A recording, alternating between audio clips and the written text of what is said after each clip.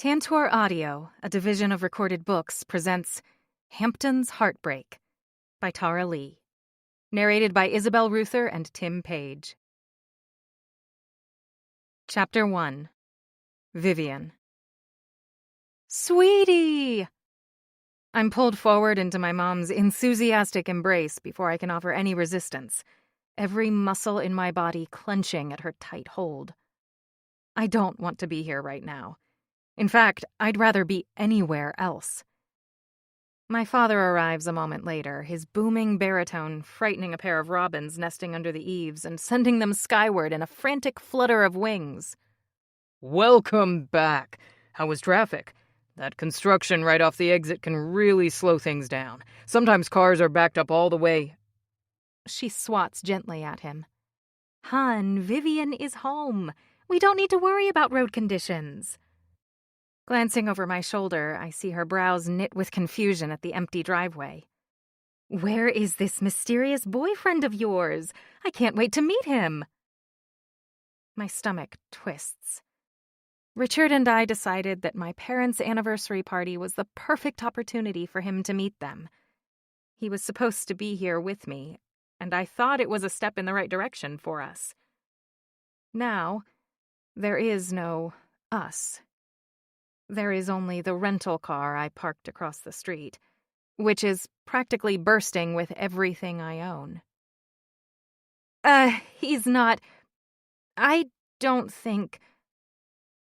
After a few awkward moments, understanding smooths the disappointed creases running across my mother's forehead. Maybe another time, then. I manage a jerky nod. Yeah, another time. Let me help with your things, my father says, jumping in. I lift the small overnight bag in my hand. No need, I'm all set. He suppresses a frown. If there's such a thing as past lives, I'm convinced my father was once a Sherpa. He's always happiest when he's carrying groceries or suitcases, or simply moving enormous pots of flowers around the backyard. Well, all right then, let's get you inside. I cast a last, longing look down the street for a man I know isn't coming. Or maybe for the life I've somehow lost. Yesterday, I had my dream job, lived in an amazing apartment, and was wildly in love with a man who made me feel like the luckiest girl in the world.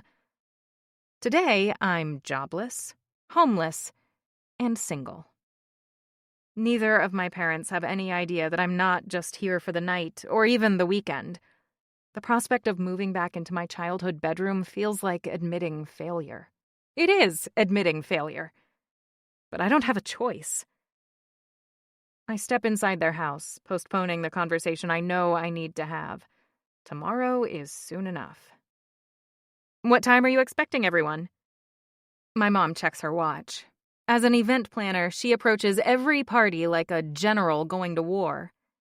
About 43 minutes. The invite said 7, but I'm sure the Russells will be here at least 10 minutes early, and the Millers will arrive just afterward. Everyone else should be here by past. Pausing, her eyes skim over my messy bun, frayed jean shorts, and the tank top I slept in last night.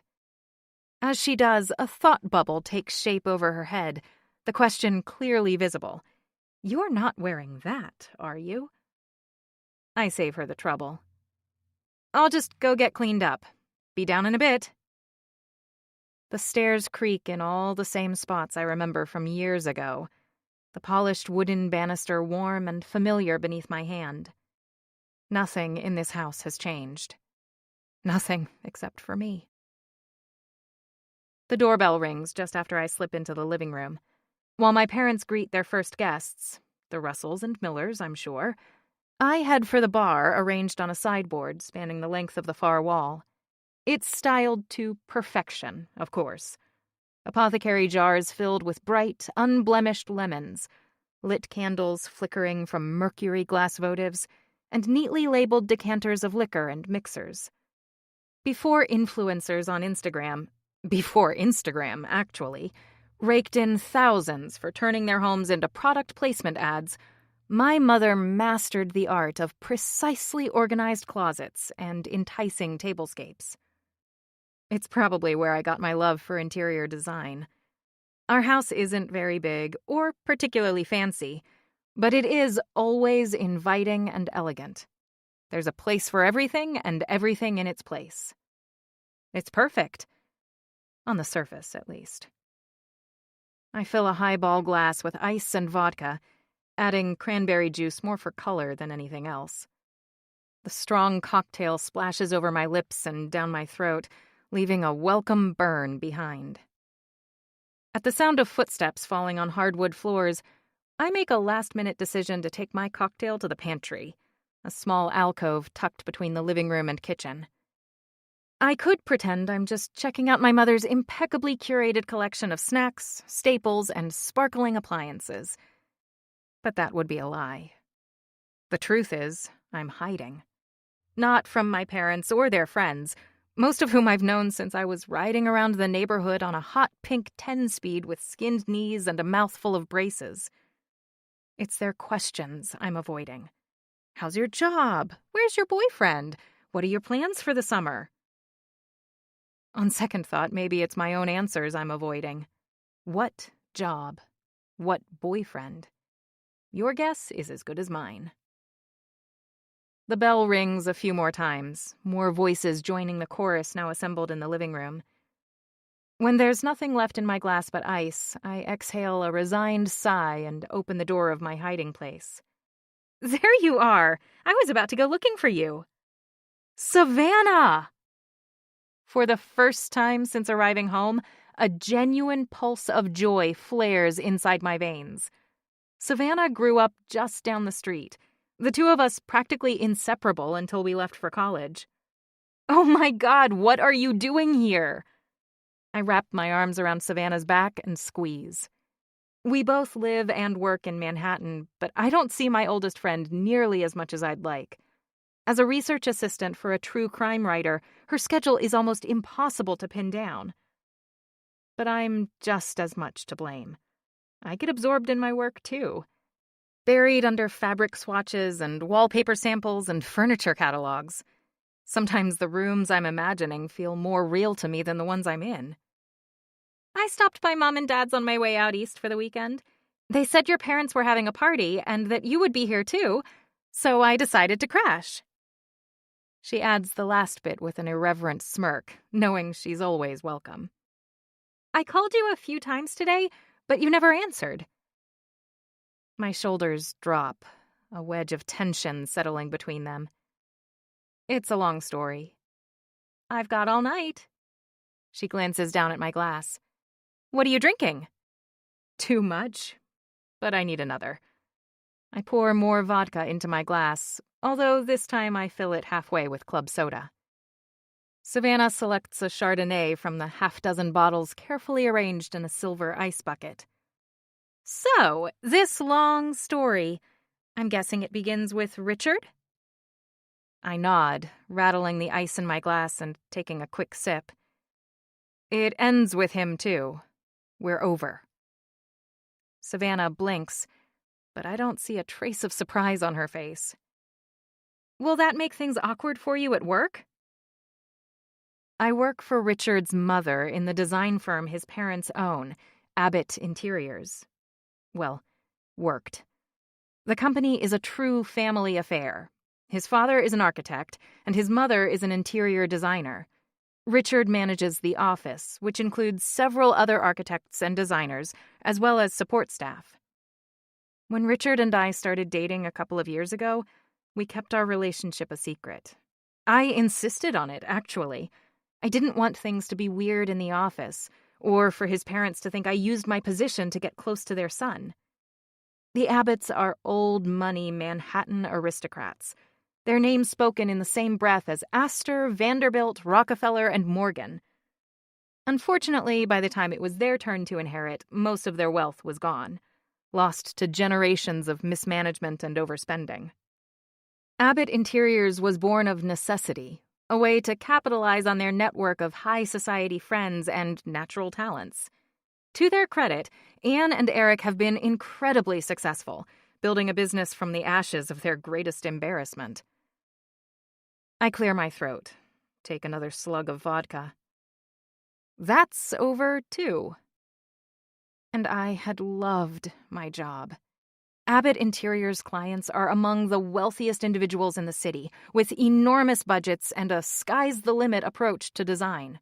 Luxe fabrics, priceless art, custom lighting, handcrafted furniture.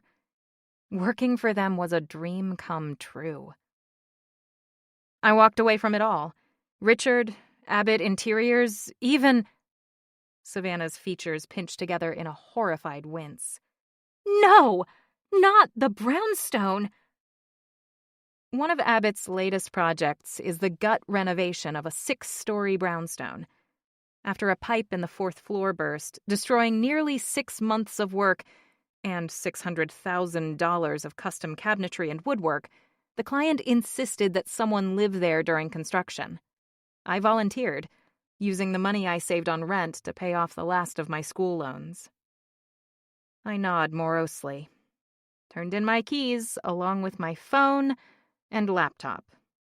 That's why I didn't get your calls. Savannah and I wade through the sea of my parents' friends and neighbors, eventually making it out to the backyard. It's clear my mom expects the party to spill out here, too. Gently glowing Edison bulbs are strung between trees and exterior beams, and smaller fairy lights glitter from inside lanterns scattered around the patio. Out of habit, we walk to a back corner of the yard, to the tire swing suspended from the sprawling branches of an old oak tree wider than the two of us put together. It's darker here, but the shadows feel comforting. Savannah and I have spent hundreds of hours in this swing, and we managed to get into it without spilling a single drop of our drinks. Even I might have put up with Richard to live in that brownstone. What happened, Viv? Savannah has never been a fan of Richard. No surprise, though. Her taste in boyfriends is eclectic, to say the least. Starving artists, tatted bikers, burly construction workers. If a man owns a suit, he's immediately disqualified. Anne was in talks with a potential client about their new oceanfront estate in the Hamptons, and she asked if I wanted to run lead on the project if we were hired. I said yes, of course. She sent out a firm-wide email announcing the date of our upcoming pitch, what we needed to put together, and my expanded role. That's amazing! Good for you! It would have been. I never got to see the house or find out who the clients were. I eased the tightness in my throat with a gulp of my drink. Richard responded, questioning whether I was the right person to represent the Abbott brand on such a high-profile project. Ouch, Savannah says with a groan. But how did you... He accidentally hit reply all. Everyone in the firm saw what he thinks of me. Idiot! It was humiliating. At first, I thought it was Richard's knee-jerk reaction to finding out I'd be spending so much time away from him this summer. Kind of a caveman, I can't live without you move.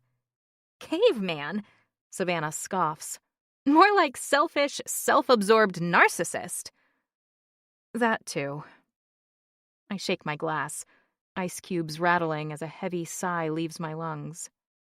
Anyway, I told him that I didn't appreciate him sabotaging my career for his own reasons. That if he was upset about me taking on a project outside of the city, we needed to talk about it. Come up with a plan for our future together. What did he say? Not much. I can't bear to tell Savannah the truth. That Richard had laughed. As if the idea of us having a future together, or at least him having a future with me, was so far-fetched as to be ridiculous. And that's when I realized that, although it had been my idea to keep our relationship under wraps, Richard had never once suggested otherwise. That horrid email, the jarring sound of his laugh, had finally ripped the adoring curtain from my eyes, allowing me to see Richard for who he really is. Not charming, but condescending. Not poised, but pompous. Richard was just stringing me along, waiting until someone better came along, preferably someone with blood as blue as his own and plenty of green in her bank account. I was never his girlfriend. I was an employee he happened to be sleeping with. Looking back, I'm not sure he ever cared about me. I was just convenient. To hell with Richard. He's a dick, pun intended, Savannah mutters. And you deserve better. A non-committal sound makes its way out of my mouth. Either way, my job with Abbott is going to be pretty tough to top. You are crazy talented, Viv. You'll find something else, something great, in a heartbeat. I lob an appreciative smile her way. It might take a little longer than that, and longer still for another Hamptons project or Upper East Side brownstone. In fact, I finish the last of my drink and gesture toward the patio. I think this will be my view for a while. I'm going to ask my parents if I can stay with them until I figure things out. If you just need a place to crash, you know you can stay with me. Thanks, Savvy. But I think I need more than just a few nights on your couch. I explain my precarious financial situation. How I'd been so certain Richard would ask me to live with him after the brownstone was finished and the owners moved back in, that I hadn't kept enough in savings to afford the requisite first and last month's rent, plus security deposit, for anything decent. It's going to take me a while to get my life together. At least a couple of months. Maybe the whole summer. Her face transforms with a mischievous smile, her eyes lighting up with an idea. Nope, you're spending your summer in the Hamptons with me. I choke on a sliver of an ice cube. Please, I can't even afford a shack in the Hamptons right now. You don't have to. I went in on a weekend summer share house, and apparently, the person they hired to live there full-time to take care of things quit. As far as I know, they haven't found anyone else to replace her yet. Wait, that's a job? Living in the Hamptons all summer long, rent-free, to take care of a house that's mostly empty? Pretty much. And isn't that almost exactly what you were doing in Manhattan? Savannah has a point. Okay, explain things to me. I've never stayed in a share house as a guest, let alone a caretaker. There's not much to explain. Someone gets a bunch of people together, collects a set amount from each of them, and rents a house for the summer. Each person is considered a share. Savannah lifts a hand to make air quotes. Most of the houses have someone living there full-time, rent-free, to take care of anything that comes up. No one wants to show up on Friday night ready to party and have to deal with an air conditioner on the fritz, or dirty pool, or garbage that hasn't been taken out. Makes sense, I guess. I pause, letting it sink in. I could get a second job, too, while I'm out there, right? One with an actual paycheck? Of course. You won't be chained to the house, Viv. You can come and go as you please, as long as you're there when you need to be. Who are the other shares? Honestly, I don't know any of them. I'm kind of a last-minute replacement, too. A girl from my building asked if I'd take her place because she's moving out of state with her boyfriend. I grimace. Yesterday, I had one of those. No, you had Richard. She points at the crease that's taken up residence between my brows. And he is not worth getting wrinkles over. Anyway, I've seen pictures of the house and it's stunning. Seriously, it's almost too good to be true. I look at her quizzically.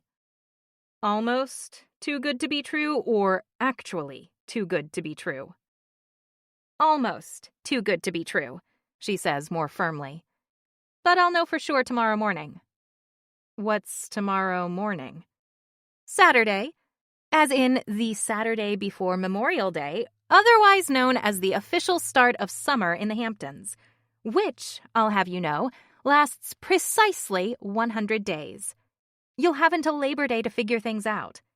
What do you say? Will you come with me?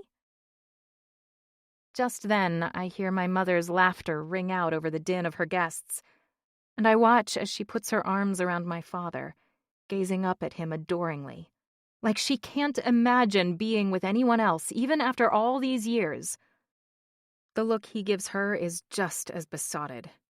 My parents, the perfect couple. Another lie. My parents' marriage isn't perfect, not by a long shot. I can't stay here for an entire summer. I'm not even sure I can make it through the night. I lift my glass, my voice trembling as much as my hand. Looks like I'm spending my summer in the Hamptons after all. Chapter 2. Lance. 62 days until Labor Day. I am so sick of putting out fires. Metaphorically, of course. Along with my oldest friend, Trip Montgomery, I own the most elite cybersecurity company in the world. Every day is an exercise in persistence, with one issue after another requiring our immediate and unconditional attention. And I am burned out. When we sold the consumer finance portion of Risk Taker a couple of years ago, it was a career high. But meanwhile, my personal life was a damn train wreck. I decided to travel the world, follow through on my childhood dream of climbing Mount Everest. Why not? I had more money than I could spend in 10 lifetimes. So I climbed Mount Kilimanjaro as the first step toward training for an Everest summit. And I was fucking bored. Sure, the hour or so I stood at the top of the mountain was incredible, but the days I spent getting there and then getting down were painfully monotonous. It was mostly looking at the sky and listening to weather reports, then bitching about both with the other climbers in my group. And although Everest would be significantly more challenging than Kilimanjaro, I realized my heart wasn't in it. I needed a different kind of challenge. Or maybe I just needed to do something that actually mattered. So Trip and I started a nonprofit, helping kids get their shit figured out. Not our official mission statement, of course, but that's the gist of it. Our pilot program in New York City teaches at-risk and inner-city youth the building blocks of financial stability: budgeting, saving, and investing. It's been a huge success, and we're hoping to expand nationwide, which requires not just a ton of money, but a network of wealthy and well-connected people supporting it. Politicians, CEOs, socialites looking for a good cause to champion. Which is why I left Silicon Valley for Southampton this morning, and am now pulling up in front of a house I bought several months ago when Trip and I decided to spend this summer putting our plans into action. Home sweet home? Kind of. Technically, I grew up in the Hamptons. Hampton Bays, that is, otherwise known as the armpit of the East End. What? You think it's all waterfront mansions, private beaches, and priceless views out here? Don't kid yourself. There are plenty of have-nots scattered among the haves, believe me. It's almost fitting, returning to the Hamptons after so much time away. Not to the kind of rundown ranch I grew up in, but to a multi-million-dollar estate in an exclusive enclave of other multi-million-dollar estates. I am no longer a have-not. Then again, I know how quickly it can all just slip away. Life, money, reputation, everything. I had a front-row seat as Trip went from the Prince of Park Avenue to a couch-surfing pauper, an exiled outcast. No surprise, really. Not after his father was revealed to be the largest con artist since Bernie Madoff. I didn't have it quite as bad.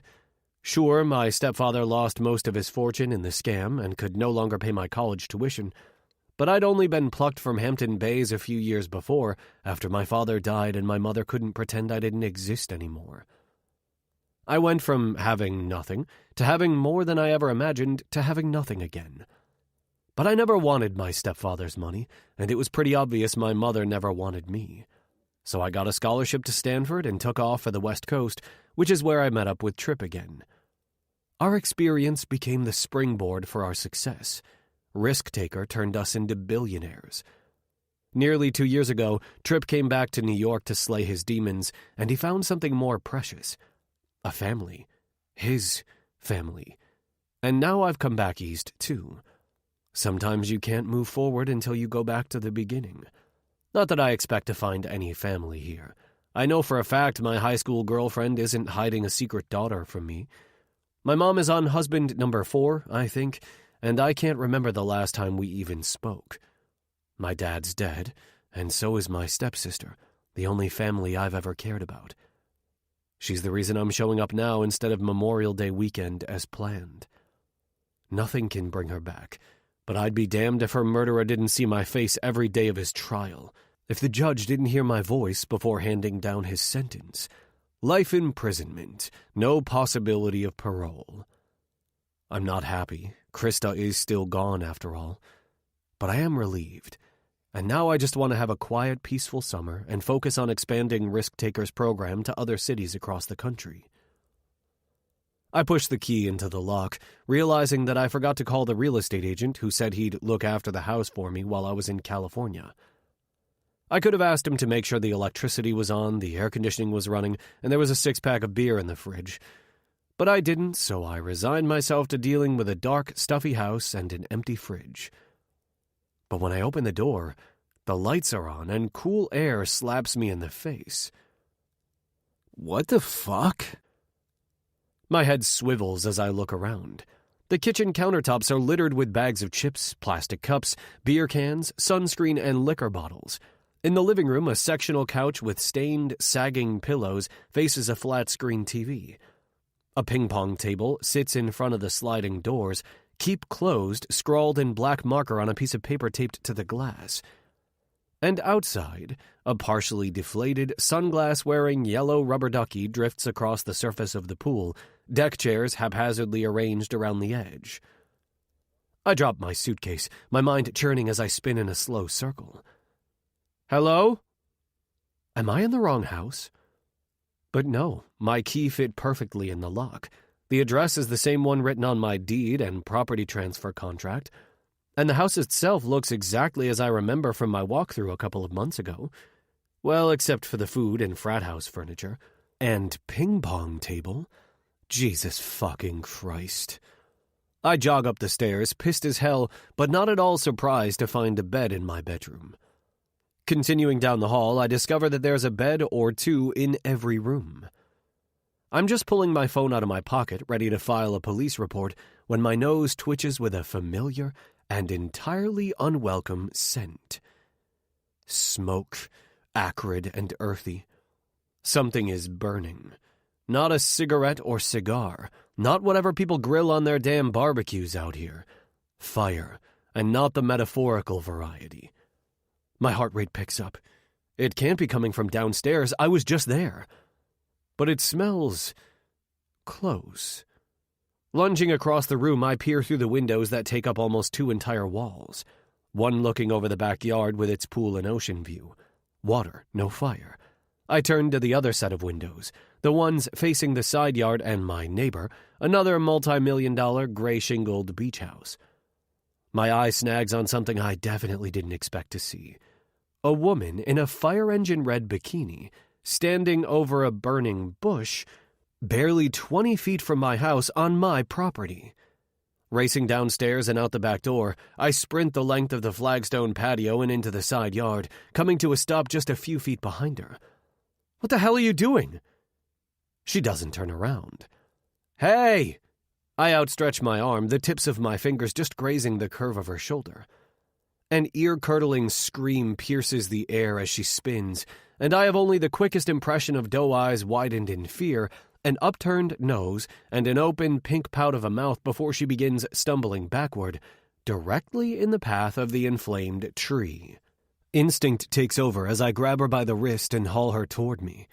I have at least 100 pounds and half a foot on her, and she flies forward, landing against my chest with a shocked oof that at least puts an end to her scream. And for a moment, the sizzle of the fire, the hum of the air conditioning unit, the squawk of the birds circling overhead, the crash of the nearby waves, it all fades into nothing. There is only the sound of my breath, the thrum of my heartbeat, and the lush curves and smooth skin of a stranger. I come to my senses just as she jerks away from me, stepping to the side this time. Away from the fire. Away from me. Those fierce green eyes that were open so widely just a second ago narrow, glinting at me with a mixture of anger and aggravation. She pulls a pair of earbuds from her ears. "What's wrong with you?" Her voice is a throaty rasp, nothing at all like her high-pitched scream. My dick gives an unwarranted and completely inappropriate pulse of appreciation that I ignore. Me? Are you crazy? What are you doing? Her brows draw together, and she glances behind her. Not that it's any of your business, but that shrub has a fungus. The only way to ensure it doesn't spread is to destroy the entire thing. Better one dead plant than a dozen. I blink, unconvinced. You don't exactly look like a landscaper, I shoot back, gesturing at her barely clad body. Her cheeks, already flushed, turn a deeper shade of pink. And you definitely aren't someone I need to explain myself to. A few seconds pass, the air between us crackling more loudly than the flaming branches. She breaks our stare first, bending down to retrieve the coiled water hose I hadn't noticed and aiming it at the now blackened husk of vegetation. The flames disappear almost immediately, though she continues to soak the ground and every plant and blade of grass within a 10-foot radius. But my attention isn't on the landscape. The girl's hair is lifted off her shoulders in a messy knot, exposing the bow at her neck. One pull and... Shit, this chick is a goddamn arsonist. I don't want her naked, I want her gone. After several minutes, she turns back to me. You're still here? I'm not going anywhere. She rolls her eyes and walks toward the house, putting one hand on the siding and bending down. Her ass is full and firm and fucking perfect, and only partially concealed by the tiny triangle of fabric I could rip off with my teeth. The hiss of water stops and she stands up again, coiling the now dry hose around her arm before looping it over a metal hook extending from the house. Who are you? I finally ask. You first. Unfucking believable. This is my house. She frowns. Seth didn't mention anyone new coming this week. Seth. The real estate agent that offered to keep an eye on my house while I was living in California. I'm still not entirely sure what's going on, but I'm starting to have an idea. Don't worry, Seth and I will be speaking very soon. What I really want to know is, how is this bikini-clad beauty involved? She strides past me. Well, you can't stay here unless I hear from him. Who are you? I ask again. She stops at the open door and spins. Apparently the first person to suggest you learn to shut the door. She shakes her head, escaped tendrils of hair framing her face like red corn silk. Don't you see the sign? There's no need to air condition the yard. With a huff, she steps inside, closing the door firmly behind her. I wrench it open. We're not through talking. She lifts a glass of water from the kitchen table and takes a sip. We are if you don't close the door. Who the hell is this woman treating my house like it's her own? Do you live here? Her hand flutters to her neck in feigned surprise. What gave me away? Look, I don't know what kind of scam you and Seth are running. Scam? She practically spits the word. Listen, if you think you're going to threaten me into letting you move in here without paying your share, my share? Seth handles the money. I just take care of the house. The fuck? Since when? Since Memorial Day weekend. Everything finally comes together. This is a share house? Yes. She puts her glass down on the table and rests a hand on her hip. And Seth hasn't mentioned anyone new, especially not someone planning to stay during the week. An unexpected burst of laughter escapes my mouth. Change of plans, sweetheart. You're fired. This is my house, and I don't intend to share it with anyone. I'm not your sweetheart. The redhead isn't backing down an inch. And thanks, but I'll wait to hear from Seth. I've never been faced with this particular dilemma, kicking a gorgeous woman out of my house. Do I need to call the police? She doesn't blink. Do I? We're engaged in a standoff when a chiming sound comes from further inside the house. You know what? Do whatever you want, but I have work to do. She walks away from me, and it's impossible not to admire again the ass that fills out her bikini. An ass with the perfect amount of jiggle, just enough that I can imagine exactly how it would look when I... Fuck, get it together, Lance. Again, I find myself chasing after her. We're not through. The wood floor feels sticky beneath my feet, making a squelching noise with each step. And what the fuck is wrong with the floor? I find her in the laundry room, moving a load of sheets from washer to dryer. Beer, probably. She blows a hair out of her face and spins the dial on the machine, turning it on. There was a beer pong tournament that lasted most of Sunday. A beer pong tournament? Look, it's the day after a 3-day weekend, okay? I've spent all morning cleaning the pool, picking up whatever didn't make it into the garbage and recycling bins, stripping the beds and washing the sheets. If you showed up later, I would have already mopped the floors, but I haven't gotten to them yet. So let me get this straight. Every weekend, this house gets destroyed by whoever bought shares from Seth. Then they leave, and you spend all day getting the house back in order for them to destroy it again the following weekend? Well, things are a little worse today than after a typical weekend, but there are 7 bedrooms and 6 bathrooms. Sometimes it takes more than just one day to get everything back in order. And what exactly does Seth do? He collects the share fees and checks in with me once or twice a week. If there are problems I can't handle. What kind of problems? Electrical issues, plumbing problems beyond a clogged toilet. He doesn't pay you? No, I take care of the house in exchange for free rent. Until when? Labor Day. What happens after that? She shrugs. I guess I'll be homeless again. Homeless? Somehow I can't imagine this curvy redhead sleeping on park benches. It's a long story. She picks up the laundry bin and edges around me. If you want to hear it, you'll have to help me make the beds. I'm halfway up the stairs when my phone vibrates inside my pocket. You soaking up the Hamptons sunshine yet? Trip chirps. He bought a place less than a mile away after his second child was born. Yeah, just got here, I reply, heading back down the stairs and returning to the patio. I sit down in one of the chairs flanking the pool, noting that the duck's tail is dragging in the water rather than pointing toward the sky. It won't be long before it's just a piece of plastic to be fished out and thrown away before it obstructs the gutters. How's the house? Do you need someone to help make it livable? I bite back an exasperated groan. During the trial, even from 3,000 miles away, Tristan had hovered over me. Now that I'm practically in his backyard, he's going to drive me nuts. No worries, it's all taken care of. Good. Hey, why don't you come over? Jolie's friend Eva is out for the week. You should really meet her. For fuck's sake, Trip. Enough. What? He asks innocently.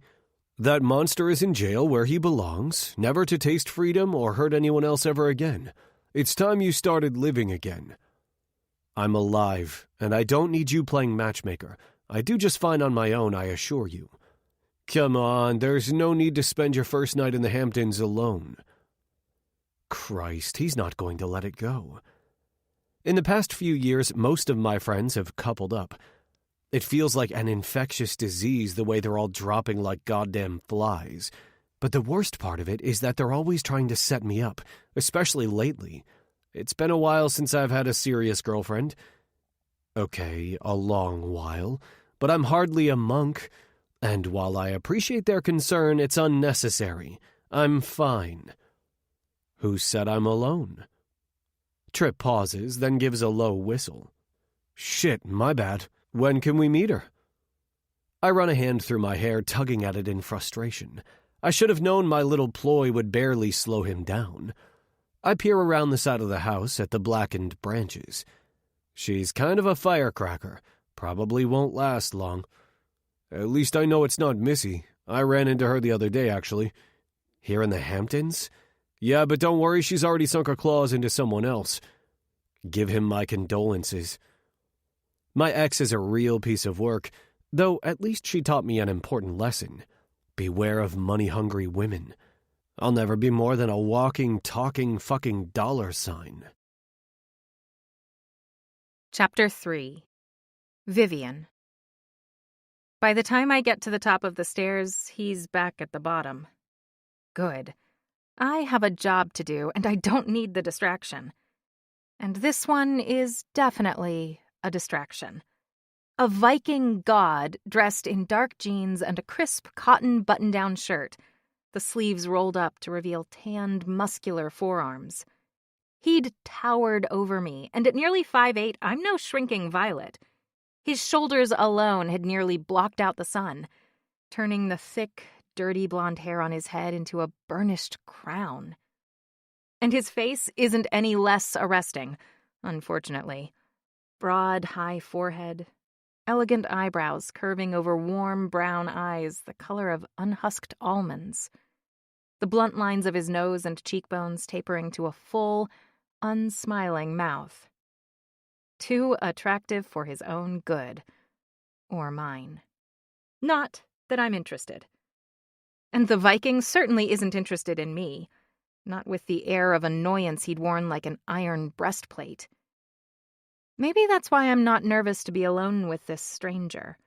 His physical appearance is intimidating, but he's not using his size to bully me. He's too busy acting offended by my mere presence. Well, two can play at that game.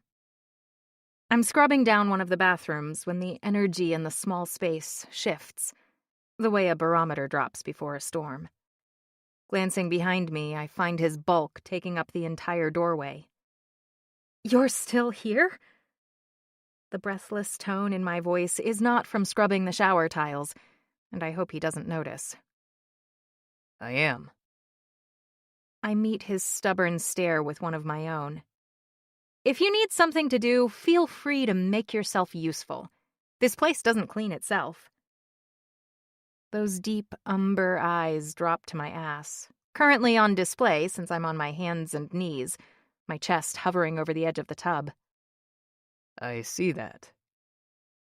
Feeling the heat rising in my cheeks, the curse of being a redhead, I turn around. There's another bathroom just down the hall. Cleaning supplies are under the sink. I hear him sigh. You really don't have anyone helping you? Nope. His receding footsteps are proof that this current state of affairs is unlikely to change anytime soon. Which is fine. Cleaning bathrooms is hardly glamorous, but I don't mind. For a few hours of elbow grease on Monday, I get to enjoy a sparkling beachfront mansion all to myself for the rest of the week. What little free time I have, anyway. Once the house is restored to order, my weekdays are spent running from job to job, whatever. I'm distracted from my thoughts when I hear water running in the hall bathroom, a cabinet door opening and closing. And then, the unmistakable wheeze of a Windex bottle, followed by the squeak of a paper towel wiping on glass. Is the Viking really cleaning bathrooms in a share house? After finishing with the tub, I make another trip downstairs to swap a load of laundry into the dryer, start another load, and carry a still-warm set of sheets back upstairs. The Viking, I wonder if I'll actually learn his name, has moved on to another bathroom. I glance at my Fitbit. Richard bought it for me, and although I considered tossing it, I've become slightly obsessed with tracking my steps. Maybe because it helps combat the feeling that I'm stuck in a rut, going nowhere. 15,436 steps so far today. I need to leave for work soon, but I'm not quite sure what to do about him. I send a text to Seth explaining the situation. Then I finish making up the 2 double beds before leaving the room and heading toward the sound of running water. I come to a stop outside the now sparkling master bathroom. I have to admit, the Viking's bathroom cleaning skills are damn impressive. Almost as impressive as his body. He's bent over a soaking tub that overlooks the ocean, his powerful thighs clearly outlined in dark denim. He's taken off his button-down shirt, and his biceps bulge from the short sleeves of a basic white tee. A wave of heat rises up my chest. Jesus, is the air conditioning working? Might as well grab a toilet brush and make yourself useful. My heartbeat stumbles, mortification flooding through me as he repeats the suggestion I gave to him just a few minutes ago. I grab for the can of scrubbing bubbles under the sink and lift the lid of the toilet. Not a smart move. I immediately drop it and flush, waiting until the water stops running to open it again. Can I ask you something? Whatever was in there wasn't from me. He deadpans. I aim the spray at the bowl. When guys are taught to pee standing up, what exactly are your instructions? Are you taught to aim into the water? Or is it more like, son, there's plenty of liquid in the bowl. Your job is to get everything else wet? When he doesn't answer, I look over my shoulder. He's watching me with an amused, almost sardonic smirk on his face. I'm serious, because otherwise I have to believe there is some magnetic force field that keeps male urine out of the bowl. Like a missile shield system, but for pee. He bites his lip, and I turn back to the toilet, attacking it with the brush. I mean, it's pretty obvious your missiles make it in there just fine. You leave plenty of evidence behind. Me? Your set gender. I stop myself from saying the 3-letter word it's impossible not to think about when it comes to this buff stranger. The last thing I need to do is say it out loud. Well, I haven't unzipped anything in this house yet, and I'd rather not answer for half the human race. I snort. That's a first. He turns on the water and begins spraying down the tub. What is? The first time I've asked a guy for his opinion, and he's declined to give it. I finish cleaning the toilet about the same time as he finishes with the tub. Anyone ever tell you that you have a habit of generalizing? Nope, another first, I answer blithely, ignoring the twanging of the nerve he's just hit. Anyway, I need to get ready for work. I thought this was your work. Taking care of the house gives me a place to live, but it doesn't pay my bills. Speaking of which, if you know of anyone needing summer help, I'm available for hire. I throw out that last bit out of habit. It's amazing how many jobs I've picked up through word of mouth rather than official postings. Occasionally, I get hired for things tailored to my skill set, like house staging and retail merchandising. But I'm not picky.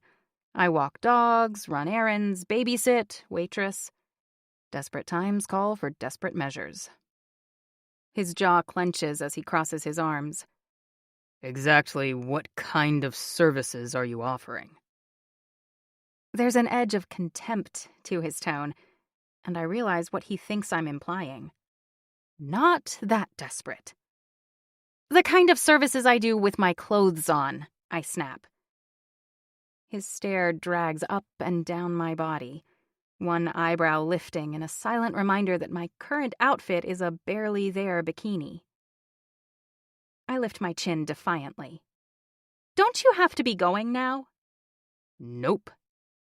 I'm not leaving you in the house alone. He ignores me. Hey, are there any towels? Why? To dry off after my shower. I blink. Now? Here? He looks around. I did just clean it, so... So... I mimic him. I don't even know you. Knowing me wasn't a factor when you asked me to scrub toilets. He has a point. I sigh. Tell me the truth. Have you paid Seth or not? His answer is unhesitating. Yes. Fine. It wouldn't be the first time Seth forgot to tell me about a new share before they showed up with a weekender bag and a handle of Tito's. I walk past him into the master bedroom where the towels I folded earlier in the day are arranged in stacks, waiting to be stored in the linen closet. I grab a bath sheet, hand towel, and washcloth and return to the bathroom, setting them beside the sink, and regarding the Viking through the mirror. You can shower. But if I haven't heard from Seth by the time I have to leave for work, you're leaving too. Before he can reply, I head down to the bedroom I claimed at the start of the summer. Tucked between the kitchen and garage, it's probably intended as a maid or au pair's room. It barely fits a twin bed and single dresser.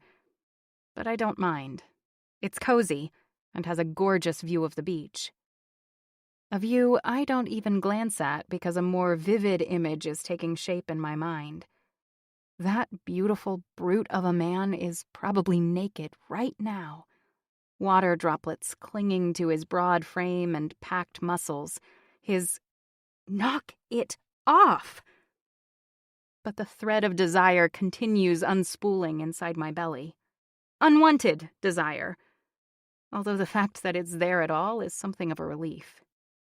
Not a single man I've met this entire summer has elicited even a twinge of interest. Lately, I've started to wonder if Richard permanently killed my sex drive. Nope. Definitely still alive and well. Chapter 4. Lance. With most of my brain cells occupied thinking about the redhead, every inch of her, I forget to retrieve my suitcase from the trunk of my car before I get in the shower. But because my house has somehow become a weekend party palace, there are plenty of toiletries to choose from in the shower. I help myself to soap and shampoo, wrap a towel around my hips, and head back downstairs. I'm walking toward the front door, key in hand, when the sound of shattering glass draws my attention to the kitchen. My real estate agent is standing in the middle of the room, looking at me as if he's seen a ghost. "Mr. Wells," he breathes, his voice a horrified whisper. I want to wring his skinny neck. "Ah, Seth, welcome to my home. Or should I say, your share house." He gulps at air. "This is all just a misunderstanding. I'll take care of—" I look around for any sign of Red. "Where is she?" "Who?" "The girl you hired." "Oh, right, I think she's in her room." Without taking his eyes off me, he inclines his head to the right, and I notice a closed door. Her room? Does she know that she's basically a squatter? That you've sold shares to a house you have no claim on? Seth's face pales beneath his tan, his Adam's apple bobbing in his throat as he swallows. You're a little fucking shit is what you are. I'm sorry. I'll take care of everything, I promise. I don't want your promises. I want you to get in touch with every fucking share you conned. You will refund their money and find them alternative housing for the summer. They will not set foot inside my home again. Do you hear me? Of course. Seth's eyes bulge as he nods his head. We'll leave. I make a snap decision as Seth struggles for words. The redhead might be a squatter, but she spent the entire day cleaning my house. Yelled at me for leaving the door open with the air conditioning on, burned a fucking bush in my yard. Maybe she was exaggerating when she said she'd be homeless if she wasn't living here, but I'm not going to kick her out just because Seth is a douchebag. She stays. Tell her you fucked up. You double-booked, renting this house to a client for the remainder of the summer. She can stay on and continue taking care of things through Labor Day. You're the client? I glare at the shit-for-brains quivering in my kitchen. Yeah, I'm the client. And if you don't want everyone from Manhattan to Montauk hearing about the scam you're running, you'd better get the fuck out of here. He gives another shaky nod and takes a step toward the door. Glass crunches beneath his loafers, bare ankles peeking at me from beneath rolled khaki cuffs. Should I? He looks down and then back up at me. I should make Seth clean up his own goddamn mess, but if he stays in my house any longer, I'm liable to hurt him. Clenching my fists at my side, I jerk my chin at the door. Just get the fuck out of here. I force myself to remain still until Seth is safely out of reach. I'm sweeping broken glass into a dustpan I found beneath the sink when I hear, "What are you doing?" I broke a glass. And you decided to clean it up naked? I glance down, realizing that my towel has slipped off my waist. I've never been uncomfortable with my body, so I merely shrug and continue surveying the floor. A few mist shards glint at me from the tile, and I step to the side, intending to sweep them up before covering myself with the towel for the sake of modesty. Her modesty, anyway. Unfortunately, I don't notice the piece of glass that landed just a little farther from the rest until it slides deep into my heel. I curse, more irritated than pained, before sweeping the remaining visible glass into the dustpan, dumping it into the garbage and setting the pan on the counter. Mind if I borrow a pair of tweezers? Chapter 5. Vivienne. My eyes rove over the stunning array of muscles that bunch and flex beneath the Viking's tanned skin with each movement. Broad shoulders taper to slim hips, the muscular curves of his ass sitting just above strong thighs that are slightly lighter than the skin everywhere else. From where I'm standing, I can't see between them, but if his dick is in proportion to the rest of him, I have no doubt it's massive. Naked, he could easily pass for a Greek god carved by a Renaissance sculptor. Except for the tattoos. A line of numbers cut across his ribcage and around his left side. A lattice pattern wraps around his right biceps. An intricate design of something stretches across his back, from the base of his neck to just below his shoulder blades. I'd have to move closer for a better look. And I'm pretty sure that's a bad idea. Whoever this Viking is, I should definitely keep my distance. He turns, reaching for the garbage. My eyes drop of their own accord. And I'm not prepared at all. Michelangelo never sculpted anything like what is between this man's legs. By the time his eyes meet mine, my mouth is dry, my lungs are empty, and my face is probably as red as my hair. It's only when I realize he's looking at me expectantly that I manage to say, "Huh?" "Nice, Vivian. Very eloquent." He glances down at the floor, and I do too, with only a brief detour. Seriously, I can't help it. And notice that his left foot is hovering just above the tile, a small red puddle forming below his heel. I asked if I could borrow a pair of tweezers, he repeats. Oh! The pieces of the puzzle in front of me come together with an almost audible click in my mind. Kitchen, dustpan, glass, foot, blood. Of course! I spin around and jog to my bathroom, grabbing my tweezers from a shelf in the medicine cabinet. When I return to the kitchen, his towel is wrapped around his hips and he's sitting on the countertop. Careful, I'm not sure I got it all. I gesture at the flip-flops I'm now wearing. Unlike you, I know better than to walk barefoot around broken glass. He lifts an eyebrow. Thanks for the tip. You're welcome. And here's another. I'm pretty sure I'm better with my tweezers than you are, so let me see. He looks me over. You know, if you were wearing a sexy nurse costume, this would be much more enjoyable. I roll my eyes, even as a kaleidoscope of butterflies take flight inside my stomach, swooping and whirling, making me tingle from the inside out. Is the Viking flirting with me? Sorry, it's at the dry cleaners, along with my sexy maid costume. You know, those services are extremely popular. His deep, throaty chuckle reverberates inside my ears, a seductive thrum that sends ripples of desire through my body. I catch his ankle with my left hand, holding the tweezers with my right. A thick piece of glass protrudes from the center of his heel. Bending over his foot, I'm not immune to the awkwardness and intimacy of this moment. I don't even know his name yet. Hold still, I warn. He doesn't move or even grunt. The jagged shard is longer than I expect it to be, and blood spills from the cut as soon as I remove it. I think you might need stitches. I'll be fine. I swipe at the paper towels. Put pressure on this for a second. When he does, I take out the first aid kit I stashed in a cabinet after Memorial Day weekend. The Viking isn't the first guy to bleed in this kitchen from stepping on a broken beer bottle, although he is the first to do it sober. At least, I think he's sober. I rip open a square gauze bandage and dab ointment in the middle of it. Have you been drinking? I ask, moving his hand aside to apply the bandage to his foot. Excuse me?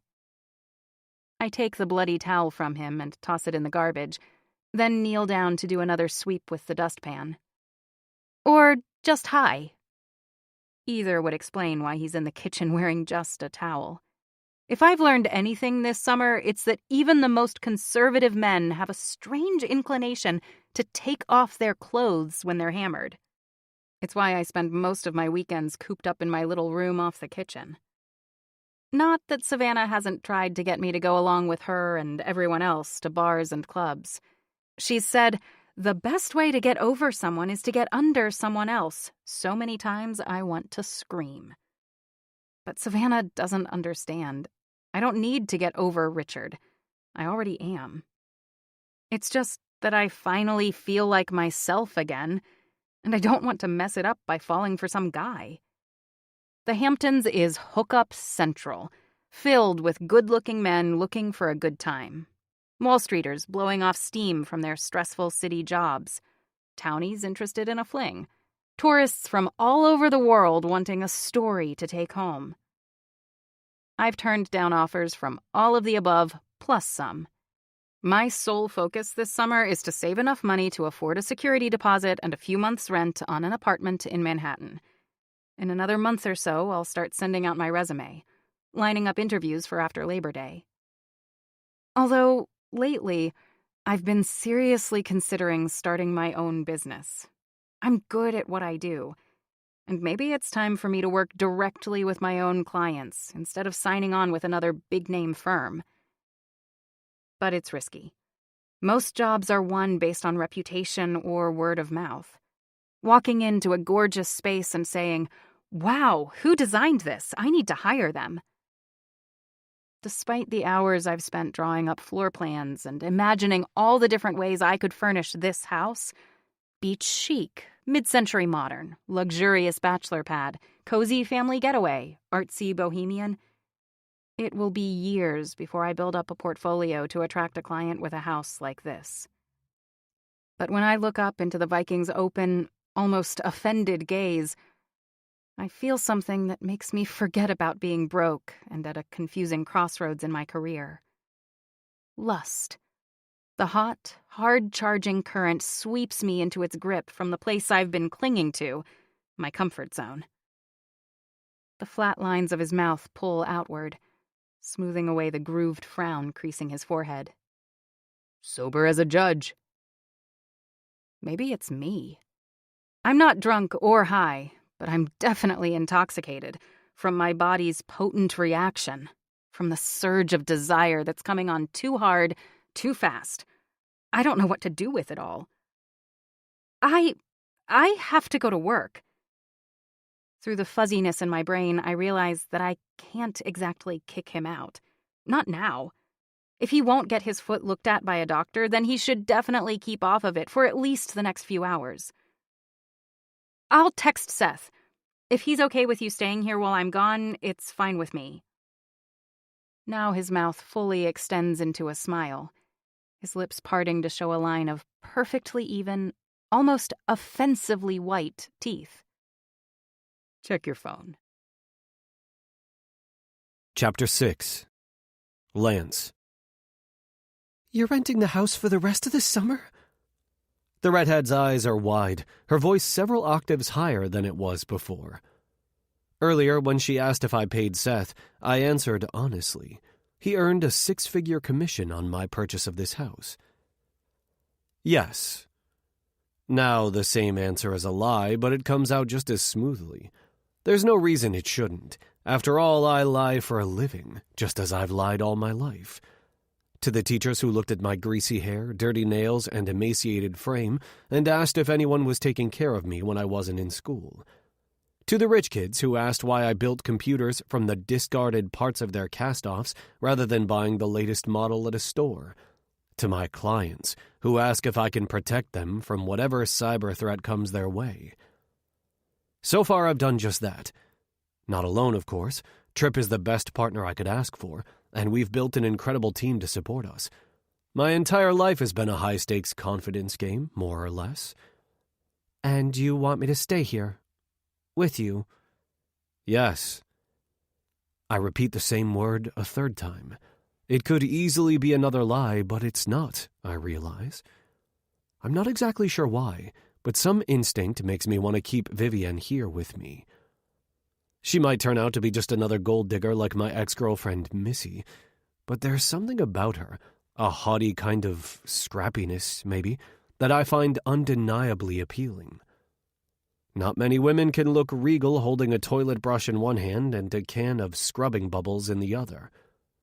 Plus, maybe she'll be useful, either as a housekeeper or something else. Maybe keeping her around will get Trip off my back. I can't do that. Why not? I don't even know your name. I extend my right hand. Lance Wells. She looks from my face to my hand, a long moment passing before she reluctantly takes it. Vivian Radcliffe. There, it's settled. No, I still can't stay here with you. Something occurs to me that I should have thought of before. I lean to the side, glancing at her left hand.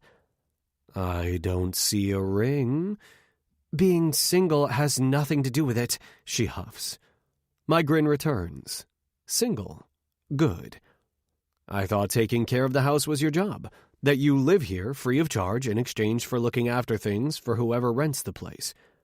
Yes, but that was when there was a whole bunch of people staying here, not just... She pauses, scowling as she waves a hand at me. You. You'd rather clean up after 10 people than just one? I drop my voice conspiratorially. I assure you, not only was I taught to aim in the bowl, I don't expect you to clean it. Rather than looking relieved, her scowl deepens. I have no problem scrubbing toilets. It's honest work. She tilts her head to the side, glaring at me. But while we're on the subject, what would you expect? I roll my shoulders and ease off the counter, my bandaged foot light on the floor. A few hours ago, I'd been looking forward to a fairly quiet summer. Long runs on the beach, catching up with old friends, expanding the charitable foundation Trip and I started 2 years ago and taking it nationwide. But now, something new and thoroughly unexpected has piqued my interest, and her name is Vivian Radcliffe. Even better, she might just be the perfect excuse to ward off my friend's well-meaning but completely unwarranted attempts to set me up with every available female in their contacts list. Actually, I'm living with someone, has a nice ring to it. The same thing you've been doing for the past 4 weeks, but for me, not the same. Well then, what do you do besides house-sitting and looking after a pack of 20-something slobs? Her lips give a reluctant twitch upward. I worked for an interior design firm in the city. Worked? As in past tense? Yes, I was an assistant to one of the owners.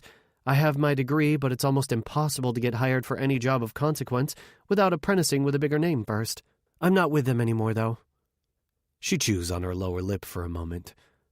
I'm considering starting my own firm. I mean, not really a firm. It would just be me. But I'd like to start working for myself. That's why I'm taking whatever comes my way. If I can build up a little nest egg, I'll actually be able to give it a shot. So, maybe not like Missy at all. Would a Hamptons beach house be considered a job of consequence? She grabs a dish towel and starts wiping at the counters. Absolutely, but a job like that isn't easy to come by, and it's certainly not going to land in my lap. I'll have to work my way up one client at a time. Consider today your lucky day. You're hired. Take this place from a sloppy sharehouse to... I pause, glancing at the cheap furniture and impersonal fixtures. The slam of a cabinet door brings my attention back to Vivian. Her smile is gone. Don't even. I might not be able to afford to rent this place, but I'm not an idiot. I watch as she cleans the kitchen, angrily tossing half-empty bags of chips and wadded-up paper towels into the trash bin. What are you talking about? There's no sense investing in a place you're just going to walk away from at the end of summer. I hate feeling backed into a corner. Maybe not, but I don't intend to spend the next 2 months living in a place with beanbags and folding chairs. You know, you fired me an hour ago. I flash my teeth in a mischievous smile. Good thing you didn't listen to me. Yeah, well, I'm not listening to you now either. She disappears into the laundry room, moving another set of sheets from the washer to the dryer. She comes out holding a basket of towels, folding them on the kitchen island as she takes in our surroundings with fresh eyes. After several minutes, she looks back at me. You rented this place furnished, right? I nod again, not entirely sure what the correct answer is. I'm not agreeing to live with you for the rest of the summer, but if you have Seth send the rental company here to pick up all this furniture, I'll help you choose pieces that will make this place feel more like a home than a glorified frat house. Done. I lean forward. How is it that you ended up managing a share house for the summer? She releases an embarrassed laugh. That is a very long story. I shrug. I have time. Hesitance flickers in her emerald eyes. I don't. I have to go to work. I walk into the living room, ignoring the burn as I step on my heel, then slouch into the couch cushions. Didn't I just give you a job? Vivienne grabs one of the beanbag chairs and pushes it in front of me. You really should keep your foot elevated. She waits until I do and then adds, You offered a job that justifies the free rent. You're not paying me on top of that. I sigh. Where do you work? Tonight I'm waitressing at a place in town. Tonight? Where else do you work? You ask a lot of questions. That's because I'm damn curious. Vivienne's obviously struggling to make ends meet, and yet getting her to accept help is like pushing a boulder uphill. I have another one. Need a ride? She rolls her eyes. You aren't going anywhere. It's not far. I either ride my bike or take an Uber. That explains the bike I noticed on the front porch. What time do you get off? Usually around 1 or 2.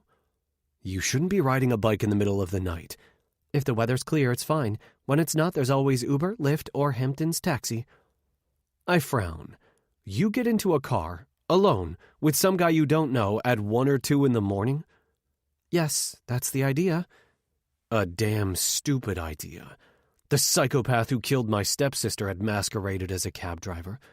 True, he wasn't an actual cab driver, just a guy who pulled to the curb in front of a bar and drove off with Krista in the back seat.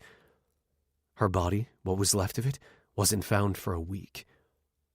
Take my car. It's out front. Keys are on the kitchen counter.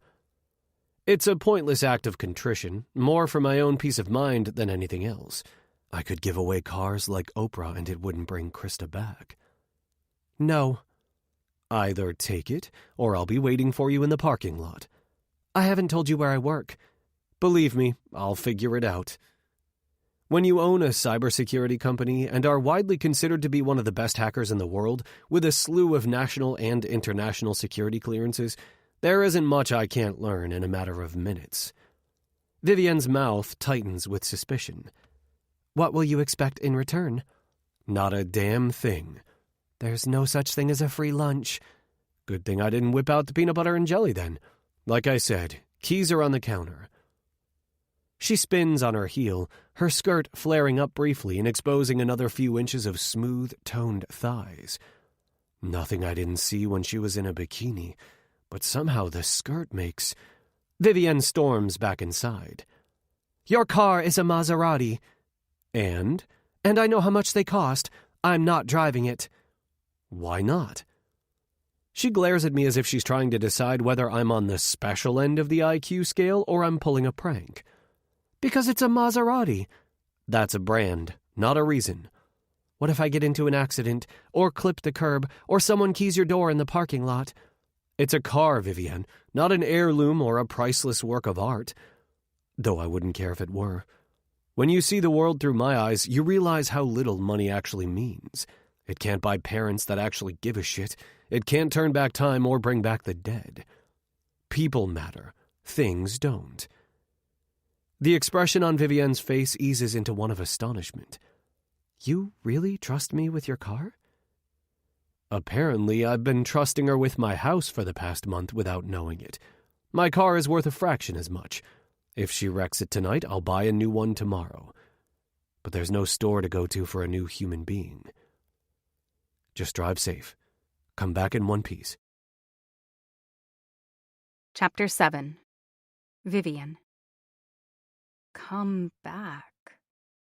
There was something about the way Lance said those 2 words in particular that was different than all the others. An undercurrent I can't quite put my finger on. Worry, concern, protectiveness. Don't be ridiculous, V. He barely knows you. Stop seeing what isn't there, projecting emotions onto people that don't exist. I start the engine, the soft purr vibrating through me. God, this car is nice. After adjusting the mirrors, I clear my mind. I'm overthinking things. Lance is loaded. That's all. Hunching forward, I wrap my fingers around the steering wheel so tightly that my knuckles turn white. Not that I notice until after I carefully navigate into the parking lot, into the most well-lit section, making sure to park perfectly centered in the narrow spot. Tim looks up from the bar when I walk inside, flexing my aching hands. Hey, Vivian. I manage a quick smile and stash my purse behind the bar. Quiet night so far? So far. But you never know, it could pick up any minute. Tim's optimism feels like a wake-up call. What the hell is wrong with me? Lance is offering me a job, an incredible opportunity, and I'm looking for hidden motivations. Do good things ever happen for no reason at all? Of course they do. So why am I so suspicious when they happen to me? And if Lance is really serious about letting me transform the beach house into a more sophisticated retreat, my mind is blazing with ideas for every room. So many possibilities. It would also be a chance to add to my portfolio, a virtual lookbook shared with potential design clients. So far, my portfolio contains the work I've done for Anne Abbott. Lately, I've also documented my house staging for several local interior designers and the merchandising I've done for a few small shop owners, revamping window displays and store layouts to better showcase their products. But an entire house, a waterfront Southampton beach house with high ceilings, huge windows, and limitless potential, could be huge for me. It would prove that I have both the creative vision and the organization skills to take on large-scale projects. I busy myself by wiping down the tops of all the tables, checking the silverware, napkins, and salt and pepper shakers. But in my mind, I'm drawing floor plans, sketching out ideas, writing lists. After a while, I feel Tim's hand close gently over my shoulder in a quick squeeze before pulling back. The way you've been floating around here tonight, I'm starting to wonder if I need to hang on to you in case you just drift up to the sky. I blink, reminding myself not to get my hopes up too high. It wouldn't be the first time a man has made promises he didn't intend to keep just to get in my pants. Today's been a bit of an odd day. Must have breathed in too much Windex, or maybe it's my allergies acting up. I let my voice trail off, not knowing how to explain my mood. Tim's kind eyes meet mine. It's good to see you smile, kiddo. Whatever you've been doing, keep it up. It turns out to be a quiet night after all. Not surprising after the 3-day 4th of July weekend. Bad for my bank account. Good for jotting down ideas for the beach house in my notebook. Tim shoos me out to the parking lot before midnight, and I'm relieved to see Lance's car made it through the night unscathed. And even more relieved when I finally ease into the driveway and kill the engine. I'm back, safe and sound. Setting Lance's keys on the kitchen counter, I stack the takeout boxes Tim sent me home with in the refrigerator. It's one of the perks of the job. I usually don't have to buy any of my meals until at least Wednesday, sometimes even Thursday. I'm debating whether to have a midnight snack when I hear low voices coming from the living room. Did Lance invite people over? Not that it would be any of my business if he did. It's his house. For the next 2 months, anyway. I slip my shoes off and tiptoe out of the kitchen. If he has friends over, I'll just head back to my room and leave him to it. I rarely mix with the shares. Except for Savannah, of course. But curiosity draws me toward the living room rather than away from it. An uncomfortable churning in my stomach, growing stronger with each step. I really don't want to walk in on Lance making out with some girl. My breath stills in my throat as I peek slowly around a wall. It's the TV. An embarrassingly strong surge of relief turns the cartilage in my knees to jelly. Lance is alone. And naked. Again. He's lying on the couch, flat on his back, an open pizza box on the floor containing half the pie. The white towel that was wrapped around his hips earlier is now undone, one corner hanging off the cushion. Without intending to, I find myself moving closer and closer, all the while telling myself I'm just going to check his foot, that's all. And I do, peering first at the bandage I affixed to his heel earlier. There is a dark splotch in the center of it, blood, but not enough that I feel compelled to change it immediately. Okay, Vivian, that's enough. Go. But my eyes are two kids in a candy store, and my legs are glued to the floor. Fine. Just a quick look. Exhaling a sigh, I follow the curve of Lance's ankles to his defined calves and wide, muscular thighs. His legs are covered in short, wiry hairs that blend in with the color of his skin. My hands itch with the need to feel their texture against my palm. But it's what's between his thighs that makes the saliva in my mouth turn to dust. I've never been on the receiving end of a dick pic, and I've never really taken the time to look too closely at a guy's junk. But the thick organ resting quietly on Lance's inner thigh, curved around his balls, is definitely not junk. I swallow heavily, wondering what it would feel like inside me. Very, very good, I imagine. Giving a silent shake of my head, I continue my perusal. It's obvious the Viking works out, but I wouldn't be surprised if, rather than hitting the gym, he engaged in sword fighting and hunting with his bare hands. His lower abdomen is a topographical anatomy map. Transverse muscles lead to the sharp slices of his obliques. Abs stacked neatly in 2 rows, 4 deep. An 8-pack. Impressive pectoral muscles interrupted only by the tight discs of his nipples. The column of Lance's neck leads to a chiseled jaw dusted with golden scruff. The kind that would give me a major case of goosebumps if he, say, dragged his chin along my inner thigh. Stop it, Vivian. I don't realize I've whispered the rebuke aloud until the full lips above said chin twitch, one corner pulling outward to reveal a dimple that only accents the sharp slash of his cheekbones. Dread pools deep in my stomach, an embarrassed brew that sends a shiver down my spine. Because when I drag my gaze an inch north, where I should have seen the thick fringe of Lance's lashes fanning out over the crest of his cheekbones, they are instead curling toward his brows. Because the Viking is awake. There's no need for you to stop, Vivian. Not when you're clearly enjoying your tour. I want the floor to open up and pull me into the fiery pits of hell. My cheeks are so inflamed, the rest of me might as well burn up too. I thought you were... Asleep? I take another step back, managing a nod. I was, but I'm awake now. His husky growl sends a bolt of warmth between my thighs, prompting me to look between his. Lance's cock is awake now, too. Very, very good is probably a very, very vast understatement. Chapter 8. Lance. 61 days until Labor Day. For the love of God, can you please find some sort of clothing? I jerk awake to find Vivienne glaring at me, her red hair sleep-mussed and cascading down her back in heavy waves, wearing a tank top and short shorts.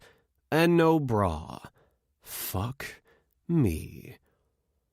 I'm about to explain that I left my suitcase in the car I'd loaned her and didn't feel much like retrieving it in the middle of the night after she returned. Instead, I hear trumpets blare. Trumpets? She heads off to the front door, and I realize it's the doorbell. Securing the towel around my waist, I stand up and pad toward the foyer. A college kid wearing a white t-shirt and jeans, holding a clipboard, leers at Vivienne like she's what's on the menu for breakfast.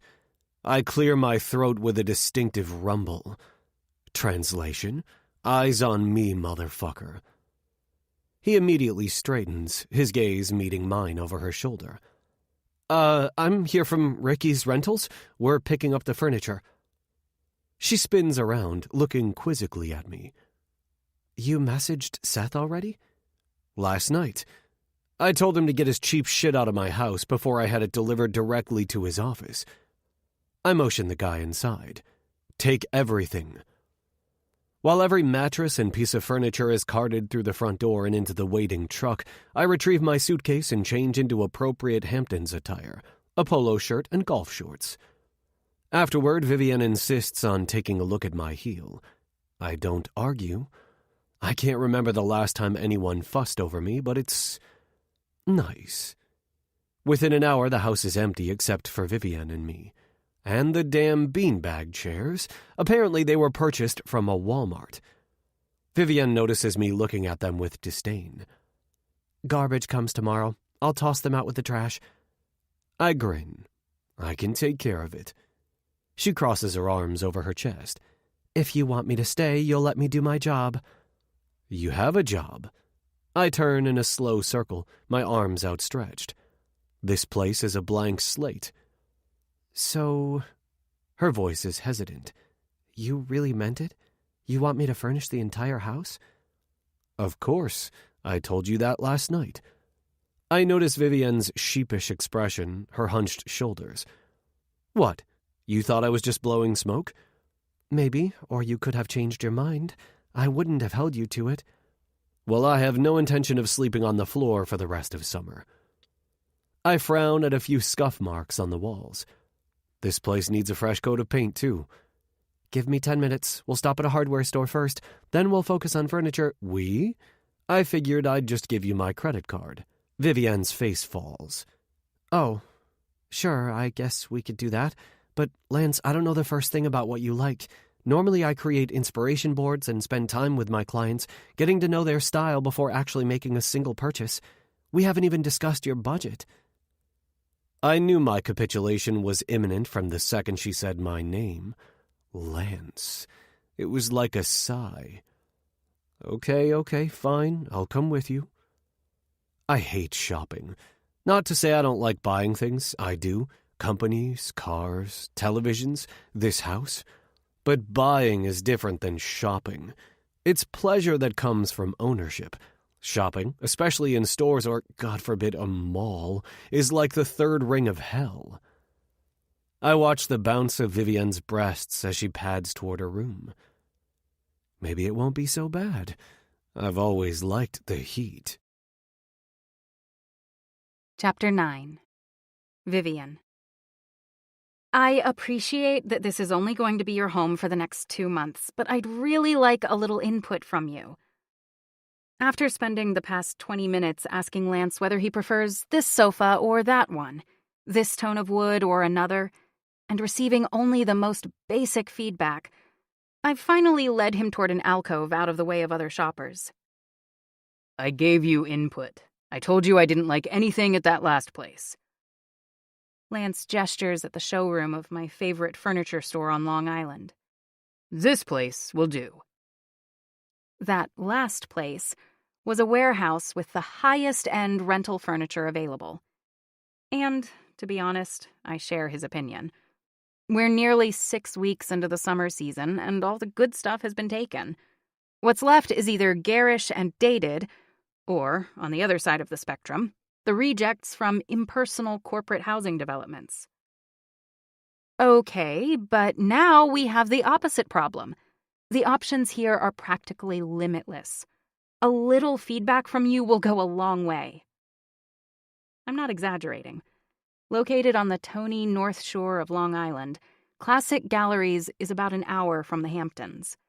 With over 100 room settings spread across 4 floors, I'm confident we'll find enough floor samples to adequately furnish the beach house. Plus, it's family-owned, and I prefer shopping at places where I don't have to arrange deliveries and track down missing or damaged items with an international call center where I'll be disconnected at least twice before my issue is resolved. Lance blinks at me. What do you mean? I mean, technically, you're my client. It would help to have a sense of what you like. We don't really have time to order anything, and you can get the best deals on floor samples anyway.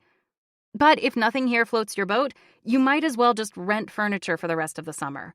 The house is absolutely gorgeous. It won't look like a... He levels me with a wolfish stare. If money was no object, could we get everything here? I look around, feeling a pang of longing at all the incredible pieces displayed under this one roof. Absolutely. Good. Then money's no object. Just pick stuff out and let's get it done. A part of me bristles at his cavalier attitude.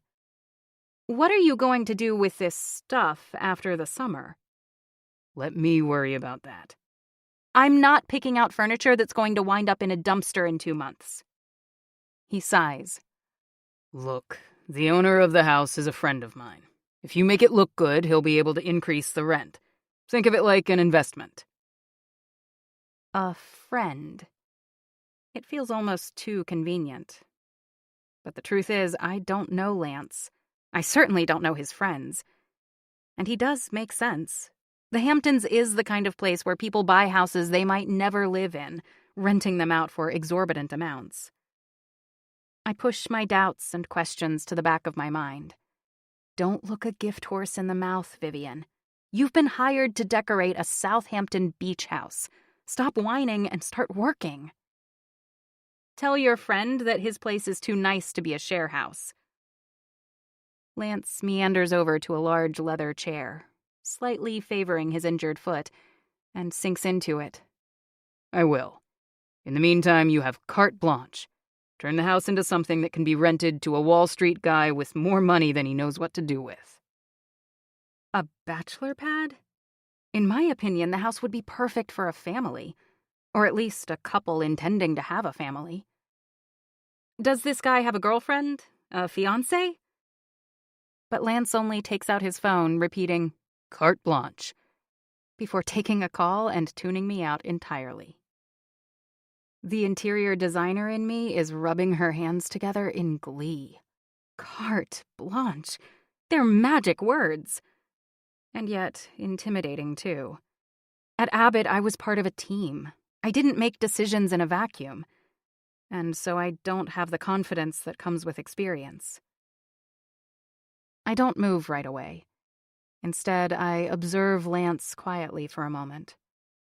There is a solid steadiness to him that calms at least some of my nerves. Like he has a tattoo somewhere that says, "Don't sweat the small stuff." It wasn't among the 3 I noticed earlier, but maybe I'll have to look again. Realizing that I'm staring, I spin around and hunt down a salesperson I've worked with before. Together, we spend the next 2 hours filling the house. Once we're through, she writes up the order and takes it to Lance for his approval. I fight back a wave of nausea when I catch sight of the total, but he barely glances at it before handing over his credit card. A black Amex, of course. I steel myself to defend my purchases in the car on the way back, but Lance spends the entire drive fielding work calls. It's easy to tune out the alphabet soup of acronyms. CTI, BAS, DAST, IP, APT. It's like he's speaking another language. When we get back to the house, there's another truck parked in the driveway. No, not a truck, a white van. I read the logo stenciled on the side. Lance ends his call and I ask, "How did you get the painters here so quickly?" Easy. I told the guys at the hardware store what I'd be willing to pay if they found a competent team to do the work today. Lance's entitled arrogance reminds me unpleasantly of Richard. Of course, throw money at the problem and... I snap my fingers. Problem solved. He turns off the ignition. If you believe that money solves every problem, Either you're incredibly naive or you've lived one hell of a charmed life. I bite the inside of my cheek. The brief flare of resentment I felt completely extinguished. Lance is right on both counts. Maybe I'm the one with the chip on my shoulder. Inside, the painters have already started taping and priming. There are drop cloths everywhere. And I walk around the house, making sure the paint colors we selected correspond to the cans in each room. It doesn't take long. All of the main rooms are painted the same color, white with just a hint of gray. The bathrooms are various shades of sand or pale blue. The only exception to the neutral palette is the office, which will be painted an inky, not quite navy. It's going to be stunning. An unexpected feeling of sadness washes over me. Once summer ends, I might never set foot in this house again. I'll probably never get to meet the owner, see their reaction to my work. So much time, money, and effort to put into a place that doesn't belong to me.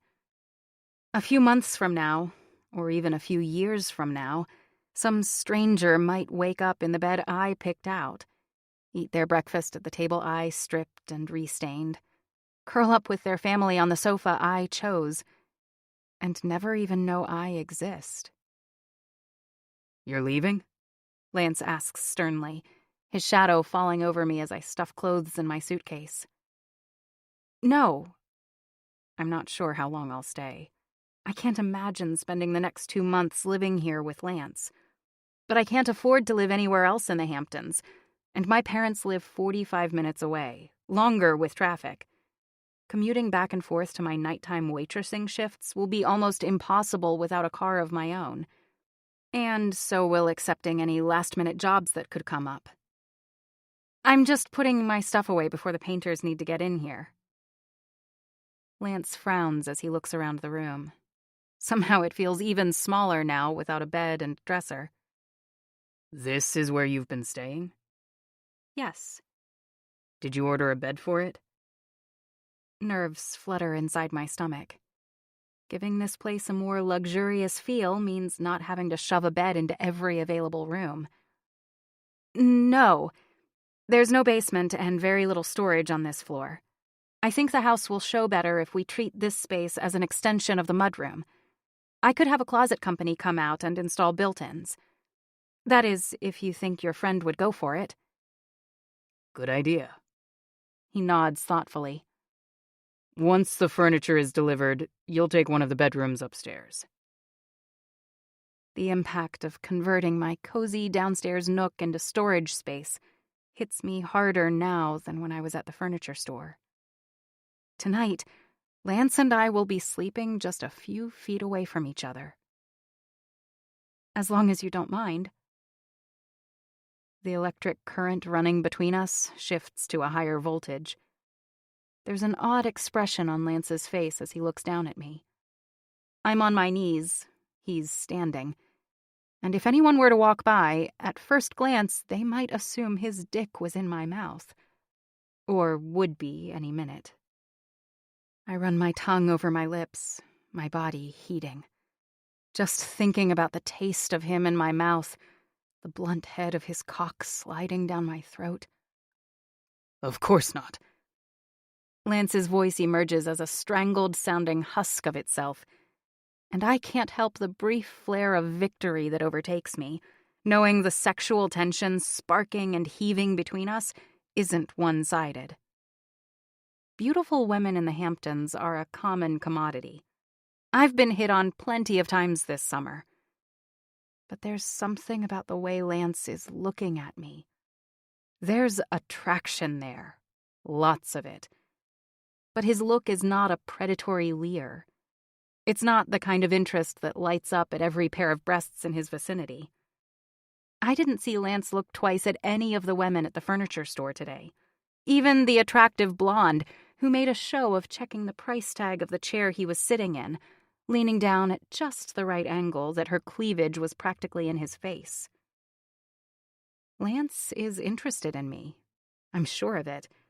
Not as a roommate or an employee, but as a woman. Lance takes a step back, And for a moment, I think he's going to close the door. I'm anticipating rug burn on my knees as I kneel at his feet, the feel of his supple leather belt in my hands as I unbuckle it, the low whine of his zipper as I tug it down. Maybe even the scrape of his scruff on my skin. He leans against the molding, crossing his feet at the ankles. Do you work tonight? His question is a sharp pin, popping the shiny bubble of my fantasy, which is all it should be. I can't repeat the mistake I made with Richard, torpedoing a job I loved just because my romance went south. No. I was supposed to help set up a new pop-up shop in town, but it was pushed back until tomorrow. Let's get out of here while they work. No need to smell paint fumes all day. What's there to do? I look away, needing a break in eye contact to fortify my ruffled composure. Well, we are in the Hamptons, and it's a gorgeous day. Let's hit the beach. Chapter 10. Lance. Get back to me with an update as soon as you have it. I hunch over my phone, shielding it from the sun's glare as I scan through the messages I received while on a call with my team back in San Jose. What would happen if you didn't answer that thing every 2 minutes? Since carrying blankets and towels and a cooler filled with beer and snacks from the house a couple of hours ago, Vivian and I have been sprawled on the sand just a few yards from the water's edge. Lance, what exactly do you do? I rarely discuss my work with anyone who isn't my partner, client, or employee. I'm in the cybersecurity business. Why? Because you're on a gorgeous beach on a perfect summer afternoon, and you haven't stopped working since we got here. She shifts on her blanket. Clearly you're very successful if you can afford to rent this house, but you don't seem to be enjoying it much. Vivian is wearing a black bikini held in place by a few discreet strings barely thicker than dental floss and a straw sun hat. The first time my phone buzzed in my pocket after we got out here, I didn't even notice because my dick was fucking vibrating too. I'm enjoying it. If you say so, she says with a shake of her head, the shadow cast by that damn hat sliding back and forth across her skin. But why come out to the Hamptons if all you're going to do is work? I tried that once, getting out of the country, leaving work behind. Let me guess, you didn't like it much? No. Which probably had a lot to do with the reasons I forced myself to go halfway around the world to one of the most remote regions of the globe. Except that there was no outrunning my grief over Krista's death. No escaping the fact that selling a part of my business felt like chopping off one of my limbs. I brought it all with me, and then had plenty of time to wallow in it. Either way, you're hardly one to talk. What do you mean? I glance at the notebook beside her. It's closed right now, but she's been flipping it open every few minutes to jot a note or make a quick sketch. And I saw that calendar in your room. It looked pretty full to me. And was it color-coded? Vivian's cheeks turn pink, and she looks away from me. I like to keep organized. And, of course, I work. I have to. They say that if you love what you do, you'll never work a day in your life. Then I guess we're both really lucky. How's that? Well, how many people actually find the thing they love to do and actually get to make a living at it? My lips quirk. You're generalizing again. You disagree? Yeah, I don't believe in luck. I believe in working hard to make the best of whatever situation you're born into, making smart choices based on careful analysis.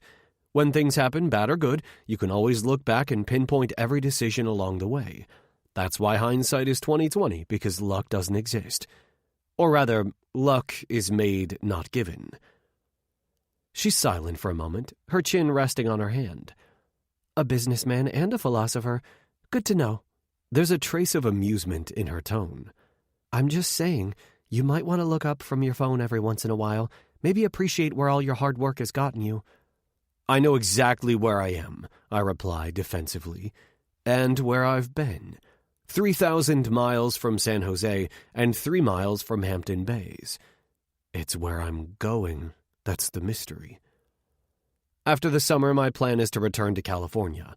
I have a house out there, too, although it's not like there's anyone waiting for me to come back.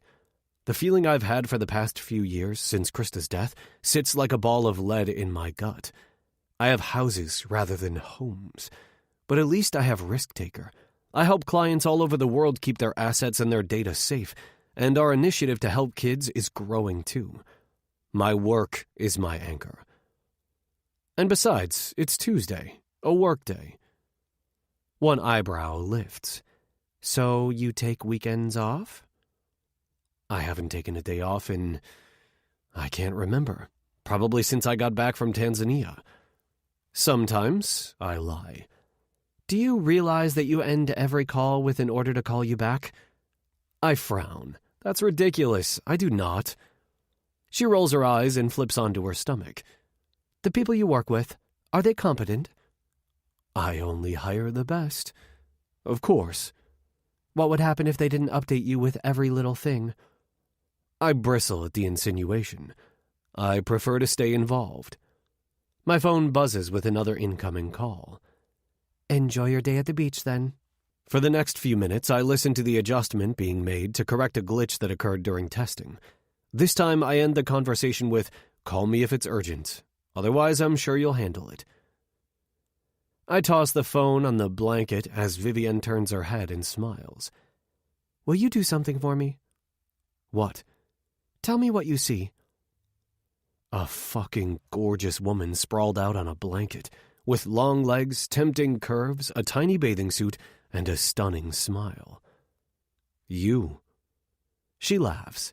No, look out at the water, the sky, the sand. What do you see? Water, sky, and sand. You're very bad at this game. We're playing games now?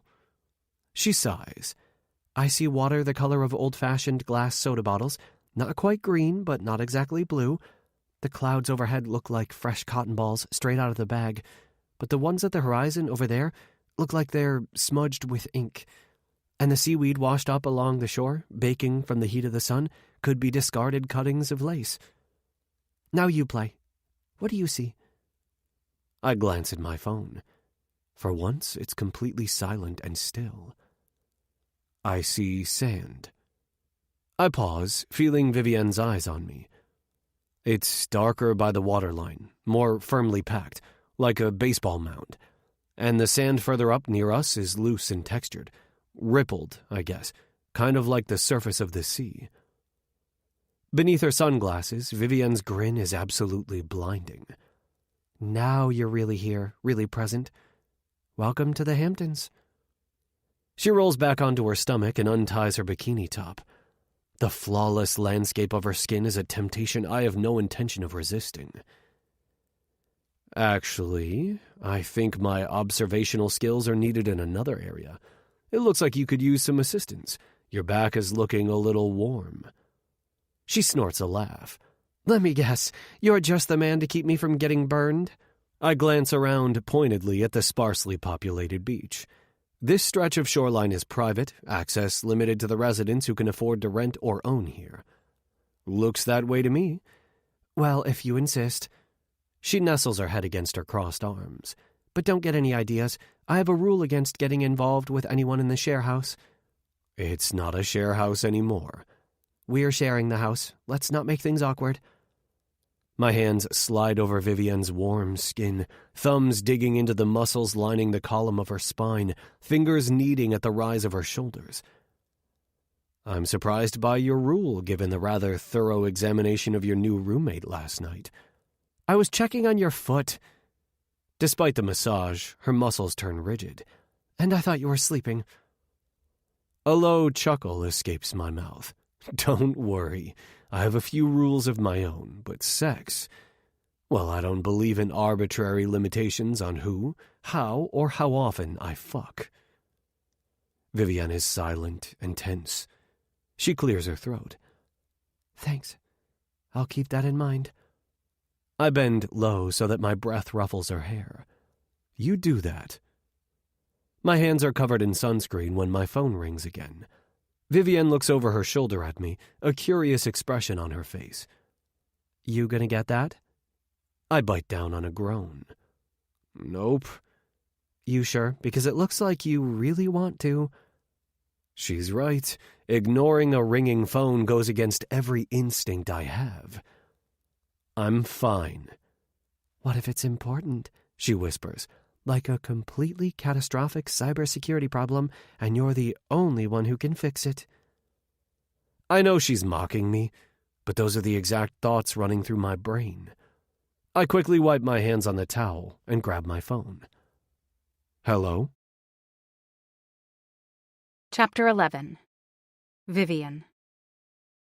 I don't believe in arbitrary limitations on who, how, or how often I fuck. Well, I'm glad Lance cleared that up. Which is why I prodded him into answering his phone when it seemed like he wasn't going to. Despite my reservations about Lance, his money, our unexpected meeting just 24 hours ago, the fact that we are now some strange combination of living and working together, he is, hands down, the sexiest man I've ever known. Just hearing the gritty, growly way he says fuck, I needed to get Lance's hands off me before I begged him to put them in places that don't require sunscreen. As he jabbers more acronym alphabet soup on the phone, I can't help but wonder what it would actually be like to fuck him. Not make love, not make out, not hook up. Apparently, Vikings don't do that. They fuck. I bite down on the inside of my cheek until the coppery taste of blood coats my tongue. But the pain doesn't bring any relief to the heat pulsing between my thighs or the memory of his hands on my skin.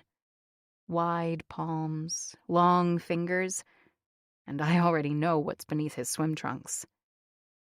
I've seen every inch of Lance Wells naked. Which makes his words hit harder.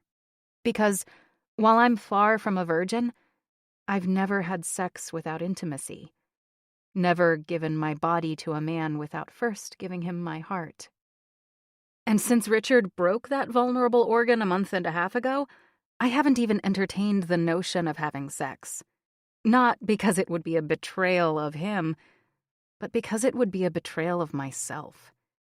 Turning something that should be meaningful into something that means nothing at all. But what if I'm looking for meaning in all the wrong places? What if pleasure is the point? Lance sets my body on fire with just a glance, and I bet he'd approach sex in the same intense, smoldering way he looks at me. Am I holding back because of some outdated sense of morality? No, I tell myself. It's not morality at all. It's simply common sense. Don't sleep with your... What exactly is Lance? My roommate? Co-worker? Boss? Whatever he is, he'll be gone at the end of the summer. Why bother when the only sure thing is goodbye?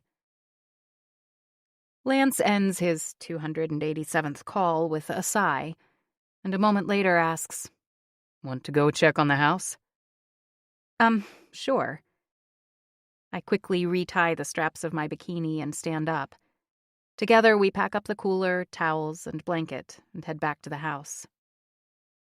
It doesn't take long to realize that the painters are going to be working for most of the night. After ordering a dozen pizzas for them, Lance turns to me. "Can I take you out to dinner?" I immediately demur. You don't have to. He puts a finger over my lips, putting an end to my words and sending a ripple of shock through my nerve endings. "I want to." Well, alrighty then. Lance ushers me through the restaurant with his hand on my lower back, which is probably why it feels like my entire spinal cord is vibrating with anticipation. I sink into the chair he pulls out for me. I'd kill for a margarita right now. It's true. I rarely allowed myself to have any alcohol at all when the house was full of drunk 20-somethings who forgot to flush toilets, turn off faucets, and close doors. Every weekend felt like a 48-hour game of whack-a-mole to make sure that the house was still standing and no one wound up in the hospital. Mondays were reserved for cleaning up the mess and working. By Tuesday night, I either celebrated with a cocktail or a carton of Haagen-Dazs. And since I don't like to drink alone, my reward is generally consumed with a spoon. With the long weekend, now it's Wednesday. Lance grins and relays my order to the waitress, adding an IPA for himself. You can curb any latent homicidal tendencies until after Labor Day. I sigh dramatically. I guess I can try. Our drinks arrive, and he taps the edge of his beer bottle against the salted rim of my margarita glass. I close my eyes and take the first sip, and oh my God, tequila and lime juice over ice with a sprig of cilantro. This is so good. I don't notice Lance is looking at me funny until after my second sip. What? His warm, whiskey-colored eyes have darkened to a decadent chocolate, and he reaches out a hand, curving his palm over my jaw and swiping his thumb over my lips. Salt. For a moment, his hand just hovers there, holding my face like it's the most natural thing in the world. But if it were natural, it wouldn't feel like my body was imploding. And when he pulls away, the feeling barely dissipates. In an attempt to hide my agitation, I take another sip of my drink. More than a sip. A gulp. I set the glass down to find Lance staring at me with his lips quirked in an amused smile, like he knows exactly what I'm feeling. I clear my throat awkwardly. So... He lifts his beer again. Tell me about yourself, Vivian Radcliffe. Me? I'm boring. Lance's features pull together in an irritated expression I'm beginning to get used to. To whom? I raise a hand. I just am, objectively. Only child. My parents are still together. My father is a high school teacher. My mother is a local event planner. I grew up less than an hour away from here. Went to school in New York City. Had a few boyfriends. Nothing dramatic. I thought my last one would turn out to be something more, but that didn't work out. I've never left the country. Never... Why didn't it work out? He interrupts gently. This time, the ice rattles in my drink when I set it down on the table. We just weren't a match. It's... Boring? Lance prods. To everyone but me, yeah. I worked for Richard's family, and lines got crossed. I see your problem. My brows edge upward. My problem? You were dating a dick. You should be glad it didn't work out. It's such an awful joke that I can't help but laugh. That is truly terrible, I managed to wheeze, thinking that Savannah would love his sense of humor. It is, isn't it? But don't blame me, you chose to be with him. Somehow the laughter dries up in my throat. I did. I really did. My voice has turned into a froggy whisper. Lance's expression becomes concerned. Shit, I'm sorry, I didn't mean... No. I shake my head, feeling like an idiot. It's fine. I'm fine, really. I wrap my hands around my drink, focusing on the cold glass against my palms. Until Lance's palms are pressed against the top of my hands, his long fingers reaching past my wrists. Has he tried to get you back? No. I haven't heard from him at all. Then Dick doesn't deserve you.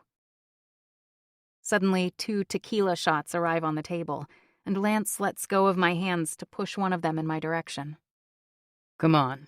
Nothing makes you forget about an ex faster than Patron. I take a shuddering breath and lift the shot glass, clinking rims with Lance, before tossing it down my throat. It sears a path down my esophagus and sends me into a coughing fit. But when I finally get control of myself, I look at my Viking with clear eyes. How did you learn that? That tequila is a heartbreak cure? He snorts, catching the eye of our waitress and signaling for another round. My sister. Well, technically my stepsister, but we were close.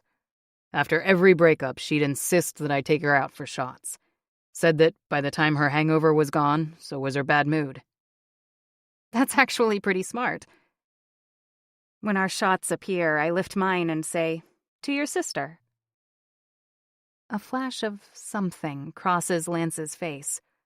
Something that runs deeper than this casual conversation is meant to excavate. To Krista. And I realize everything he said about her was in the past tense. We both down them, relieved at the distraction. This time the liquor stings a little less. Well, her cure is working. I feel better already. I can see the effort it takes for Lance to pull on a lopsided smile, his full lips protesting with a quiver. But then, like the sun throwing off the shadow of a storm cloud, it shines bright, reaching his eyes and revealing the dimple carved into his cheek. Jesus, slay me now. Because of the tequila? Or because of me? Chapter 12. Lance. I don't get an answer to my questions. Our food arrives, along with a fresh margarita for Vivienne and another beer for me. I make sure she eats enough to soak up some of the alcohol and drinks most of her water. I wasn't lying about tequila being my remedy of choice when it comes to forlorn females, except that Vivienne isn't my sister, and I'm not in the habit of taking advantage of drunk women. However, she might be more of a lightweight than I anticipated. "Are you a Viking?" she asks, leaning forward and pointing her fork at me. "Am I a what?" "A Viking," she repeats matter-of-factly. "I'm sure you've looked in the mirror. You're all big and buff and blonde. Very Viking-esque." I take a bite of my steak, chewing slowly. I can honestly say I've never been asked that question before. And no, I don't believe there's any Viking in my blood. "That you know of. You should take one of those DNA kits, because you know what they might find?" "Viking?" "Viking." Vivienne is gorgeous, but drunk Vivienne is adorable. There's an easiness to her expression, a playfulness to her otherwise elegant features. "Have you ever cried over an ex-girlfriend, Lance?" It's not a question I need to consider for long. That would be a hard no. Missy and I grew up together, two Hampton Bays kids surrounded by the kind of wealth we could only dream of. But then after my father's death, I was uprooted to Manhattan and a posh city prep school where I never felt like I belonged. Missy would take the train to Penn Station every chance she got, over 2 hours each way, a welcoming slice of home in unfamiliar territory. I thought we were in love. I thought we would be together forever. Then came the MC Partners scandal, followed shortly by my move to California, and 3,000 miles is not nearly as manageable as 80. Missy and I lost touch, and I heard she started dating someone. Forever wasn't very long at all. I focused on my schoolwork, buried my frustration into building a business. Risk Taker took off, my bank account growing fatter with every new client. I was interviewed by the Wall Street Journal. I bought watches, cars, a house. I dated. But the best thing about having money of my own was that I could fly my stepsister out to California, give her everything she lost when her father went bankrupt. We weren't related by blood, but she taught me the meaning of family. And then she was murdered. Missy showed up at Krista's funeral back in New York. She was a rope to grab onto when it felt like I was drowning in a sea of guilt and grief and endless, relentless rage. She came back to California with me, and I gave her everything she wanted. In return, she sucked like a Hoover and fucked like a whore, whenever and wherever I wanted. Quite frankly, the relationship Missy and I had wasn't unusual. Not on Wall Street or Silicon Valley or Hollywood. Girlfriends and mistresses, even most wives, are paid in jewelry and designer wardrobes, black American Express cards, and luxury penthouses. It's a service economy that serves both parties extremely well. But either fate sucks balls or I'm an outlier, because the thing about access to an unlimited supply of something you think you want, it doesn't take very long to realize you don't. I fell in love with Missy as a teenager, But 10 years later, it was obvious she was more in love with my bank account than with me. Somewhere along the way, we stopped having fun, stopped enjoying each other's company. Though I can't ever remember a time when she would turn her face up to the sun, breathe in the salty air, and listen to the sound of the waves with a smile stretched across her lips. Not like Vivienne, who right now is waggling her auburn brows and dissolving into a fit of giggles after she asks, "How hard?" Drunk Vivienne has no filter, and she thinks her own jokes are hilarious. I can't wait to introduce her to Trip and Jolie. The thought comes suddenly, unexpectedly, but it's the truth, and it has nothing to do with fending off their matchmaking efforts. I move her margarita aside, not that it matters. It's practically empty. "You're cut off," I say, lightly chiding. She really is adorable. "I am," she nods. "Definitely cut off from margaritas and cut off from men. No more for me." Well, that wasn't what I was aiming for. Are you sure about that? Because you were eye-fucking me something fierce the other night. "Sorry, not sorry," she says, popping a chip in her mouth. "You have a better dick than Dick." I grab my napkin and cough into it, banging my closed fist against my sternum. "Better everything, actually." Jesus. "Can I ask you another question, Viking?" I motion for her to go ahead, not trusting my capacity for intelligible speech. "Do you ask your girlfriends to wax for you? And I don't mean just the sides. I'm talking full-on Brazilian." I'm waiting for the punchline, but Vivienne stabs a piece of shrimp from her plate and puts it in her mouth. "Are you asking because Dick did?" Her eyes widen as if she's surprised by my guess.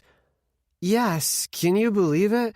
I mean, I didn't think much of it at the time, but it's not normal for a guy to schedule his girlfriend's waxing appointments, is it?" I rub my forehead. "No, definitely no." "And it's not like he ever inspected their work. Not up close, anyway. Richard didn't go downtown." I signal to the waitress for the check, but I can't resist. "Ever?" "Nope. But you'd better believe he expected me to get up close and personal with his..." She waves her hands. "You know." "Dick," I supply. "Exactly." "And yet you didn't ask him to return the favor." She looks horrified. "Of course not. How do you ask someone for that?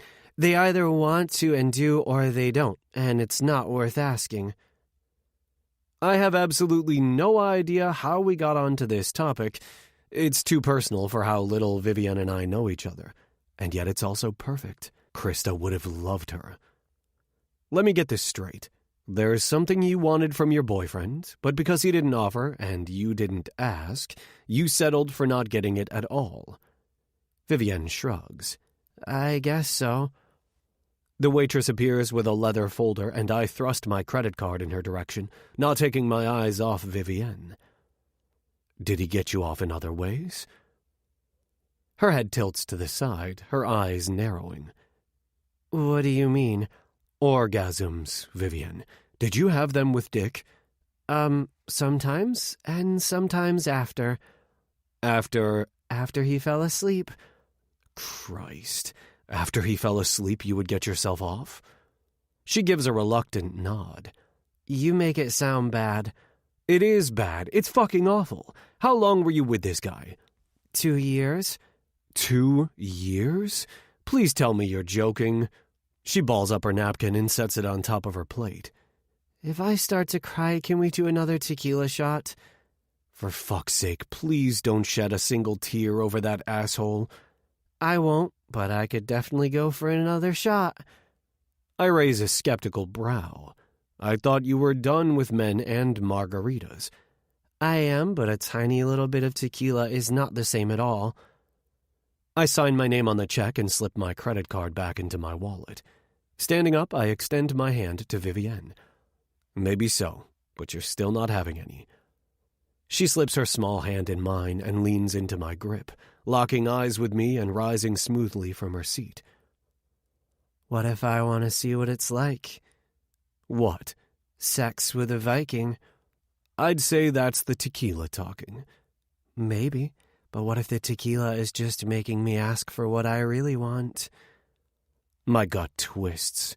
If Vivienne were sober right now, I'd fuck her in the front seat of my car. I'd go down on her outside by the pool, and then I'd fuck her again, slow and leisurely in my bed. If I had a bed. Then you should have drunk more tequila when you were with Dick. Vivienne slides her tongue across her mouth, sinking her top teeth into her bottom lip. Touché, Viking. Touché. Chapter 13. Vivian. I'm in that weird place, caught somewhere between drunk and buzzed, somewhere between saying everything that comes to mind and knowing I should shut my mouth, between wanting to sleep and wanting to fuck a Viking. It's been so long since I've let myself lose control. Tequila is a lubricant, making all my rules slippery and hard to hold on to. Right now, I just want to hold on to Lance. Hold more than just his hand. Common sense says I shouldn't give in to my feelings. No sex until I've completed my work on the house and have the photos to prove it. But when will that be? What if these next 2 months are all we'll have? I lean into him as we walk out of the restaurant, sighing as we step outside. The summer breeze carries the salty tang of the nearby sea as it caresses the bare skin of my shoulders, my hair swaying against my back. I love the Hamptons, especially when all the weekend warriors are back in the city. Lance glances around the quiet street. It's not like any place else, that's for sure. What made you decide to spend the summer here? A lot of very boring reasons. Oh, so now you're boring too. Maybe we're more alike than we seem. I doubt that. But seriously, why the Hamptons? Why now? My business partner has a summer place here. We have something we're working on, and it made sense for me to come out. So 2 months and then you go back home? Where is that anyway? California, he says, smiling as he looks down at me. That's the plan. The breath stills in my throat as his eyes lock onto mine. Not just because of the way Lance affects me. It's because he has something I don't. A plan. I don't have one of those anymore. I did, before I quit my job and left Manhattan behind. The next 10 years all mapped out with goals and milestones and a vision board. Now I just have a to-do list. 1, save money. 2, get an apartment. 3A, find a job. Or 3B, start my own business. 3A and 3B are 2 entirely different tracks. A job comes with a sense of security, benefits, a paycheck. If I decide to go it alone, I'll be relying on just one person. Me. And I don't know if I trust myself with that much responsibility. Case in point, what am I doing right now? Lusting after a sinfully sexy Viking who is not a task to be checked off my list. Yet that's exactly what's happening. And no, it's not the tequila talking. Lance's fingers graze my elbow as he opens his car door for me, sending a rush of goosebumps careening down my forearms. He starts the car, pressing a button that allows the roof to break away from the windshield and fold itself into a neat package behind us. Topless. Nice choice. Lance's lips twitch as he pulls out of his parking spot. What are the odds that the house is all painted? How many coats are they doing? Just one, except for the office. The walls were in fairly good shape, only a few scuff marks here and there. And the molding only needed touching up. I turn my head to him. Still, it's a big house. I'm guessing the odds are slim to none. A pessimist, huh? Just a realist. I stretch my legs out in front of me and kick off my wedge sandals, tipping my head back against the headrest. What's your prediction? Oh, I'm guessing they'll be done. You gave them an incentive, didn't you? Of course. There are some problems money can solve. And when that's the case, I take full advantage. I rouse myself as the Maserati's wheels crunch over the layer of white gravel lining the driveway. Did I win? The van's gone, so I'm guessing that's a no. We get out of the car at the same time, and I lean against the hood, my sandals dangling from one hand. Maybe the driver went out for coffee. Lance plants his feet on either side of mine. I have to tilt my head back to maintain eye contact. The action makes me arch my back, my breasts rising from the neckline of my dress. He lifts his arm, tracing the line of my collarbone with his fingers. I think we're all alone, Vivian. And I think I dug my own grave by pouring tequila down your throat tonight, because I can't do a damn thing about it. I bite back a groan as a drop of sweat gathers between my shoulder blades and slides down my spine, my pulse tripping all over itself, trying to send blood cells to every part of my body. I press the palm of my free hand flat against his chest. It's like solid rock, but so warm. What do you want to do? Everything, he says with a chuckle. Me too. Thankfully, Lance has enough self-control for both of us. He inclines his head toward the door to the house. Come on, let's go check out the paint job. Fumes hit me like a wall as he opens the door. Christ! Who needs tequila? We can get high just by staying in here for a few minutes. I follow him inside, and we wander through the main floor quickly. Let's open some windows, air the place out. We can't. The humidity will slow down the drying time. Let's go outside. I pull at the sliding glass doors, a laugh climbing up my throat as I survey the empty patio. Oops! I forgot they took all the furniture out here, too. Lance pulls what's left of the pool float out of the water. Do you think it's worth trying to blow this guy back up? I shake my head. That ducky's been on his last legs all summer. I'll toss him out with the beanbags. I take a few steps forward and dip my toe into the pool. It feels so good. Want to go for a swim? He raises an eyebrow. Now? Why not? His hands begin working the buttons of his shirt. I'm not going back inside for my bathing suit. For a moment, I can only watch as Lance's long fingers manipulate the small buttons, his movements precise and efficient.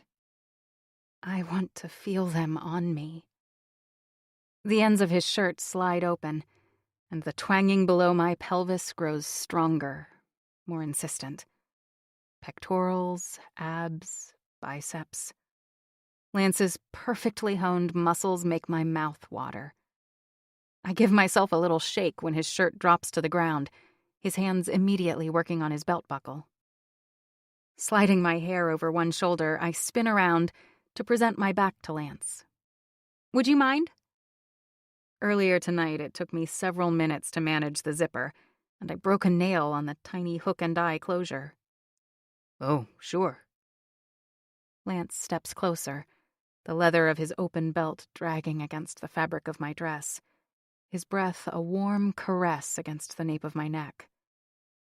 I swallow heavily as the tips of his fingers brush my skin, lingering for just a moment after the clasp gives way, before pulling the zipper down. The sharp hiss is barely audible over the pounding pulse vibrating inside my ears and the ever-present hum of the pool filter and HVAC unit. The night air is warm, but it's the heat of Lance's bare chest I feel as the edges of my dress split apart. Thank you. The words are a choked rasp. Lance takes a step away from me. Of course. My strapless bra and panties are no more revealing than the bikini I wore earlier today, but I still keep my back to him as I wriggle out of my dress, not turning around until I hear a splash. Before he surfaces from his dive, I sit down at the edge and bring my hair forward, over my bra, my calves dangling in the water. After breaking up with Richard, I considered chopping it all off on a whim, but chickened out at the last minute. Now I'm glad I didn't cut it. Lance breaks through the surface in the shallow end, shaking his head like a shaggy retriever. Rivulets of water glisten beneath the light of the moon, streaking down his neck and chest. A Viking Adonis. I press my legs together as he swims back to me, using steady, even strokes with his long arms. "Were you a swimmer?" I ask, when one of his hands grabs the edge of the pool by my thigh. Yeah. Swimming, sailing, water polo, crew. Anything in the water, really. I smile. Very Viking-esque. He belts out a laugh, his full mouth parting to reveal those Colgate commercial teeth. No longboats, I'm afraid. Shh, a girl can dream. Rowing is a dream-worthy activity? In my mind, I have a sudden vision of Lance's calloused hands gripping a heavy oar, his thick thighs bracing his weight, his chest glistening with beads of sweat beneath a bright sun, powerful muscles rippling with each stroke. I have a very vivid imagination. Are you going to get in the pool, or will you just imagine that, too? I'm working on it. It's a process. He lets go of the edge and pushes off the side, floating into the center. The interior lights are on, and I can see his legs kicking beneath the surface. Are you naked?" He shrugs. You didn't seem to mind last night. I press the heels of my hands to my eyes. Had I known Lance was awake, I would have gone straight to my room. "You're not going to let me forget that, are you?" Another grin. Nope. I sigh and pull my hands away from my face, bracing myself against the edge and lowering my hips into the water inch by inch, finally letting go and dipping my head back to get my hair wet. I breathe out a deep sigh before pushing off the sidewall, scissor kicking until I'm in the middle of the pool, a few feet away from Lance. There's still a buzz running through my veins, but my mind is clearing. I'm sure I'll regret some, or most, of what I said at the restaurant. Or maybe even getting undressed and swimming with Lance.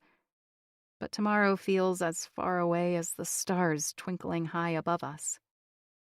"Want to swim a few laps?" Thought you'd never ask. He quips, then surges toward the shallow end, his wake splashing me in the face. "Hey!" I race after him, but the cheater has a head start and longer limbs. After a few laps, Lance pulls level with me, slowing his pace so we're moving at the same speed.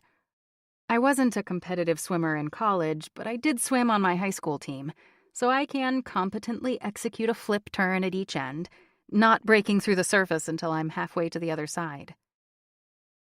I don't know how much time passes, and I lose count of the number of laps after 20. But it isn't long until my muscles are buzzing from exertion rather than alcohol. Until my thundering heartbeat and the struggle to keep my breath steady is because of my pace rather than my proximity to Lance. I finally stop, clinging to the ledge at the deep end and panting. Tonight's been fun, and it's been ages since I've just relaxed and let go like this. Regrets or no regrets, I'm having a great time right now. I'll worry about reality and common sense tomorrow. Hey, Vivian, you lose something? It takes me a few seconds to turn around, and when I do, I see Lance standing in the middle of the pool holding my bra. Shit! I should have known a strapless bra would never survive those damn flip turns. "Throw it to me!" I call out. Now that I realize I'm not wearing it, sensation floods my breasts, my nipples furling into tight peaks that savor every ripple of the water. If you agree to do something for me. I narrow my gaze at him. "I thought you said I drank too much for that." He chuckles. This isn't for me. It's for you. Is it embarrassing? No, Am I going to regret doing it tomorrow? I don't think so. Does it involve getting out of the pool? No. There's such a look of anticipation on Lance's face that I decide to go for it.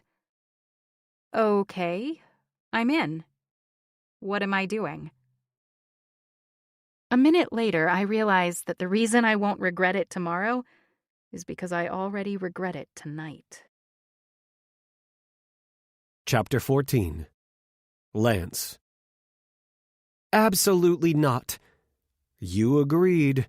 That was before I knew what I was agreeing to. Have you done it before? Of course not. Vivienne is so absorbed in her own outrage that she doesn't realize her breasts are rising above the surface of the pool with each choked inhale. In the moonlight, her skin is as radiant as alabaster, pale pink nipples capping the lush mounds of her breasts. Come on, never? I'm incredulous. No, until this summer, I've never had a pool all to myself, and I haven't exactly been in the mood. I study her face for signs of deception, but don't see any. All the more reason why you should. And you've decided tonight's the night. Yes, because, quite frankly, I don't know that I've ever met a woman more deserving of an orgasm than you. She makes a strange hiccuping sound in the back of her throat. Sounds like you're admitting you're not capable of giving me one yourself. I bark out a laugh.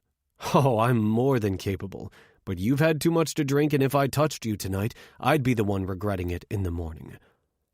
I swam to the side of the pool and put a hand against the water jet. The pressure is perfect. You're really serious, aren't you? 100%. Vivienne lets go of the ledge and begins treading water halfway between me and the edge of the pool. What if I say I don't want to? I look at her seriously. Is that what you're saying? I would never force her or any woman to do anything against their will. Vivienne's movements bring her closer to me, and it's impossible to forget that there's only one tiny scrap of clothing between us. No, I'm sure it would feel amazing, Her fingers close over my shoulder, and it takes all my willpower not to pull Vivienne against my chest. Don't you think you deserve all the orgasms? Her nervous laugh is carried away by the breeze. Well, when you put it like that... She covers her face with her hand, groaning into it. Okay, fine. I'll do it. That's my girl. The possessive endearment slips out of my mouth before I think about what I'm saying.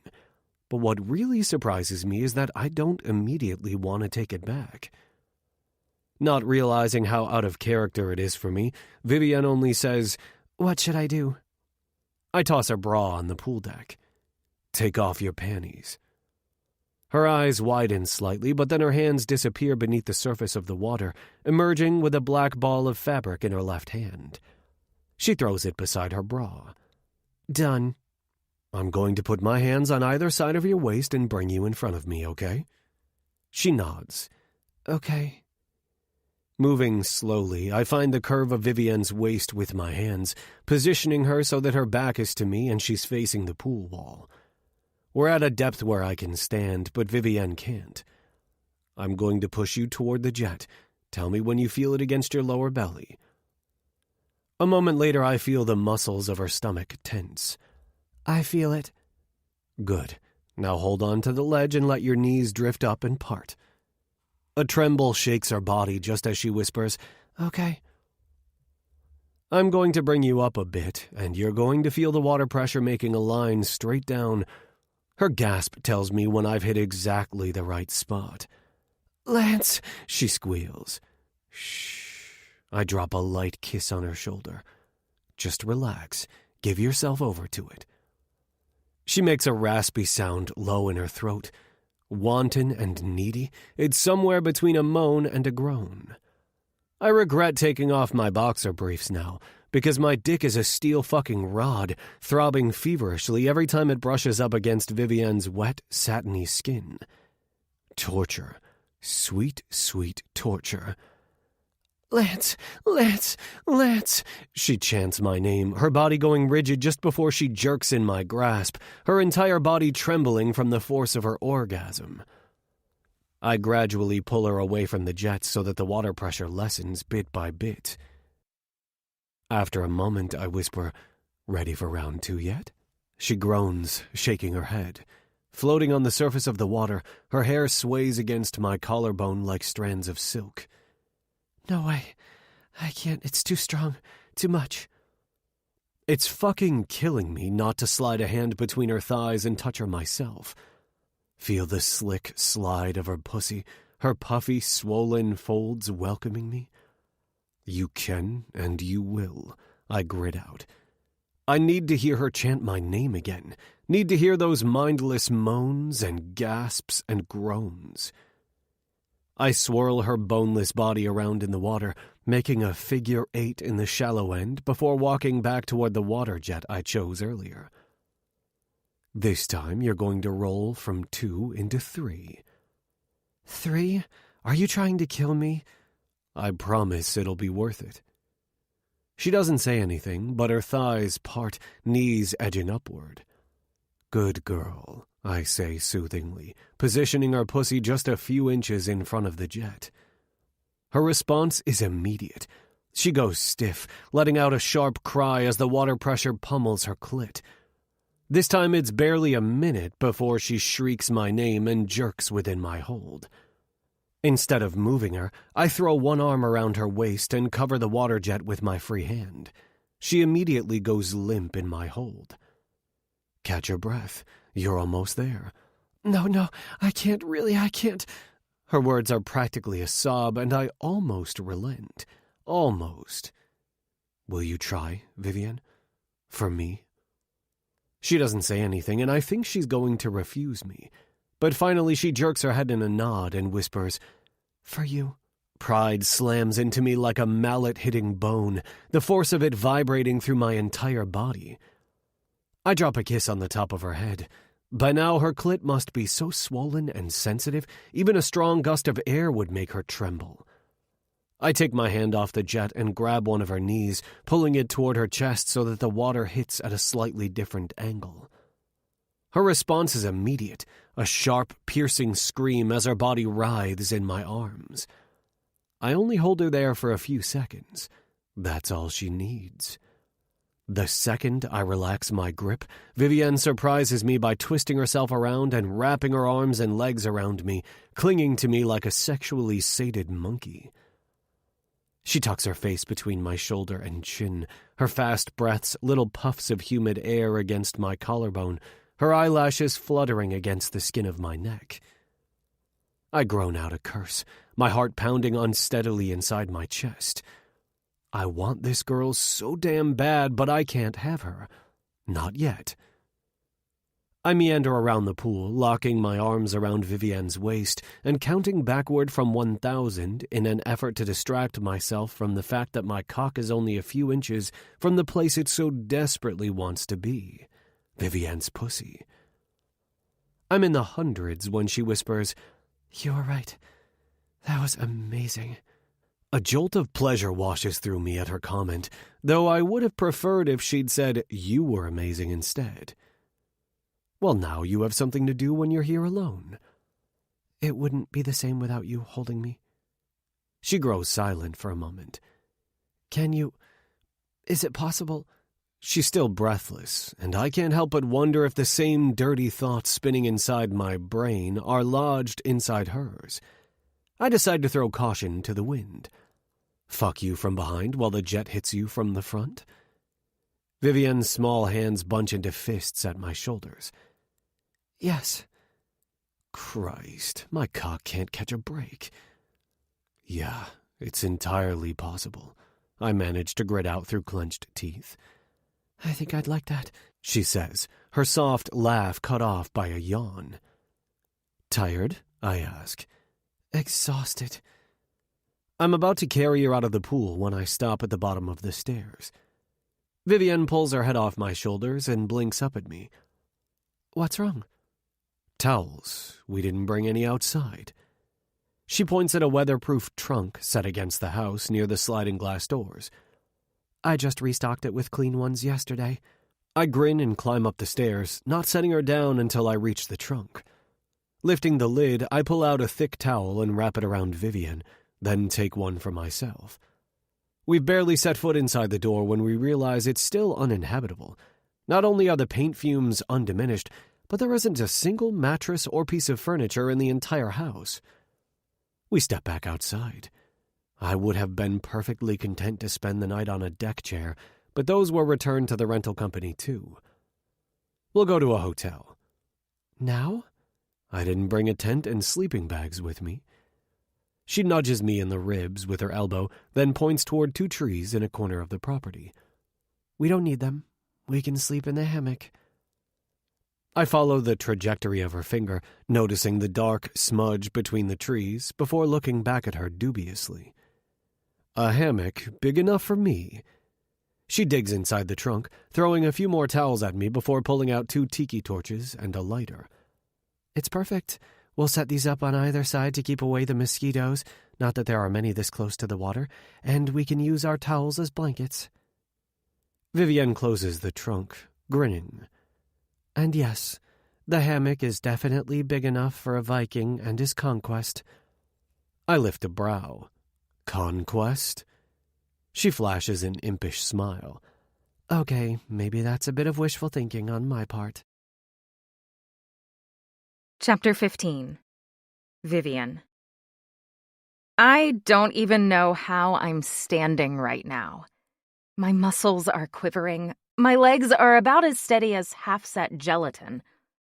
I've never had 3 orgasms in a row. Heck, I've never had 3 orgasms in 3 days. My head is spinning, my heart is racing, and every inch of me is tingling. Not from alcohol, though. Whatever buzz I had is definitely gone. Absorbed by a full dinner, hour-long swim, and 3 orgasms. And time. It's been at least 2 hours since I drained my second margarita. Not that I'm sober. I am completely drunk on lust and pheromones. And Lance Wells. Once the tiki torches are lit, Lance sits down on the hammock and lies back, lifting his arms and motioning me forward. A few minutes ago, I was tired, but now I'm about to get into a hammock with a Viking. I'm naked. He's naked. Above us, a canopy of constellations. I hesitate for only a second before easing into the sling. My towel comes undone as I stretch out against him, my skin like fire wherever it connects with Lance, which is most of my body. My head is resting on his chest, the steady, sonorous thrum of his heart beating against my cheek. Lance's arm is curved beneath my neck, his fingers wrapped around my shoulders. And the hammock has my entire body pressed against him, from my head to my toes and just about everything in between. We spend a minute or two adjusting the towels to form a multi-layered blanket, and then neither of us says anything. For a long, long time. Finally, I whisper, "Are you sleeping?" No, I thought you were. No, I'm wide awake. I shift slightly, my knee edging up, my thigh sliding over his. Lance groans. Jesus, Vivian, I really, really need you to go to sleep. I angle my head back so I can look at him. Why? Why? He repeats, chuckling. Because I won't lay hands on an unconscious woman. You want to lay your hands on me? I keep my voice light, teasing. But the truth is, I absolutely want his hands on me. I want his mouth on mine. And there's another part of him I want inside of me, too. Fuck common sense. I'd rather live out a fantasy. For a start? I squirm, trying to alleviate the heat pulsing between my thighs. Lance doesn't groan again, but his jaw clenches and he lets out a deep sigh. I trace the numbers curving over his ribcage with my fingertip, then move to the lattice pattern forming a band around his biceps. Close up, I can see it's not a pattern of interwoven lines, but linked letters and numbers. Tell me about your tattoos. What do you want to know? My palm stills on his arm, my thumb idly stroking his inked skin. What do they mean?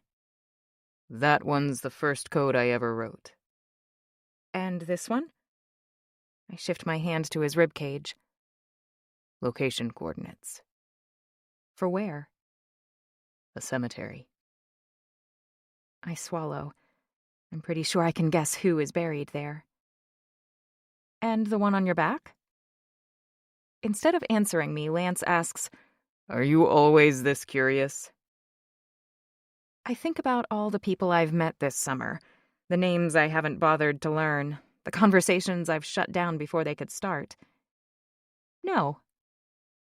I jump back to where we were before I got sidetracked by his tattoos. Why can't we? Start, I mean. His eyes lock onto mine. You know why. Lance, I drank 2 tequila shots and 2 margaritas. I had a little buzz at dinner that made me say a few things I probably wouldn't have otherwise, but I'm certainly not drunk now. And I want you to touch me.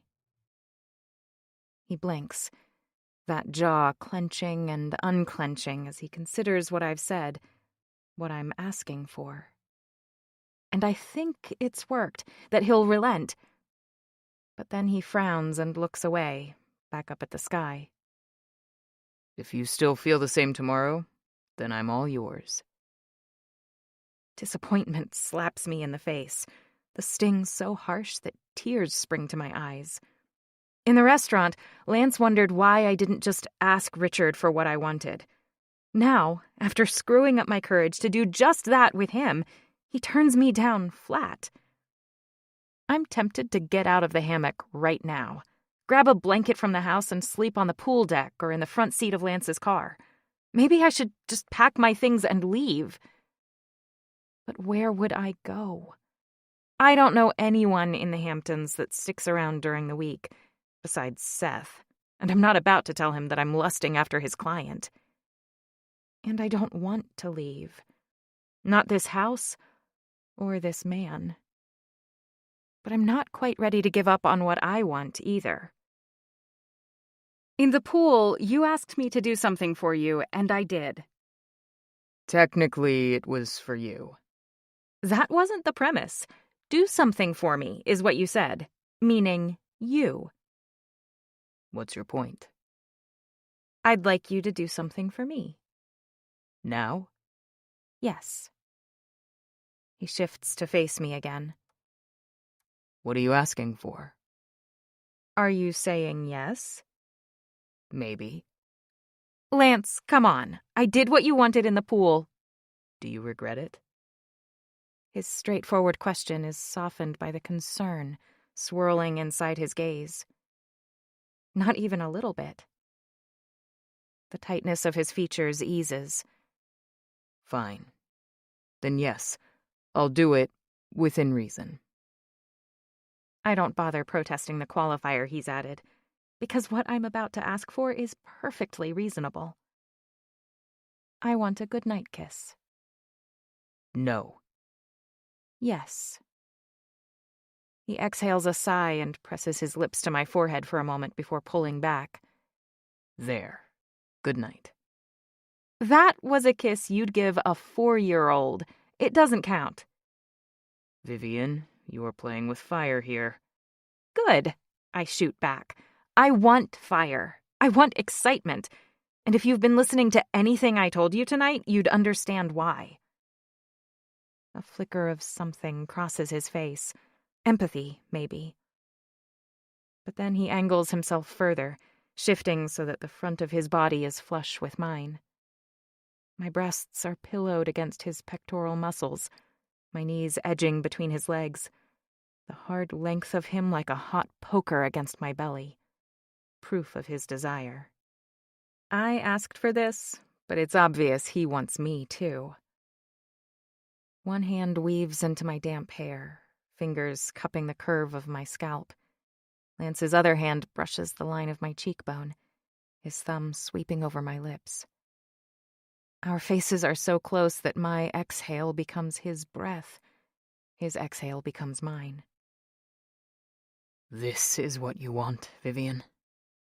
His voice is a throaty rumble, a gritted husk of sound that makes me shiver. I manage the slimmest of nods, my whispered, yes, barely more than a sigh. Lance inclines his head, his forehead resting against mine exactly where he kissed me a minute ago, the tips of our noses touching. I close my eyes as another tremor blows through me like hot wind across the beach, bits of sand and salt water trapped in the air abrading my skin, amplifying every sensation. I've wanted to kiss you since I pulled you against me half a second before you almost fell into that fire you started. I open my mouth to protest. It was Lance's fault I lost my balance, after all. But he shakes his head, our noses brushing against each other. Eskimo kisses. And maybe we were both standing a little too close to the fire because, I swear, when my hand closed over your wrist, when your body touched mine, I heard a sizzle. I can barely swallow past the heavy knot wedged deep within my throat, a tangle of want and awe. And there's an ache in my chest and between my legs. I need Lance to kiss me, to touch me, to soothe me. I've known this man for less than 48 hours, and I want him more than my next breath. How is that possible? But it is. It is. Because I do. Lance has awakened a part of me I didn't know existed. A wild, wanton, reckless part of me that wants what she wants now, not in 2 months. Not with a geographically convenient, socially acceptable guy whose history I know as well as my own. I want Lance. And I want him now. To hell with my list. To hell with my rules. Where have they gotten me, after all? Here, in a hammock, with Lance. So maybe I'm right where I'm supposed to be, with exactly the right person. Look at me, Vivian. My eyelids flutter open and I'm falling, maybe even drowning, in twin pools of melted butterscotch. I'm going to give you your kiss. A goodnight kiss. And then you're going to fall asleep. No more talking, no more asking. Because I swear to God, my willpower is hanging by a thread. And the first time I explore your body will not be in a fucking hammock that was probably installed by a drunk kid after a keg stand. Do you understand? Desire pelts me like rain, each drop absorbed into my bloodstream until my body is swollen with it, full to bursting. Yes. One corner of Lance's mouth quirks up, and I see the slice of his dimple for a split second before he angles his head to the side and presses his lips to mine. That sizzle he mentioned, I feel it too. An energy so intense it burns. Every nerve in my body erupts in a riot of stimulation, an onslaught of lust. Lance is kissing me, and my body is celebrating. New Year's Eve and 4th of July fireworks blaze against my closed eyelids, every cell and synapse exploding with color and light. His tongue glides against the seam of my mouth, seeking entrance. I moan again as his tongue tangles with mine. He tastes so good. So good. Lance's hand fists in my hair, tugging with just the perfect amount of pressure. I relax into his hold as our breaths collide, air that we've created together. Our kiss deepens, mouths opening wider, tongues rhythmically exploring. Lance makes a sound deep in his throat. Not a groan, exactly. More like a satisfied growl. It's possessive and visceral. Sexy as hell. His free hand rides the ladder of my spine until his fingers are curved over my ass, squeezing and manipulating my flesh as I'm brought even harder against him. My hips buck instinctively, desperate to ride the pulsing thickness pressing into my belly. There is a hollow space between my legs that needs to be filled, to be claimed, conquered by this Viking. But it's not to be. Not tonight. Lance ends our kiss abruptly, wrenching his mouth from mine. I gasp at the suddenness of it, unable to hold back a whimper of disappointment. His breaths are heavy, chest heaving, and when I dare to look at his face, it's pained.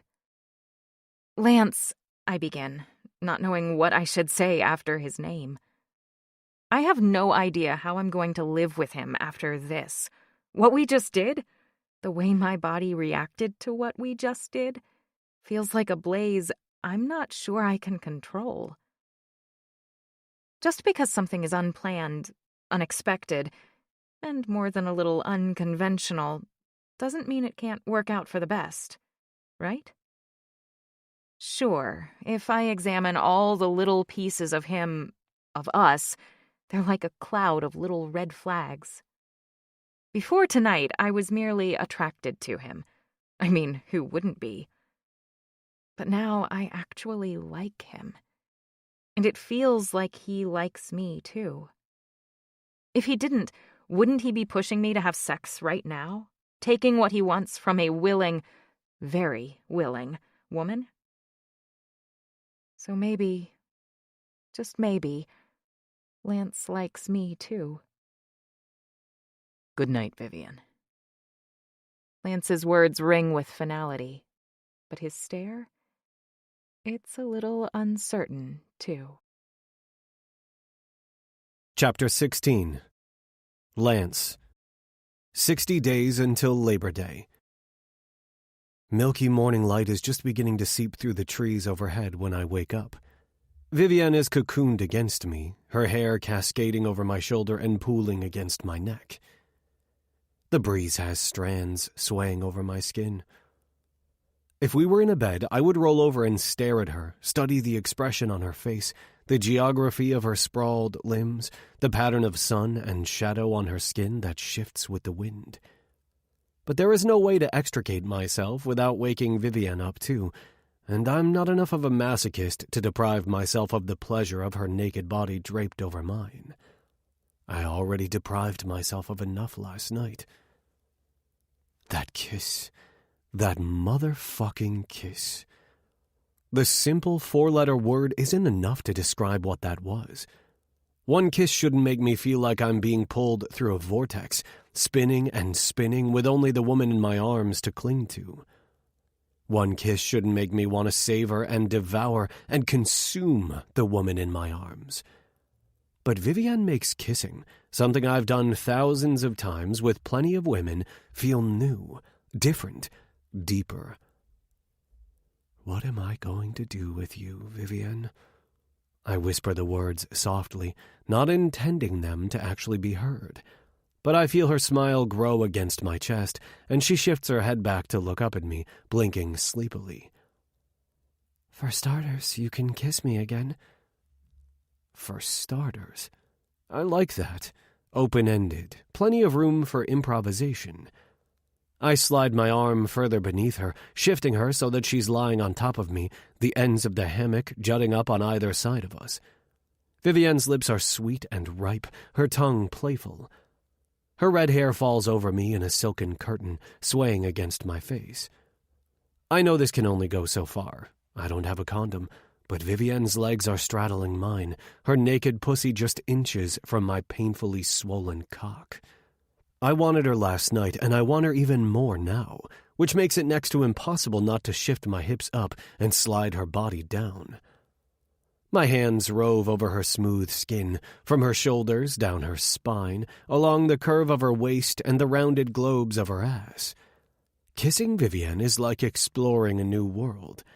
New sights and tastes and textures, a new language to decipher. All those sighs and moans and groans. The little hitches of her breath, the myriad ways she says just one word. My name. I don't want to admit it, don't even want to think it, but this is a girl I could fall for. She might have reminded me of Missy at first, but I was entirely wrong about that. Vivienne isn't looking for a sugar daddy to take care of her. She's working her ass off, and what a fine ass it is to take care of herself. Most of my closest friends have found someone who makes their lives better, happier, more complete. Tripp has Jolie, Tristan has Raina, and Nash has Nixie. But Bryce is still screwing every puck bunny that lands in his lap, and Holt is bouncing around all over the world, hooking up with whoever he meets while they're vacationing at one of his family's hotels. They both say they're living the dream. I'm still not sure which path is meant for me, but right now the woman in front of me just feels right. I place my hands on either side of Vivienne's face and end our kiss. Her clover-colored eyes are dreamy and unfocused as she blinks at me, confusion in the pout of her lips and the furrow between her brows. You said if I still wanted you in the morning, I could have you. I chuckle at her plainly spoken words, confident there's no ulterior motive behind them. Do you? Yes, Lance. Are you going to make me beg? She punctuates the question with a roll of her hips, her pussy grazing the crown of my cock. I bite down on a groan and fist a hand in her hair, tugging just enough to watch her eyes darken with desire. I just might. Well then, please, Mr. Wells, pretty please will you finish what you started last night? She nibbles on her lower lip, her tone husky and teasing. Of course, if you promised something you can't deliver, maybe... A growl creeps up my throat. Oh, I'll deliver all right. I pull her face back down to mine, invading her mouth with a searing kiss as I run my fingers between the crack of her ass, then lower, my fingers slipping easily inside her damp folds. She gives a sigh of pleasure, arching her back to allow me better access. I pull my hand away, slapping her ass twice on each cheek for her impertinence. And from the way she grinds her hips against me, she likes it. Yeah, I could definitely fall for this girl. And then, I do. There is no warning, no groan of trees or snap of a metal clasp. 1 minute we're firmly cocooned inside the hammock, the next we're airborne, weightless, and the next we're slammed to the ground. Thankfully, Vivienne lands on top of me, so I bear the brunt of it. Are you okay? I ask, feeling her body for any sign of injury. Me? I'm fine. What about you? She rolls off me, peering beneath my head. Did you hit anything? A rock or something? Satisfied that she isn't hurt, I sit up. We were only a few feet off the ground, and the rich soil is covered by a thick carpet of grass. I'm fine, too. Vivienne grabs one of the towels we used to cover ourselves last night and wraps it around her shoulders. Are you always so injury-prone? First the broken glass, now the hammock. This house isn't exactly rolling out the welcome mat for you. I shrug. That's one way to look at it. What's another? It kept us from doing something we shouldn't. At the flash of hurt that streaks across Vivienne's face, I reach for her hand and pull her to standing. Condoms, Red. I don't have any on me. Her frown quickly transitions into a shy smile. Oh, okay. Come on, let's go check out the house. The painter said we could open the windows and air it out this morning. In a few hours, I'll have my choice of beds to fuck Vivienne on. Not to mention all the other things that will be arriving today. Tables and chairs and couches, plus the freshly painted walls I wouldn't mind backing her up against. That enormous tub I cleaned myself, and so many options. My house looks nothing like it did 2 days ago. Everything is neutral, with clean lines and a modern feel. In the kitchen, the cheap plastic table has been replaced with a one-of-a-kind piece of carved walnut. Instead of a lumpy sectional in the living room, now I have a deep, tufted sofa studded with pewter nailheads, an armless bench, and a pair of leather chairs. My office is fully functional, with an enormous executive desk, several bookcases, and an inviting seating arrangement. Upstairs, the master bedroom is a retreat I can't wait to explore. Unfortunately, Vivian and I won't be testing out the king-sized mattress right away. After I finish signing paperwork and tipping the delivery guys, I find her in one of the smaller bedrooms down the hall. Hair done, makeup on, dressed like she's going somewhere. And she is. You can't call out? Maybe an injury sustained during an unfortunate fall from a hammock? Her laugh is like wind chimes, gently tinkling through the house. They're counting on me. I can't just flake at the last minute. Oh, come on, there's got to be someone at the restaurant who can cover for you. Christ, am I begging? I'm not working at the restaurant. There's a pop-up shop opening this weekend, and they've hired me to coordinate the setup. A pop-up shop? I have no idea what she's talking about. A temporary store. Basically, if a designer or retailer notices a vacant storefront, they ask the landlord to lease the space for a short time. A week, a month, maybe a season. The landlord gets cash, the designer can test out new products or a location they're not sure about, and consumers get a taste of something new. Her eyes slide away from mine to frown at the bed. Walking across the room, she begins rearranging the pillows. It's a win-win. Coming up behind her, I slide my hands around her waist and pull her toward me. Sounds like a lose-lose for me. Well, they're great for me. The pay is decent, and I can photograph them for my portfolio. I have another one booked for next week. She turns inside my arms, her wide smile making my pulse pound. That reminds me, I'd like to take a few pictures of the house once it's all accessorized and everything. Accessorized? She's speaking an unfamiliar language, and it's hard to focus on her words when all I want to do is kiss the gloss right off her lips. Artwork, vases, rugs, kind of like ornaments on a tree, you know? There's no such thing as a naked Christmas tree. Still no idea, although there's nothing wrong with naked in my opinion. But when Vivian's smile starts to falter, I nod like I do. Absolutely. Accessorize, photograph. Go for it. Vivian rolls her eyes. I should really ask your friend first. It's his house, after all. Would you mind giving me his contact information so I can reach out to him directly? He's pretty laid back. I'll run it by him while you're working, and if he has any concerns, I'll give you his number. She makes a little squeak of happiness and wraps her arms around me. Our kiss starts playfully, but quickly turns into something else altogether. Vivian is soft and warm and yielding.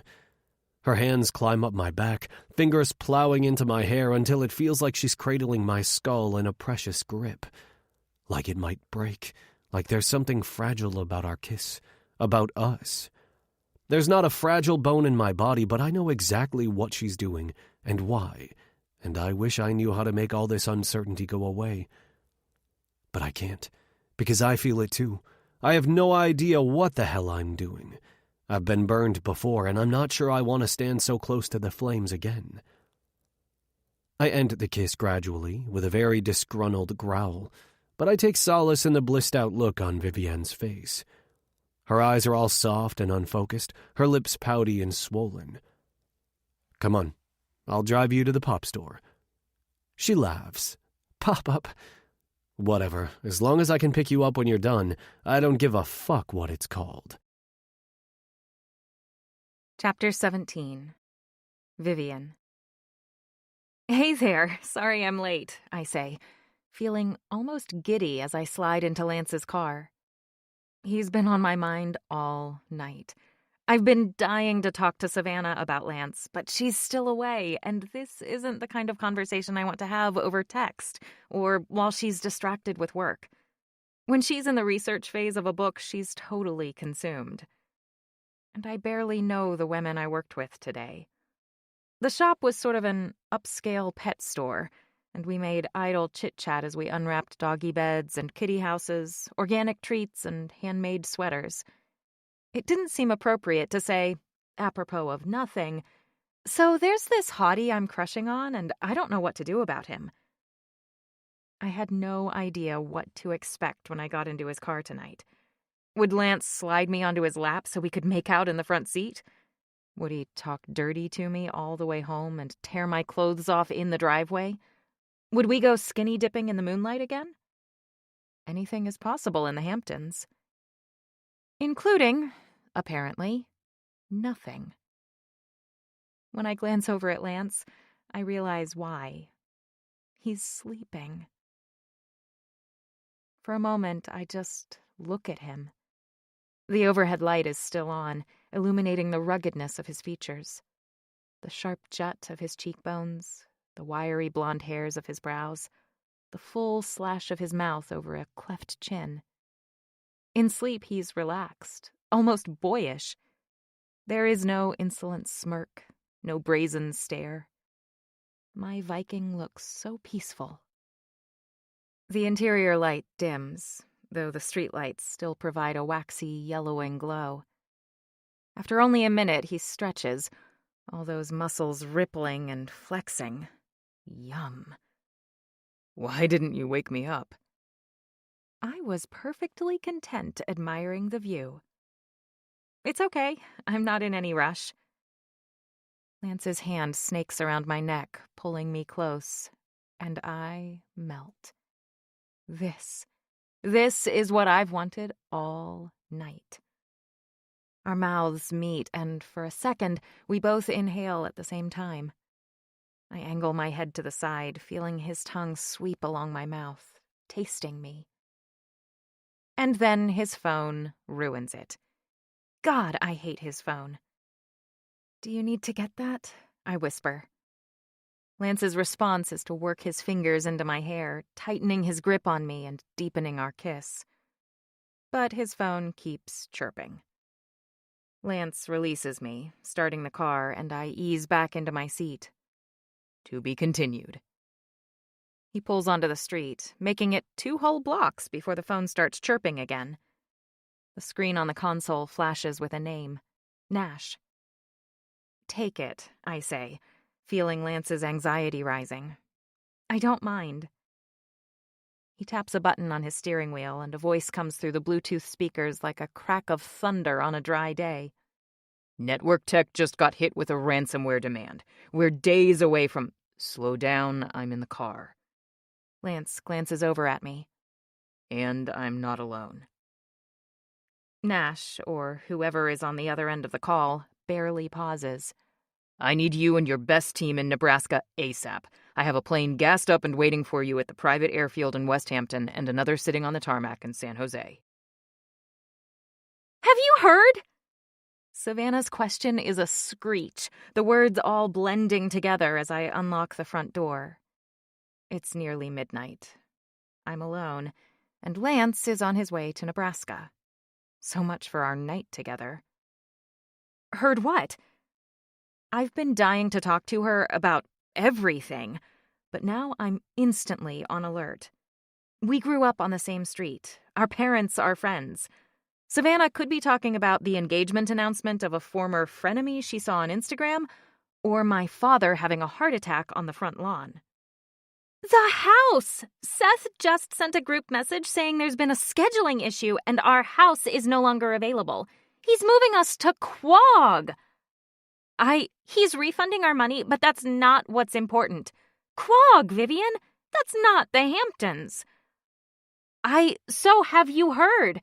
I didn't see your name in the message. I pause for a second, waiting to see if she'll interrupt again. I sigh. Yeah, I heard. I've been so wrapped up in Lance that I've barely given any thought to how the share house situation would impact Savannah. Crap, I'm such a shitty friend. I'm sorry, it happened really fast. You knew? Did Seth tell you? Yeah, kind of. I hear the pop of a bottle being opened. Probably one of those horrid kombucha drinks she lugs out here every weekend and then keeps in the back of the fridge, writing her name on the bag in enormous block letters, as if anyone would want them. Spill it, Viv! I don't even know where to begin.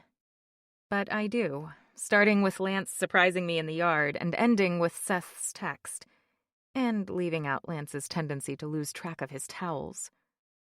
Apparently, Seth rented the house to him, too. Wait, setting aside that this guy showed up out of nowhere and proceeded to help you scrub toilets, I don't understand what the problem is. If there's not enough beds, we'll just squeeze an air mattress somewhere. I can't help but laugh at the image of Lance blowing up his own bed and sleeping next to a ping-pong table. No, he didn't buy a share in the house. He rented the entire place for the rest of the summer. The whole house? Just for himself? Jeez. I can hear her mentally calculating how much that must have cost. Fine, he's rich, but why does his agreement with Seth trump ours? That's not fair at all. I run a hand through my hair. Life isn't fair. What's it like? What's what like? The new house. You're there now, right? It sucks that we're in Quag, but Seth didn't shove us in some dump, did he? My pulse kicks up. I don't know, actually. Oh my God, did you quit? Did Seth fire you? Are you back at your parents'? This conversation would be so much easier if we were having it in person. None of the above. I'm still in Southampton. Savannah draws a sharp breath. Wait a minute. Are you staying there? With the guy who stole our house? His name is Lance, and he didn't steal the house. Seth screwed up. It's not Lance's fault. Whatever. She brushes me off. I just don't understand. What are you doing there? Exactly what I did before. Taking care of the house. And no. You're living with a guy you just met for the summer. I've been living with strangers for the past month. That's different, and you know it. She pauses and takes a gulp of whatever noxious concoction she's drinking this week. Tell me about him, this house thief. Lance. I hesitate. He's nice. And I was trying to tell you he hired me to fix up the house. What's there to fix? You've been there all summer. The place is gorgeous. The house itself is gorgeous, but it looks like what it is, a share house for a bunch of drunk adults trying to relive their college days. And Lance wants you to make it look like something out of a magazine? I'm grinning. Yes, and I'll be able to take pictures of it for my portfolio. Savannah, this is huge for me. On my own, I would never get a job like this. You were absolutely made for a job like this. It's going to be gorgeous. And Lance and his boyfriend had better tell all of their friends about their new genius interior designer. A laugh breaks free from the tightness in my chest. What boyfriend? Come on. Lance has to be gay, right? Wanting a place he's renting for 2 months done to the nines? Asking you to stay with him and not hitting on you? Well, technically, it's not for Lance. The owner... Viv! Oh my God! I've been so thrown by this whole house thing, I didn't notice the way you say his name. Lance? Yes, it's like those 5 letters make you smile. I touch my lips, feeling them curve beneath my fingertips. Well, what? Does he make you smile? As I hear Savannah's laptop chime with a series of notifications, I think, yeah, he does. I'm about to tell her everything, but Savannah says, Shoot, I have to go, but you are not off the hook. I want to hear all the details. In the meantime, just tell me his last name. You are not cyber-stalking him. Vivian, Google is your friend, and so am I. This is what friends do, she admonishes. Don't you want to know if you're living with a criminal or a billionaire? Are those the only 2 options? You wouldn't need options if you Googled him. You would know. Savannah, this summer is about me, not a guy. Me. She sighs. Fine. Will I see you this weekend, or will you be busy dusting Lance's shelves? Very funny. Drop your stuff at the new place in Quag and then come over. You can help me Windex the mirrors. Chapter 18. Vivian. 58 days until Labor Day. Holy shitballs, Batgirl! Savannah throws herself onto the living room couch and gazes up at the enormous fan made of reclaimed wood I had installed yesterday. I can't believe what you've done with the place. I feel a little thrill of pride run through me, even though I'm not even close to finished. Truthfully, it isn't hard to make this house shine. I've kept things fairly neutral and tailored, and now I'm just adding texture by upgrading the lighting and fixtures. Over the next few weeks, I'll layer in the finishing touches, artwork and accessories. Thanks, Savvy. So, what did you say Lance's last name was? Very funny, I didn't, and you know it. She sticks her tongue out at me. You know, I tried getting it out of Seth, and he acted like he was guarding a state secret. Just tell me, is he a celebrity, a professional athlete, a politician? She sucks in a breath. Is he married? No, none of the above. He owns a cybersecure... Savannah cuts me off. Say no more. He's a suit, isn't he? I think of the clothes I've seen Lance wear. Dark jeans, crisp button-downs, khaki shorts, polo shirts. I bet he'd wear the hell out of a suit. Yep.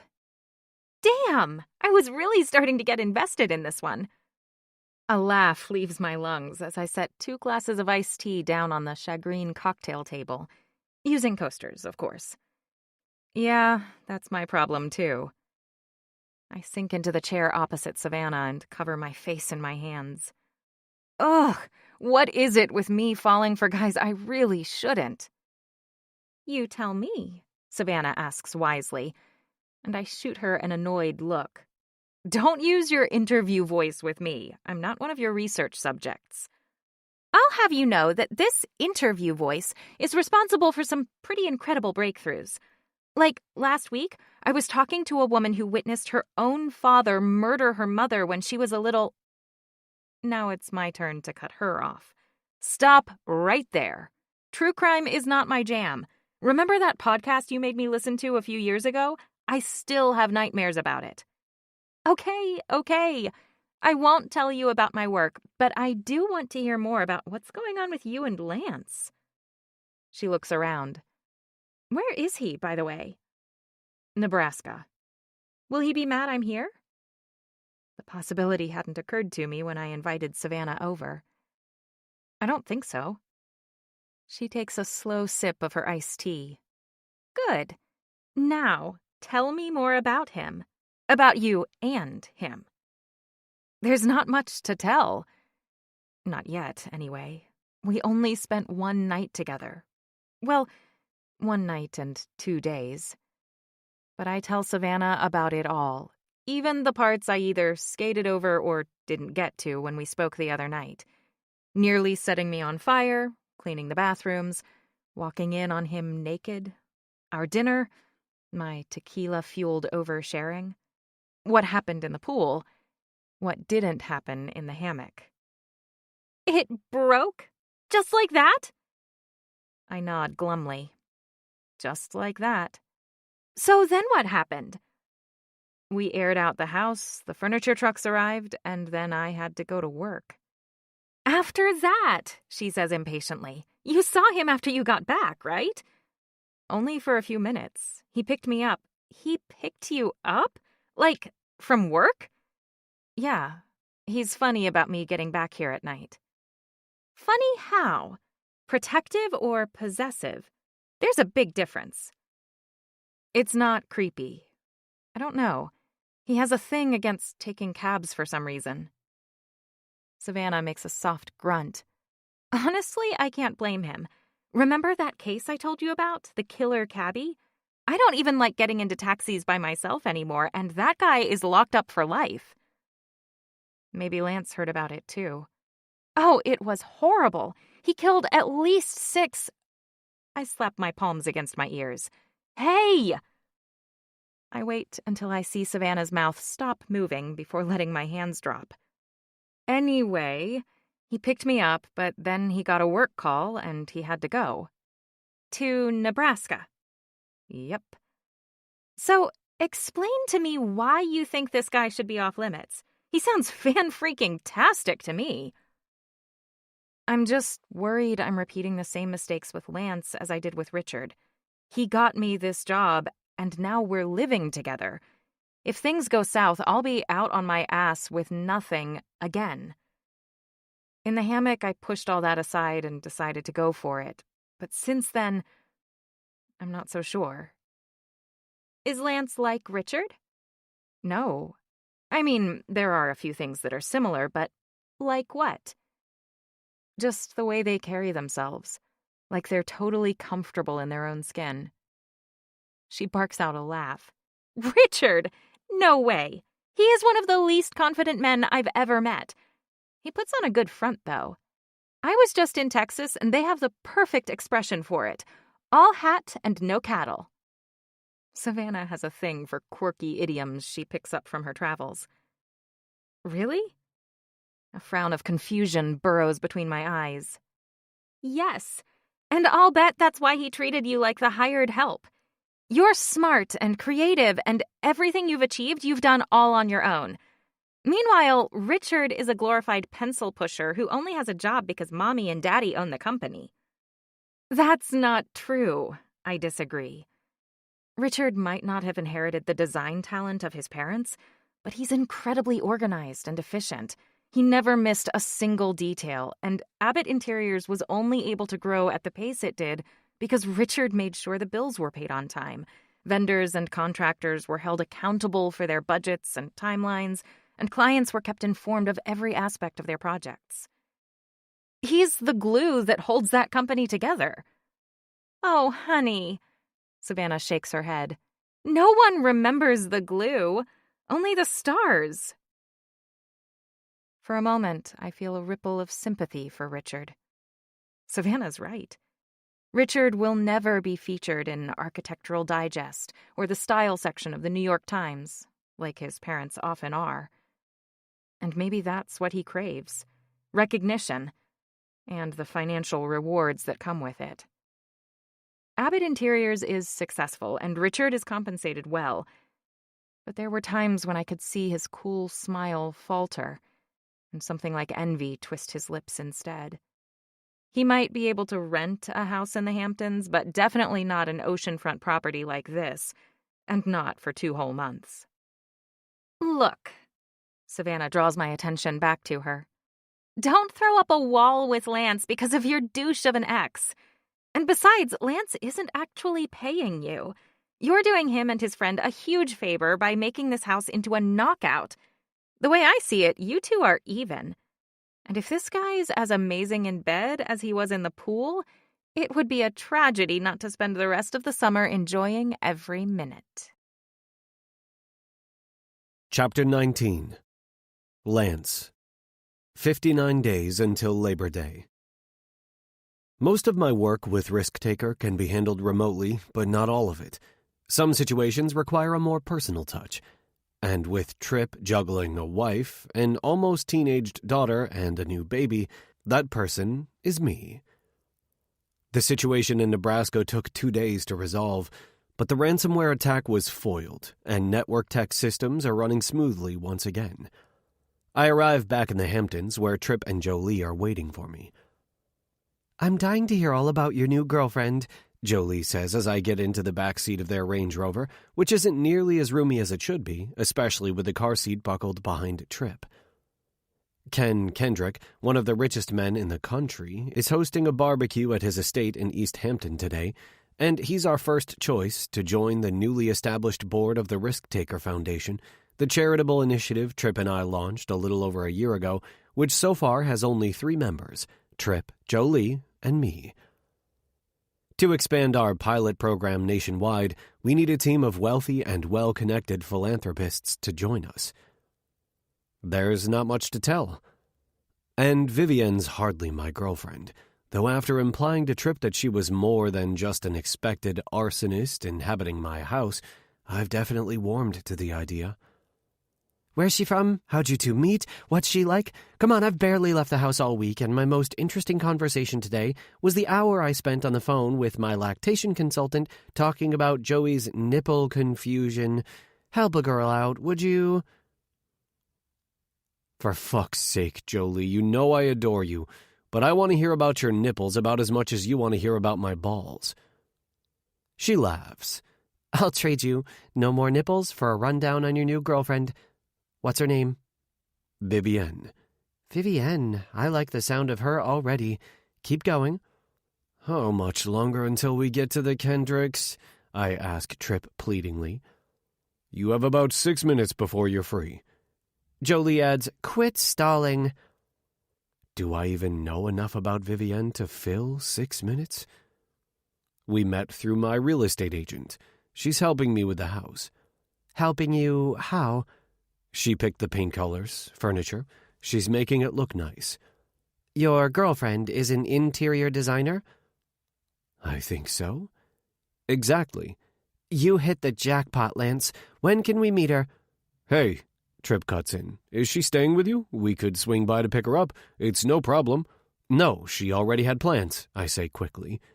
Even if Vivienne is free tonight, it will be obvious I'm stretching the truth. Cough. Outright lying. Cough. Before we pull out of my driveway. Oh. Jolie makes a disappointed sound as we stop at the gated entrance of the Kendrick estate, the engine idling while a security guard in a white polo, khaki pants, and a side-holstered Glock checks our IDs. Once we're waved through, I count half a dozen similarly attired men patrolling the perimeter of the hulking, Nantucket-style behemoth where Ken Kendrick and his wife spend most of their summer weekends.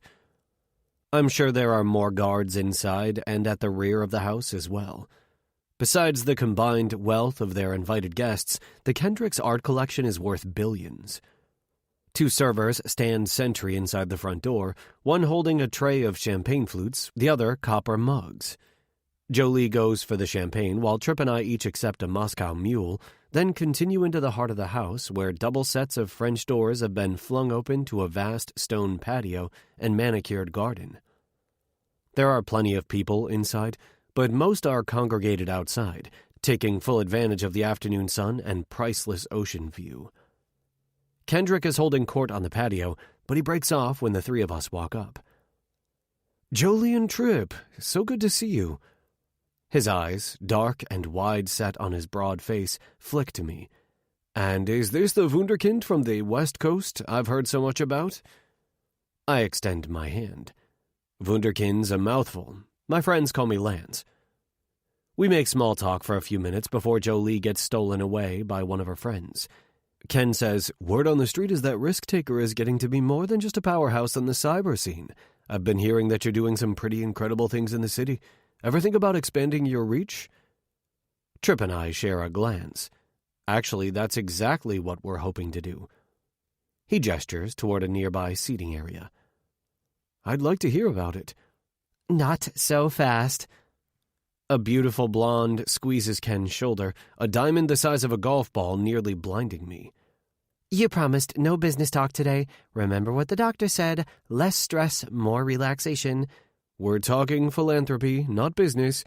Even worse. You'll give yourself another heart attack competing with Gates and Buffett for most charitable billionaire. He makes a grating chuckle. I'm not that bad. You are, and you know it. The blonde turns to me and introduces herself as Ken's wife. Not that I had any doubt. She's clearly the 2.0 version and is at least half his age. Did I hear you say you're new to the Hamptons? I decide not to share that I spent the first 16 years of my life a few miles and a world away from here. My very first weekend, actually. Her expression brightens. Babe, I need to steal him from you. I have to introduce him to all my girlfriends. Ken frowns. So you get to play matchmaker, but I can't talk business? I thought you were talking philanthropy, she says with a toss of her head as she slips her arm through the crook of my elbow. I let her drag me a few feet before schooling my face into a rueful expression.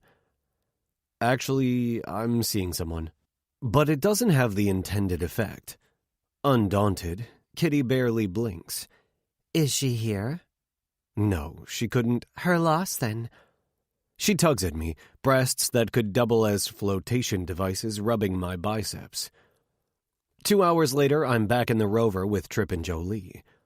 That fucking sucked, I mutter as he shifts into drive. Kitty Kendrick made me her personal pet project, introducing me to every single female and several very interested wives at the party. I barely had the chance to speak with Ken or any of the other Wall Street legends he'd invited for longer than a few minutes at a time, and never without a woman hanging off my arm. Tripp chuckles. I probably should have warned you. It's never a good idea to come alone to these things. I didn't. I came with you two. Like a third wheel. Jolie yawns. And next time you'll bring Vivienne. I'm swallowing my frustration with a beer when I hear the front door open, the slap of flip-flops on tile. Vivienne rounds the corner, coming into the kitchen wearing a tiny tank top and white shorts, the hair escaping from one of her messy buns held back by a pair of sunglasses perched on her head. Welcome home, I say, realizing the truth. She's made this house feel like a home to me already. But Vivienne clearly isn't expecting me. She jumps half a foot, dropping one of the grocery bags she's carrying as her hand flies to her chest. Jesus, you scared me. Tomatoes scatter across the kitchen floor like balls across a pool table. Sorry, I offer, collecting the fruit back into the bag, though I know the grin on my face doesn't match the apology. Vivienne looks damn good, scared or not. Definitely better than any of the women I met today. All fake tans and fake smiles. She sets the other bag on the countertop and eyes my distinctly Hamptons attire. Did you just get back? A few hours ago. I was at a barbecue.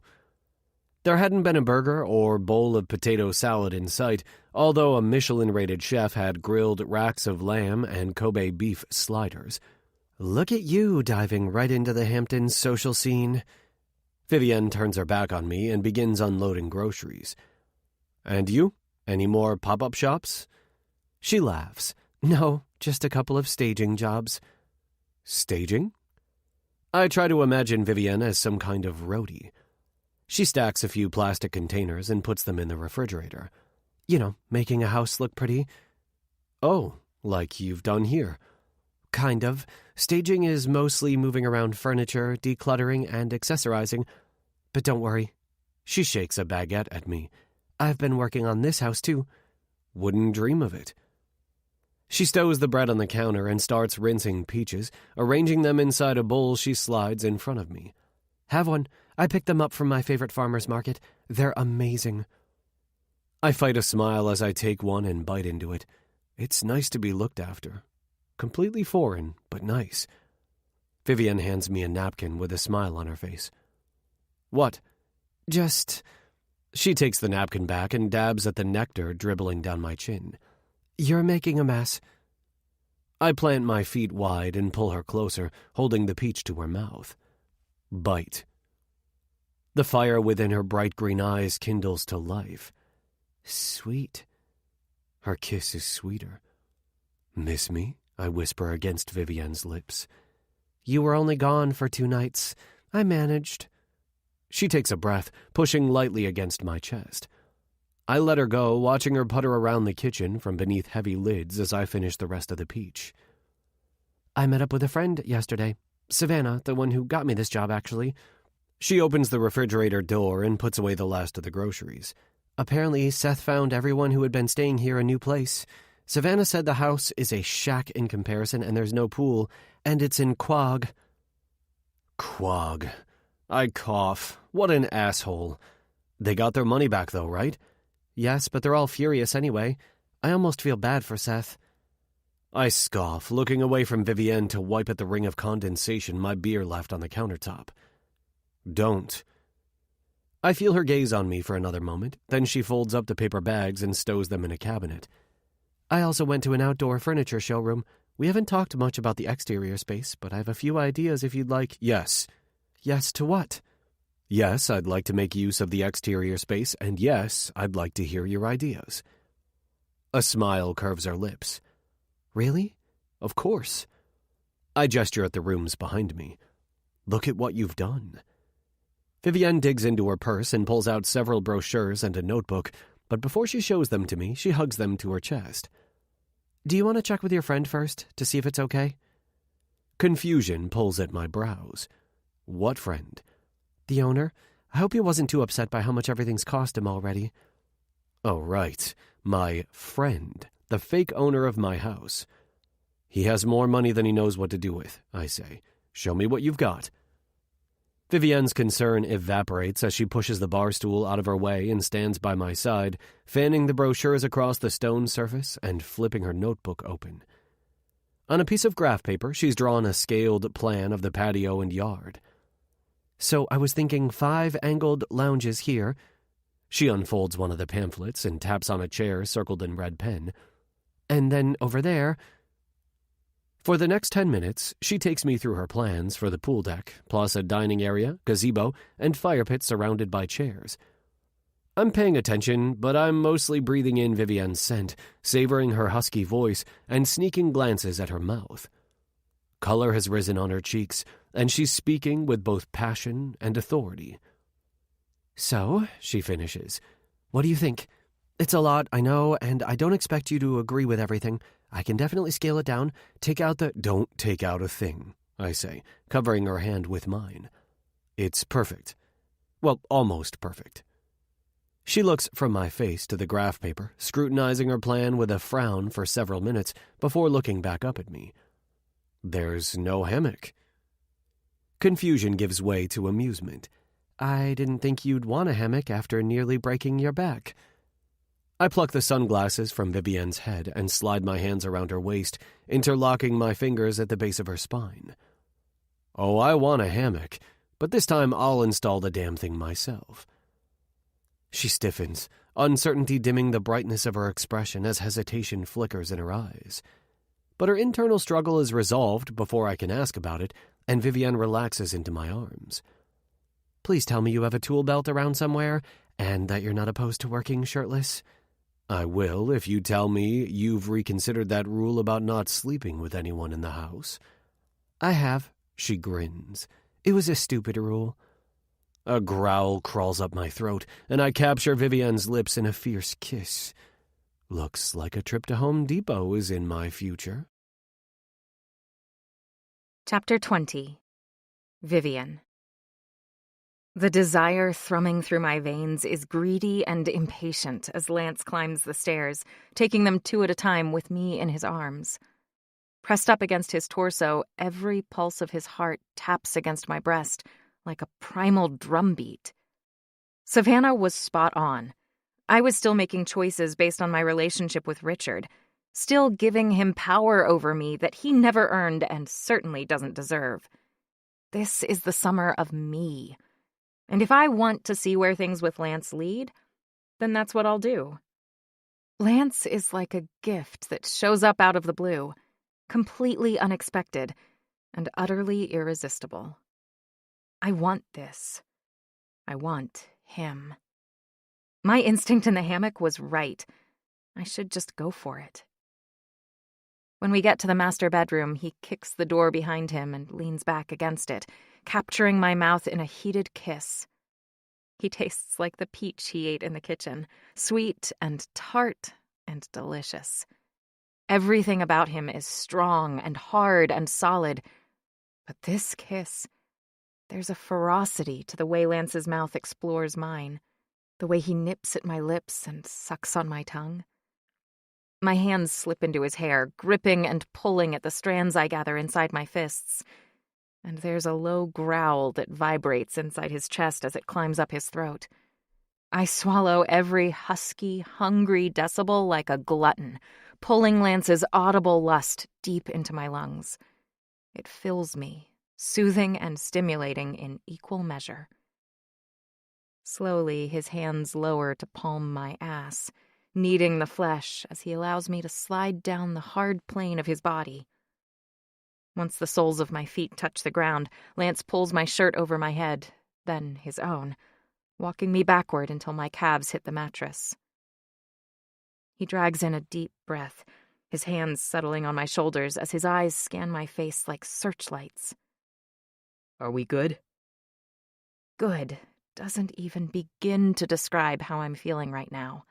I want Lance. I need his mouth and hands and, dear God, finally, his cock. Yeah, I managed to rasp. We're good.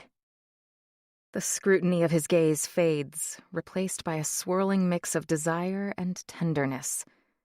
I dissolve in the face of it, my body turning liquid. I fall onto the bed, pulled downward by the gravity of my desire, and brace myself with my palms as I stare up at the hulk of a man before me. The lines of Lance's body are boldly drawn, every ridge and muscle brought to life on a grand scale by an artisan with swagger in every stroke. A moan escapes my throat as Lance pushes a knee between my thighs into the mattress. Because the bed frame is low to the ground and Lance is definitely not, the bulge inside his trousers is directly at eye level. I reach for his waistband, working the button and zipper with clumsy, frantic fingers. They fall to the floor, followed by his boxer briefs. I've seen Lance's dick before, several times, and I've felt the hard bulge of it against me, also several times. But right now I am desperate for a taste of it, of him. Reverently, I cup his balls in my hands, my mouth already open as I bend down to him. There's already a drop of pre-cum at the center of his thick, swollen crown. I lick that first, a salty, viscous pearl that tastes like 3 decades of distilled testosterone, the essence of Lance himself. And then I lick every inch of his shaft, from root to tip, my lips stretched over him, my tongue swirling over all that smooth, hot, sensitive skin.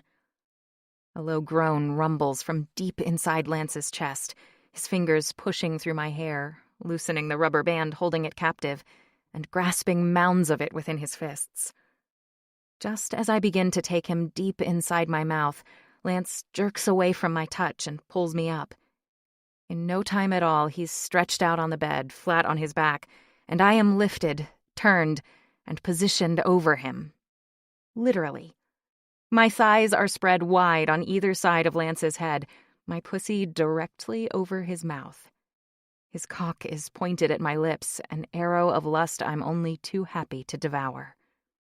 I swear my eyes roll back in their sockets, overcome by the double whammy of Lance's tongues parting my folds, exploring the part of me that's been weeping for him, and his thick crown hitting the back of my throat, then delving deeper. I've never done this, never had a man go down on me while I'm doing the same to him. Pure sensual pleasure spikes through my nerve endings, acting as a shut-off switch inside my brain. There is no thinking in this position. Everything I'm doing is pure instinct. Stroking his cock while pulling his balls into my mouth, sucking each one individually until I manage to accommodate both, releasing them to feast on Lance's cock again, taking it so deep that I can't breathe, I can't see. I'm drowning in pleasure, my pussy convulsing, my throat muscles spasming. My hips grind into Lance's face, his tongue, his teeth, his fingers searching out the most sensitive parts of my body. As his dick begins to jerk inside my mouth, sending streams of liquid heat sliding down the back of my tongue and into my throat, I feel something pressing against my ass. Firmly, insistently. I cleave open for him, my ass clutching at Lance's thick finger. First one, then two. I explode. It's too much. There is no orifice in my body that Lance hasn't breached, no inch of skin he hasn't licked or sucked or bitten. Just when I think I want to curl beside him and sleep for the next decade, he lifts me up, as easily and securely as he did before, like I am a small pet to be played with, to be picked up and stroked and adored. I taste myself on Lance's mouth as he kisses me, a muskiness that's not at all unpleasant, mixed with the lingering sweetness of peach. His mouth is surprisingly tender, almost as if he noticed my brief hesitation in the kitchen and is searching out any lingering resistance, any hidden reluctance. But there is none. My body is exhausted, but not sated, not even close. I still want more. So much more. There is a pulsing between my thighs at my very core that will not be satisfied until Lance is buried deep inside me, I want to be stretched wide by his thickness. I want his crown to kiss my womb. I want to watch his face as he succumbs to the grip of my pussy, the heat of the fire blazing inside of me. I want to melt into him, and him into me. Chapter 21. Lance. I made a volcano for a school project once. A hard cone with a latent liquid center. It remained dormant until I added the very last ingredient, the reactant. Then everything inside surged to the top, pouring over the sides in a smoky, bubbling mess. Vivienne Radcliffe is my reactant. The additive that makes everything inside me expand until the hard shell of my body can no longer contain it all, literally and figuratively. My dick is already hard again. For her. Because of her. The press of her breasts against my chest, the scrape of her fingernails over the back of my neck, and that low moan of hers that pools inside my ears like liquid honey. Every inch of Vivienne is sweet. I cover her face with kisses, her forehead and nose, the high swell of her cheekbones and the concave hollows beneath. The line of her jaw, the shell of her ear, the subtle jut of her chin.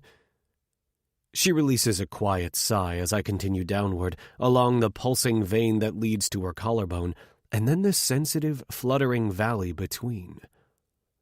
Her breasts are two perfect mounds capped by pale pink nipples, the color at the edge of her areolas barely darker than the skin surrounding it. Groaning, I suck one into my mouth, cupping her other breast in my hand. Vivienne's hips buck against me as I play with her swollen flesh, touching and pinching, biting and licking. Her back arches, her pelvis grinds, her feet kick helplessly against the smooth sheets. I could feast on Vivienne's body until the end of time and never get enough. But there is something we both want. Vivienne is begging me for it with every gasp and whimper, an insistent demand in every breathless "Lance."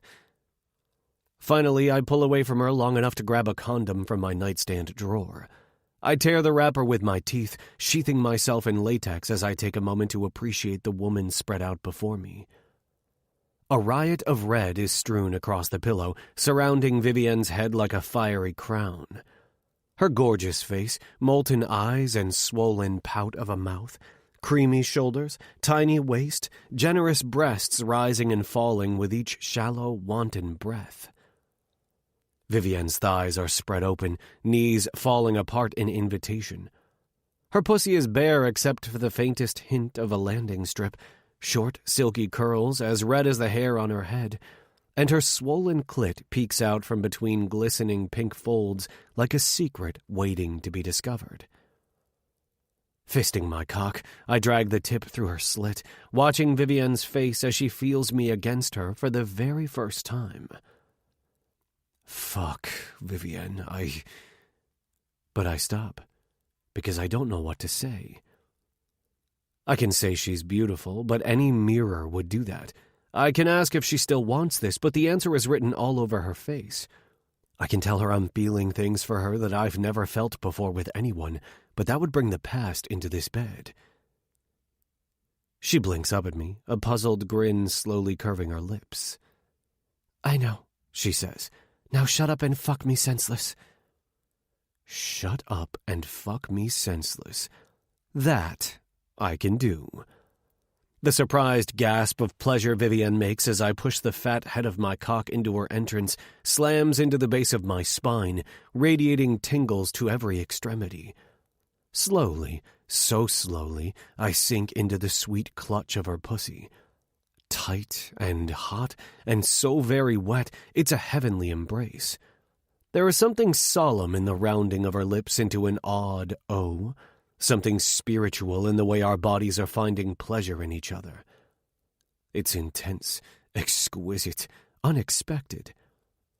I'm halfway inside her when Vivienne gives a restless roll of her hips. Patience, Red, I say, pressing my hand over the flat slope of her belly to keep her still, the base of my palm just above her clit, my fingers nearly at her belly button. She sinks her teeth into her plump lower lip, drawing it into her mouth, emerald eyes blazing with the same kind of heat that's clutching my cock. Finally, I bottom out inside her. Vivienne moans as her ankles lock behind me. So tight, so perfect. The words are just an audible rasp as I pull out all the way to the tip. Let the senseless fucking begin. With a snap of my hips, I slam back into Vivienne, her flushed face and bouncing breasts a sight I want to see every night for... I stop myself before I think too far into the future. I want to fuck Vivienne in every way, in every room, in every position for the rest of the summer. I move my hand lower until I'm pressing against her clit, the friction of each thrust making her thrash beneath me like a leaf trapped in a windstorm. Thrust by thrust by thrust, I torment her. Because I'm the storm. Vivienne is held captive by me. But there's a storm that originated inside Vivienne herself. A storm that has her quivering and clenching, has her fists clutching at me, at the sheets, at whatever is within reach. She finally gives in to the sheer force of it, succumbing with a sharp cry and then a sweeter sigh. Her toes curl, her back bows off the bed, her thighs clamp down on my still pistoning hips. But it's the expression of satisfaction that comes over Vivienne's face that sends me over the edge, my guttural shout filling the air as I spurt and jerk inside her. The primal urges racing through my veins, ancient instincts to rut and conquer and breed, finally subside as the last of my seed leaves my body. I pull out of her slowly, get rid of the condom, and come back to bed, drawing Vivienne against me, her skin dewy from exertion. Chapter 22. Vivienne. 53 days until Labor Day. It feels like Lance and I are playing house, living in a magical make-believe life. Since Sunday, I've spent every night in his bed. I fall asleep in his arms, with the hypnotic sound of waves crashing just beyond the windows and a swirling fan overhead. In the morning, or sometimes in the middle of the night, Lance wakes me up with teasing kisses at my neck and a possessive caress at the curve of my hip. Sometimes it's from his scruff dragging over the tender skin of my inner thighs before his mouth latches onto my already weeping sex. Twice, he was already rocking into me from behind before my eyes opened, the rhythm of his thick shaft between my legs mimicking the push and pull of the tide. But always, always, his gruff, still raspy voice is in my ears, whispering deliciously, devilishly dirty things as he unravels me. I cling, I cry, and I come apart. All before sunrise. I've found heaven, and it's right here in the Hamptons. During the day, while Lance is mostly shut in his office, eyes glued to a computer screen, his phone on speaker, I putter around the house and the yard, occasionally taking his car to work, run errands, or check out local shops and artists. We eat dinner together every night, usually outside. And we have sex. Lots and lots of sex. And it is, chef's kiss, amazing. But now it's Thursday, and after spending the afternoon weeding in the garden, I drop a bath bomb in the tub of the master bathroom and fill it with steaming hot water. I settle in, feeling completely content. Then Lance ups the pleasure quotient by deciding to join me. Now my back is pressed to his chest, his legs surround mine, and there are suds up to my collarbone. I am drowning in bliss. So, Lance says, as he runs a loofah down the inside of my arm, sending tiny goosebumps rising up along my skin like the wake from a boat. there's a party Saturday night I'd like to bring you to. I look over my shoulder to meet his eyes. Really? Yeah. It's kind of a networking thing for me, but it shouldn't be too bad. A couple hours max. You're really giving it the hard sell, huh? He shrugs. Honestly, I'd rather be working or hanging out here with you. But I have a lot of things lined up this summer. Social things. Keep your weekends free for me. That warm, fluttery feeling in my stomach recedes. I can't do that. I just told the restaurant to put me on weekend shifts. I can join you this Saturday, but starting next weekend, I'll be working Friday, Saturday, and every other Sunday. A frown works its way between Lance's brows. Tell them you changed your mind. I pull away from him, warm water rushing to fill the space that's opened up between us. Lance, I'm sorry, but I need the work. Why now? What do you mean? You've been here a month and a half. Why are you only asking for weekend shifts now? I didn't feel like I could. Once I saw what a typical weekend was like, I knew I needed to stay on site. What happened on a typical weekend? The usual for a share house, I guess. Everyone inviting their friends over and friends of friends. Parties with 100 people. Drunken backdives into the shallow end of the pool. Accidentally leaving a shower running or a curling iron on. I didn't want to see anyone get hurt or this gorgeous house ruined. Lance's lips press into a firm line, brackets of irritation forming at the edges of his mouth. You kept your schedule clear to babysit grown adults acting like idiots, but you won't for me. I hate the disappointment filling his eyes. But I'm not willing to admit that this house was the first place that felt like home in years. That I'd been entrusted with a job, and my ego was so battered by my failed relationship that I clung to my new responsibilities like a lifeline. I convinced myself that if no one broke their neck or died of alcohol poisoning on my watch, and if this house was still standing at the end of the summer, then I would land on my feet too. Instead, I give him the simplest explanation, shallow and easy to accept. Unlike you, I don't have a black card and deep pockets. On a Saturday, I'll make 5 times what I can make on a Tuesday, and I need the money. It's also true. The clock is ticking for me. I have less than 2 months to earn enough to afford my own place and maybe, hopefully, build a little cushion to make working for myself a possibility. I need to take advantage of every opportunity to make money.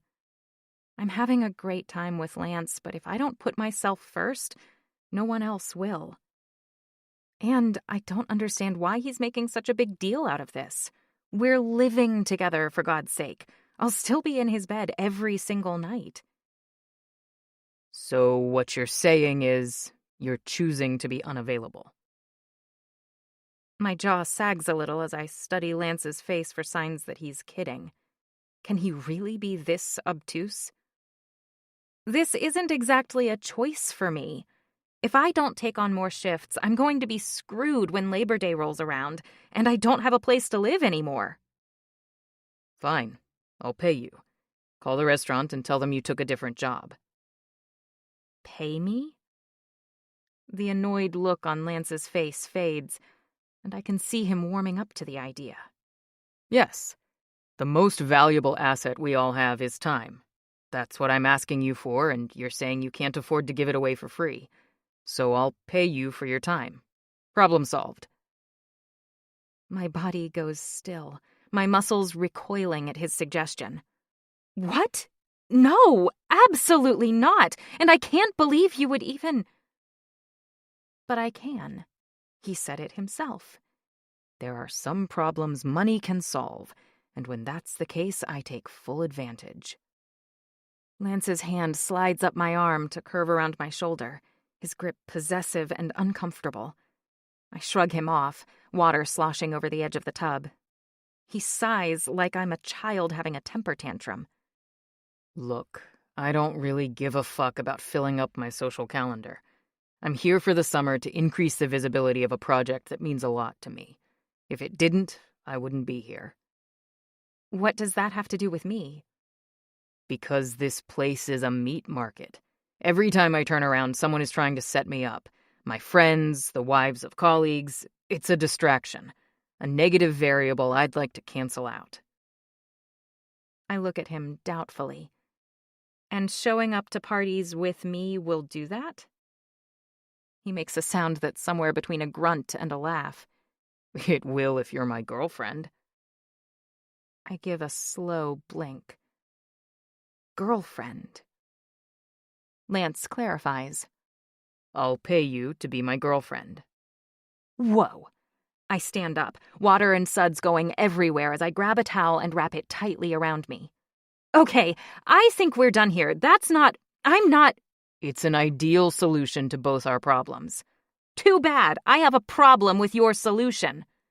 You're being unreasonable, Vivian. You want cash. I want you. Agree and we both get what we want. And what we just did, what we've been doing all week, will that be part of my job? Lance gets to his feet, too, though he makes no move to reach for a towel, simply stands toe-to-toe with me in the tub. Cocky bastard. What? No, of course not. Are you sure? Isn't sex part of the whole girlfriend experience? Look, a few days ago you said you were done with men. After margaritas and tequila shots? Another sigh. I didn't plan for this, for you, but somehow we happened, and I'm glad. Lance's stare is gentle and searching. I find myself saying, so am I. Then let's make this work. He tucks a wet piece of my hair behind my ear, the tenderness of the gesture making me sway toward him. Pretend to be my adoring girlfriend, and I'll pretend to be your very committed boyfriend. And after Labor Day, you'll have a fat bank account, and your time will be your own again. Wham. Until now, we've avoided talking about what will happen with us after the summer is over. Sure, I know Lance won't have this house anymore, that he lives in California. But lately, I've been hoping we'd figure out a way to continue seeing each other, even if it's only every once in a while. But Lance is just another guy already planning to throw me away once I'm no longer useful. Another guy who thinks I'm not good enough for him. Another guy slotting me into a convenient place. Employee. How much? I whisper, my voice a choked rasp. How much is all this pretending worth to you? $50,000. I squeeze my eyes closed. That money would be life-changing for me. No. I force the word past the tightness in my throat. I cannot be bought. I get out of the tub and walk into the bedroom, to the window that looks out over the side yard where Lance found me. The lawn is a little patchy in places from the fire, but I put grass seed down yesterday. By next week it will be perfect and lush again. Lance comes up behind me. Smart girl. Never accept the first offer. I spin around, staring at him incredulously. I won't accept your second either. And, just so you know, girlfriend isn't enough to take you off the market. You should find a fake fiancé somewhere. Lance's amused smile grows wider. Already asking for a promotion. Ballsy. $100,000 to be my girlfriend for the next 2 months. If we need to level up, I'll throw in a 3-carat ring. You're crazy. Lance steps closer, still smelling like sand and sea despite the bath bomb.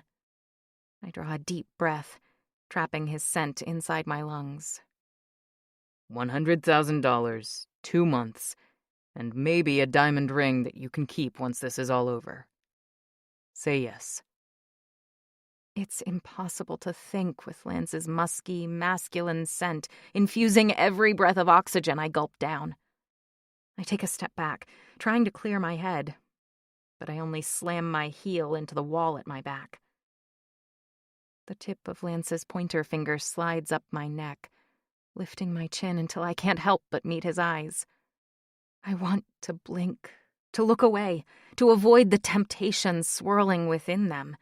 Because I want to be his girlfriend. Of course I do. But not this way. Not if it isn't real. Say yes, he whispers again, the throaty rumble of his voice an audible caress that travels straight down my spine. Under one condition. I want to push against his chest, to put space between us, distance. But I'm afraid if I lay a hand on him, I won't let go.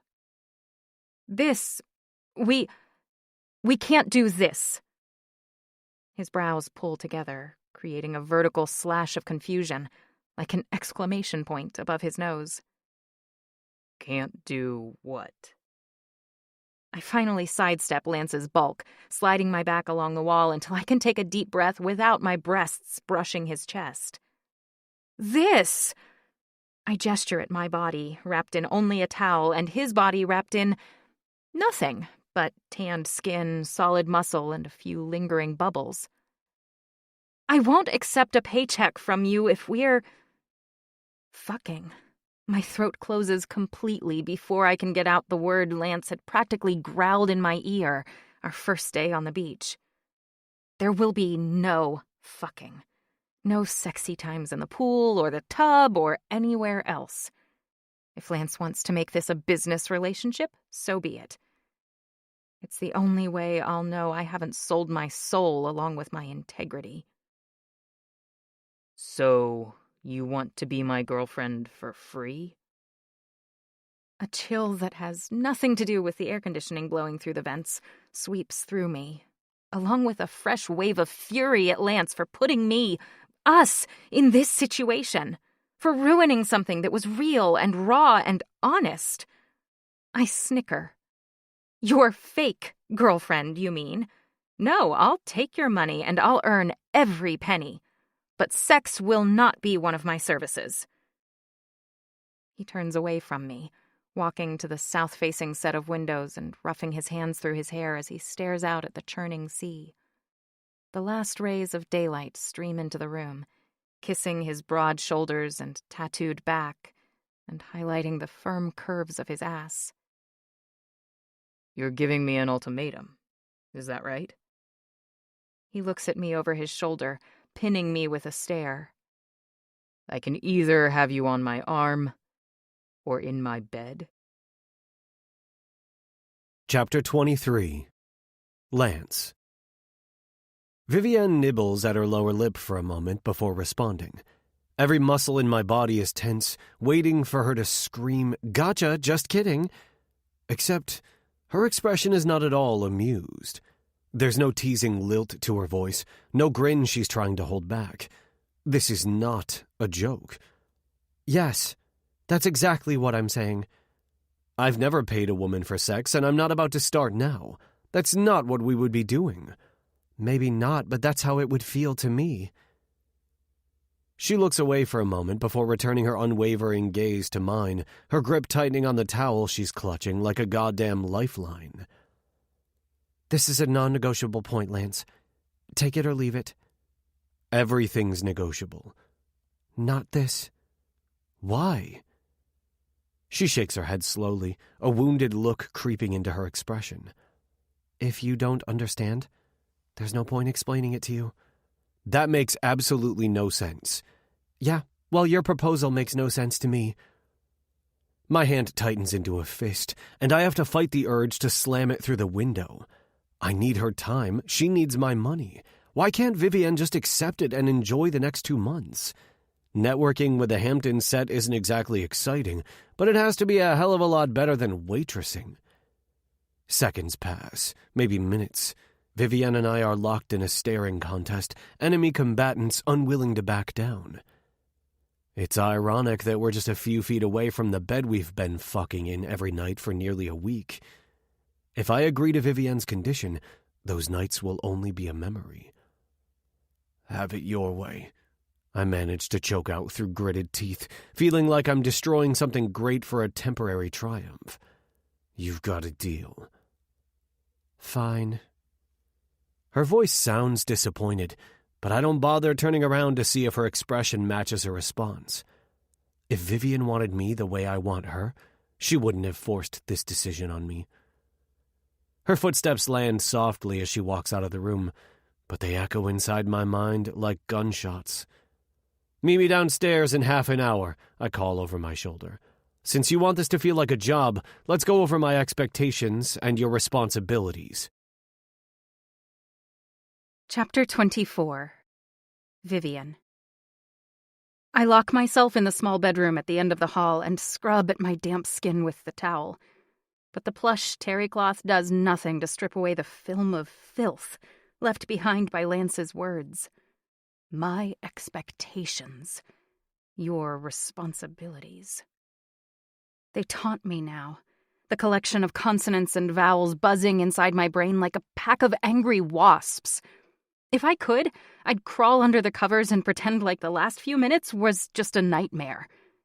But I can't be late for this mockery of a job interview. He wants me to spend the next 2 months lying my ass off. And worse, I'm going to do it. How did this go from the summer of me to the summer of lies?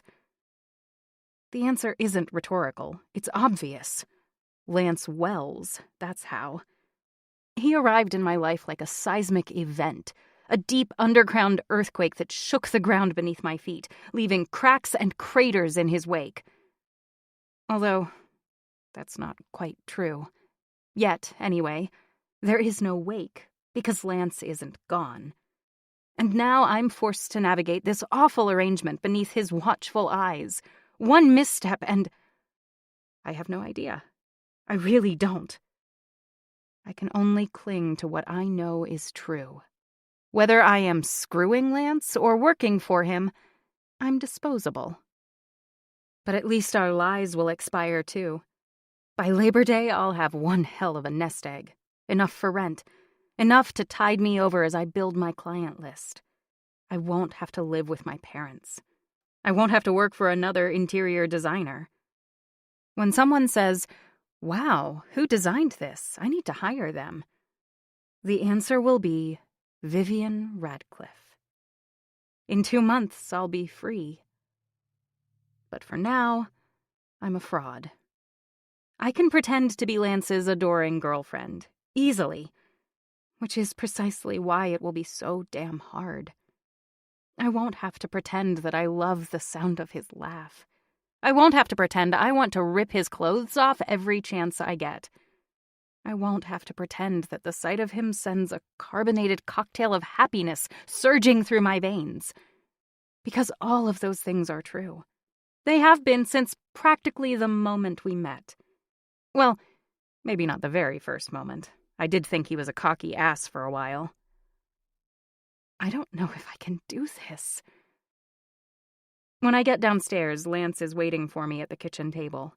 There is a legal pad, a pen, and a bottle of water in front of him, and an identical setup directly across the table from me. I take a seat, uncap the pen, and wait for him to begin. I have a schedule of events for the rest of the summer I expect to attend. I'll add you to my calendar once we exchange contact information, but in the meantime... He pushes a piece of paper across the table at me. You should review this. A humorless smile flickers at the corners of my lips. Lance and I have exchanged bodily fluids, but we never bothered to exchange phone numbers. He frowns at me. Is that a problem? No. I write my phone and email address out for him, then rip off the sheet and push it across the table. There you go. He slides a check back. Half today and the rest on Labor Day. My bank account isn't going to know what to do with $100,000. At the very least, it will certainly raise some red flags. I'll probably get put on a terrorist watch list. How do I know you'll pay me the other half once the summer is over? He doesn't blink. How do I know you won't take off with $50,000 today? Because I keep my promises. As do I. Well, okay then. What else do we need to discuss? If we're going to pull this off, I expect some degree of intimacy. I uncap the water bottle and take a long sip. When we're in public. Lance's eyebrow lifts, as if reminding me of the irony of this conversation. We've been intimate all over this house. If you insist. I do. Any restrictions? I feel my cheeks heat.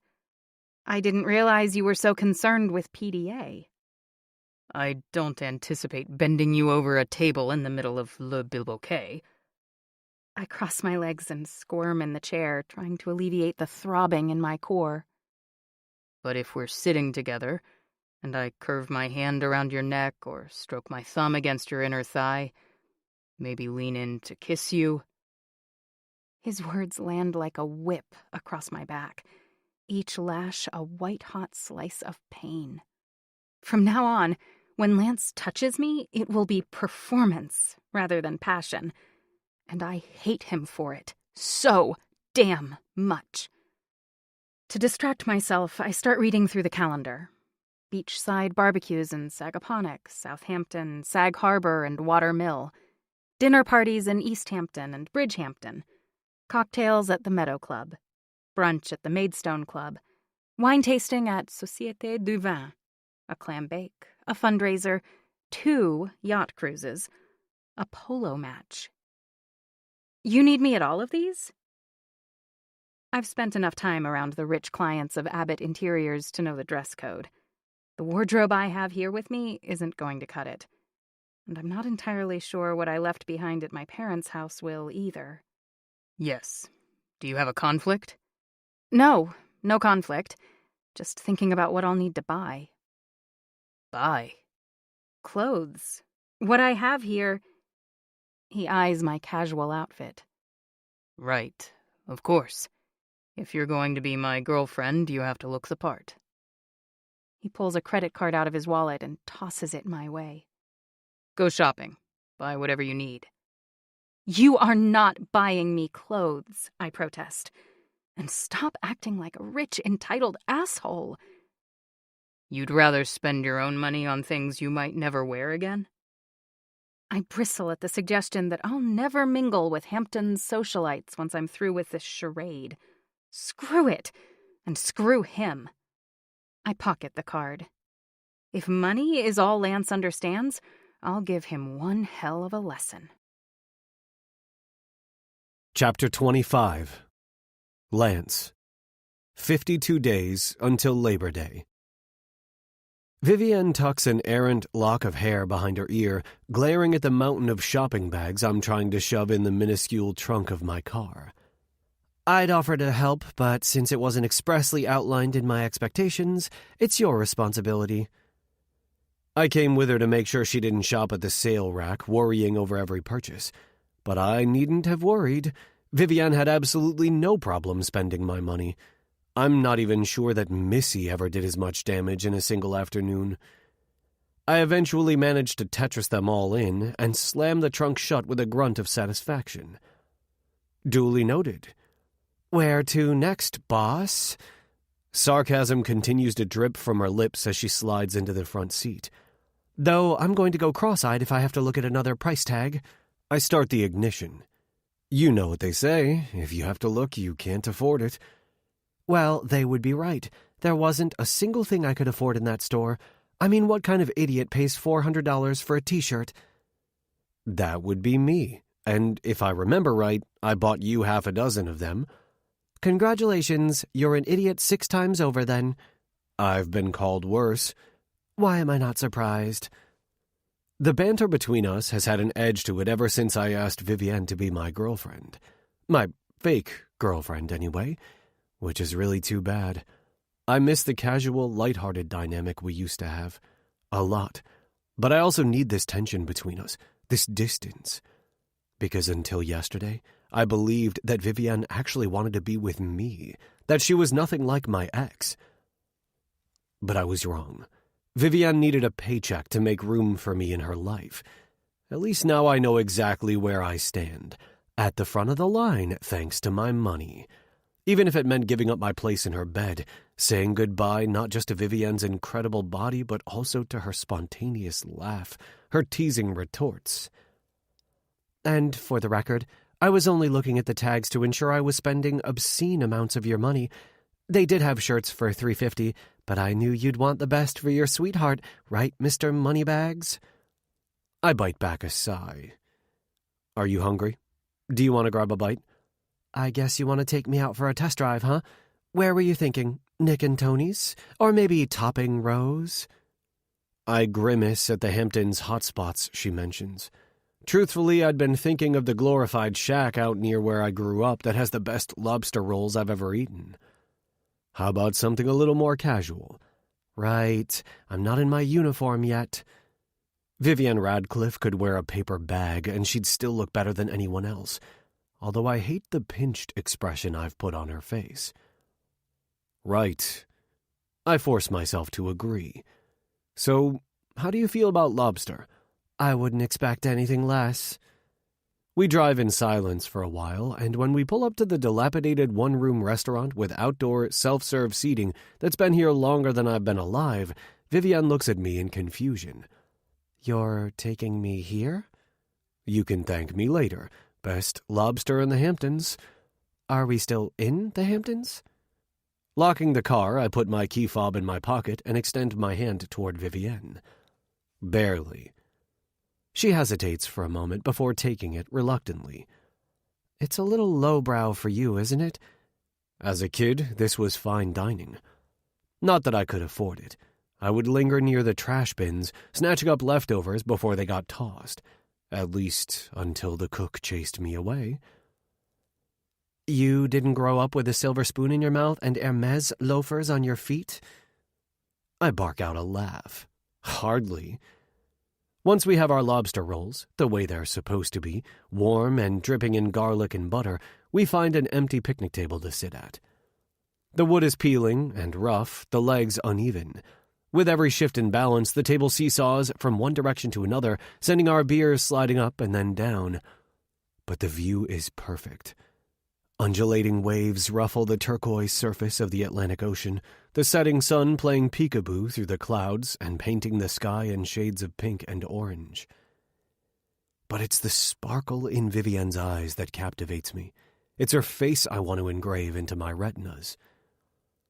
For a split second, I wish I never suggested this arrangement, that we were still just two people sharing the same house, because this, butter dripping down my fingers, the taste of warm lobster and cold beer lingering on my tongue, and the smart, sarcastic, sexy-as-fuck girl sitting across from me is everything I've ever wanted.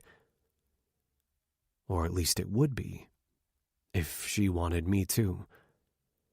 Tell me about Lance Wells, she says, plucking a piece of lobster from inside her roll and popping it into her mouth. The one before he had the cash to fund ridiculous shopping sprees and rent houses in the Hamptons. I manage not to wince at the lie I could easily correct. Should correct. What's the difference if I rent the house or own it? I don't care about the agreement I made with Seth not to tell anyone about his deceit.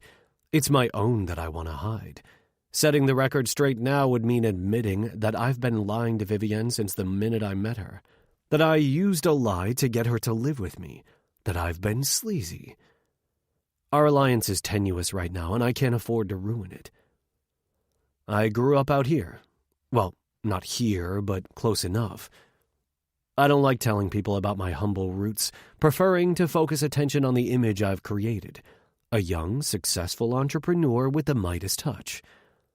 But I can't bear to feed Vivienne another untruth. The closest I ever got to a Maserati was looking at a Hot Wheels display in a drugstore. I went barefoot more often than not because the only shoes I had were from the dollar bin at the Salvation Army, which was a step up from the donation bins at the library. Vivienne puts down her lobster roll, wiping her mouth with a napkin. A pang hits south of my belt buckle. What I wouldn't give to lick her lips right now. I never would have guessed. That's the idea, I say, taking a swig from my bottle. Is your family still here? My dad died a few years ago. My mother is who the fuck knows with her latest husband, who I've never met. And your stepsister? Vivienne asks, the tone of her voice suddenly tentative. She isn't certain of Krista's death, but she obviously senses it. I couldn't rescue her from everything, unfortunately. I clear my throat. The coordinates you asked me about, they are for her gravesite. She's buried upstate in a private cemetery on land that's been in her family for generations. Her family, not mine. I knew I wouldn't be able to visit much, so... Vivienne's forehead crumples. Oh, Lance, I'm so sorry. You must really miss her. Yeah. We didn't even meet until I was 16. She was a few years younger, but we hit it off right away. I pull my hand away, crumpling the remains of my roll in the paper plate. I'm not hungry anymore. But I don't stand up. I see her sometimes. I'll be in a hotel and think I see her across the lobby, or I'll pick up the phone to call her. My head drops heavy on my shoulders. Stupid, I know. That's not stupid at all.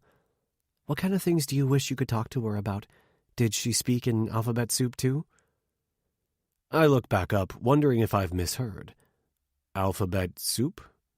You know, all those acronyms you throw around like actual words. PDQ, XYZ, KLJ. A laugh breaks up some of the tightness in my chest. I'm pretty sure I never used any of those. And no, she and I were polar opposites. Krista was artistic, creative. Like you, actually. Always drawing or painting. She sounds great. That tightness comes rushing back, and I lift a hand to my sternum, trying to rub it away. Yeah, she really was. The tattoo on your back? I was trying to convince her to go to art school, and she kept saying she wasn't any good. So I took one of her sketches and brought it to a tattoo parlor. Thought it would prove that I believed in her. Did it work? I nod. She was in her last year at UCLA when... Vivienne looks at me as if she understands. Well, I bet she'd be proud of you, of all you've accomplished. You've come a long way. I glance around us. And yet, I'm right back where I started. Chapter 26. Vivian. It's unsettling to think of the blonde brute in front of me as anything other than a man who has made me his co-conspirator in, if not fraud, at least a lie. But my Viking was once just a little boy. A boy who couldn't afford new shoes. A boy who was abandoned by his mother, who lost his father and a stepsister he loved like a sister. Knowing his history makes it impossible to look at Lance the same way, and yet, nothing has changed. Lance isn't a little boy anymore. He's a successful man, one intent on making a liar out of me. Standing up, I throw the rest of my lobster roll and beer into a garbage pail a few yards away. Lance does the same, and when I turn around, I practically plow into his chest. I swear he has no concept of personal space. Want to walk along the beach before heading back? No. Any more intimate revelations, and the last of my defenses will be in ruins at my feet. I'll beg Lance to kiss me, hold me, fuck me, maybe even love me. I don't actually answer him. My throat is too tight for that. But I keep pace with him, and we cross the street together, our hands finding each other before we reach the opposite side. My skin tingles from Lance's touch, my bare arm registering the heat coming off his body. So now that you know everything about me, tell me more about you. I clear my throat, resisting the urge to pull away from his grasp. I hardly think one conversation about your past qualifies as everything. As if Lance can feel the turmoil inside me, his fingers squeeze mine. Maybe not, but I wouldn't mind knowing more. You already know plenty. I'm boring, remember?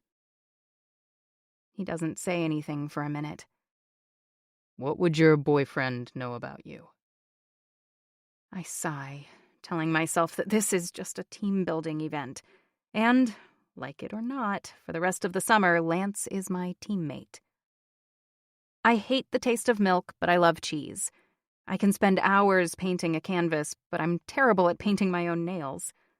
As a kid, I would stay up hours past my bedtime reading my mom's romance novels, but I hated reading for school. I pause. Except maybe The Outsiders.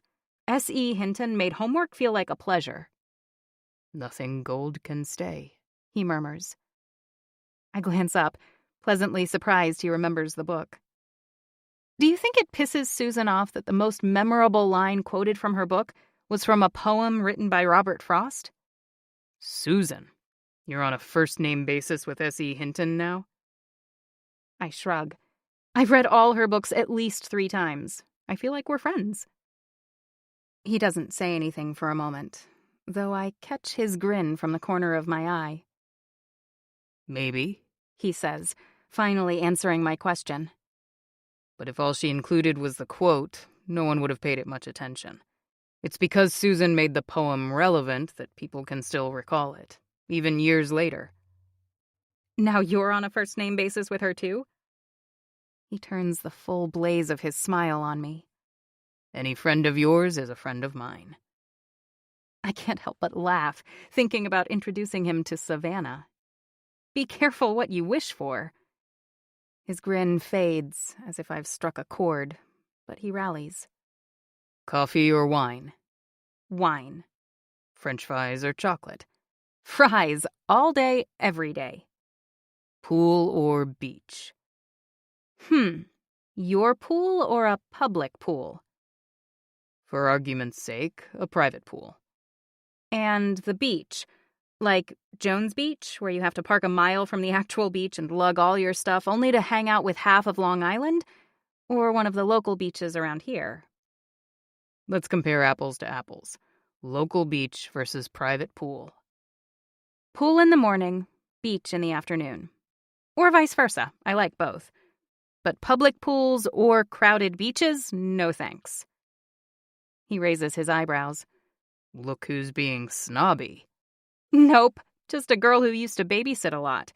Do you want to know how much poop is left in a kid's swimmy diaper after... Lance groans. Never mind, I don't need... Not a lot, I finish. If you see something that looks like a Tootsie Roll floating in the water, it's definitely not candy. Thanks. I probably could have lived my whole life without that tidbit of information. You know what they say, the more you know. The sun is dropping toward the horizon, tired after a long day. But not so tired that she doesn't give us a show, painting the endless blue shoreline in streaks of neon pink and fiery orange, highlighting the white-capped waves dancing along the water's surface.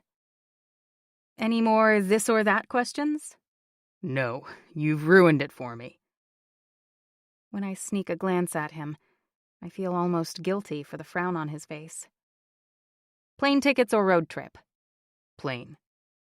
TV or movie? Movie. Morning sex or night sex? Lance's head spins like it's on a swivel, and I look away, hiding my blush. If we're dating, we should probably know these things about each other, I mumble. A few seconds pass, just long enough that I'm beginning to wonder if he'll give me an answer. Not that sex isn't great every time of day, but morning sex is my favorite way to wake up. How about you? I'm more of a nighttime girl.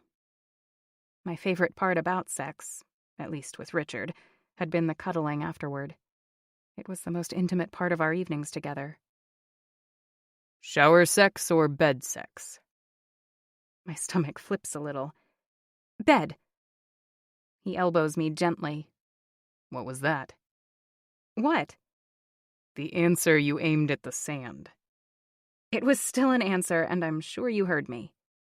Wait. His eyes widen. Have you never had shower sex? I don't want to play this game anymore. Mostly because now I very much want to have shower sex with Lance. As if he's reading my mind, Lance squeezes my hand. I'd be more than happy to give you a very thorough... No, definitely not. If you change your mind... I won't. I can't. I shouldn't. But not for the same reasons I gave Lance when he first suggested our arrangement.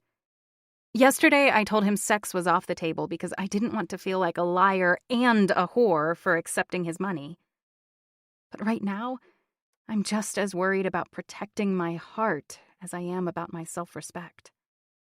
Saying goodbye at the end of this summer will be so much easier if I still think of Lance as the cocky ass I first believed him to be. as the cold-hearted businessman who destroyed any chance at a genuine relationship or even a fun summer fling in favor of his bottom line. In my soul, I know nothing about this summer will be easy. Not the lying, not the truth, and definitely not goodbye. Chapter 27. Lance. 44 days until Labor Day. Lance? I look up from my laptop to find Vivienne silhouetted in the doorway, wearing a white dress that somehow manages to be both sexy and sweet. Her red hair cascades over her shoulders in soft waves, drawing attention to her curves. And on her feet, she's wearing peep-toe stilettos that tie at the back of her ankle with a bow I immediately want to untie with my teeth. Hi, is this okay? She does a slow spin, her arms outstretched. I have to bite down on a groan. In those shoes, and with her coloring offset by the flouncy white dress, all I want to do is fall to my knees and bury my face between her thighs. Once Vivienne is standing still again, she sets her hands on her hips. You don't look pleased. I can go change. If my face reflects my feelings, what she's seeing is lust. This no-sex restriction of hers is killing me. No, you look fine. Let's go. Fine, she repeats. That's exactly the look I was going for. Thanks. I close my eyes for a moment, inhaling a breath. And when I stand up, I shove my hands in my pockets so that I don't show Vivienne exactly how fine I think she is. Sorry. I nod at my open laptop. My head was still on work. You look beautiful. Perfect. She holds my gaze, a shallow frown appearing between her brows as she scrutinizes my expression. Apparently satisfied, she spins on her heel and walks out. Following her, I pass by the glass doors that now frame the backyard oasis Vivienne created. There are lounge chairs around the pool, a gazebo shading a corner of the patio, a fire pit at the edge of the yard, a teak dining table, and plenty of seating. My sole contribution, an enormous grill, was delivered just this morning. I never did get around to buying a hammock. The way things are going, there's no need. Our lobster date was a week ago, and last weekend's event that prompted my girlfriend-for-hire scheme was canceled when the remnants of a tropical storm that battered the Caribbean rolled in, drenching the east end of Long Island for almost 36 hours and causing widespread flooding and power outages. But while sunny skies have returned, the vibe between Vivienne and I is still bleak. She's been sleeping in the bedroom at the end of the hall and spending as much time away from the house as possible. Today is our first outing as an official couple. Once we're in my car, she says, "Let's go over this one more time. We met through our real estate agent and decided..." I stop at the end of the driveway and look over at her. She's wound tighter than my Rolex Submariner. There's such a thing as over-preparing, you know. Maybe for you, but you're not the one who's acting here. I am. My entire life has been an act, just trying not to be exposed as the imposter I am. This car, this house, these clothes, this girl. Is this really my life? I've created an incredibly successful business, but in my head, I'll always be the poorest kid in a shitty town with a dad who could barely take care of himself, let alone a child, and a mom who took off.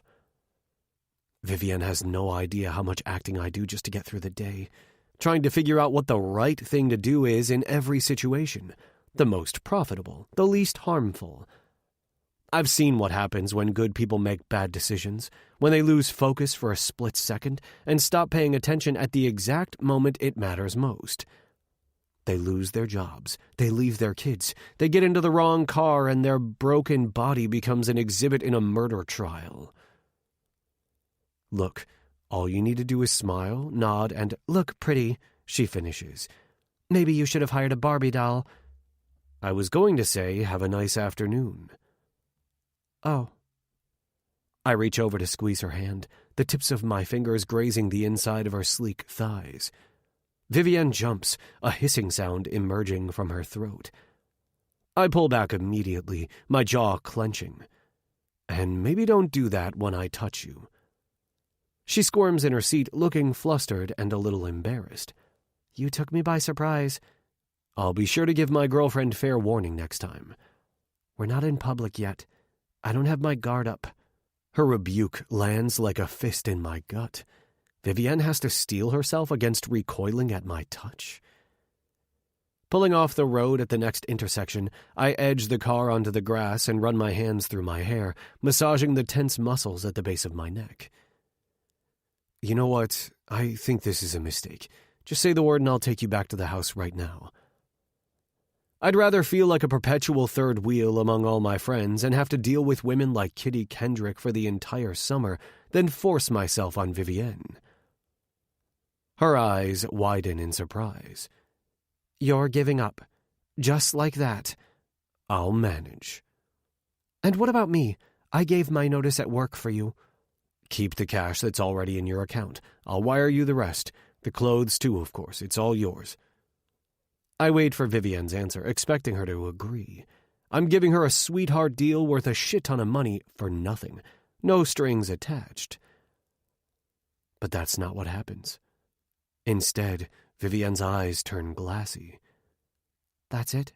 You won't even give me a chance? I'm that easy to throw away, huh?"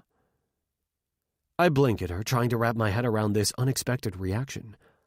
"That's not what I meant," I say slowly, cautiously. "I wasn't raised by my mother, I don't have a sister anymore, and my previous girlfriends would never allow tears to ruin their eyelash extensions."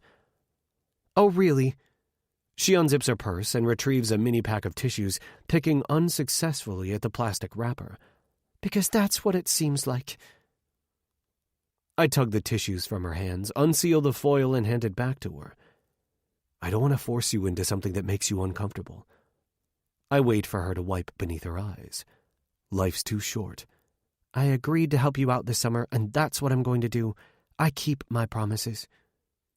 Wiping at the adorably pinkened tip of her nose, she faces forward again with a ragged exhale. "Now drive. We have a party to get to."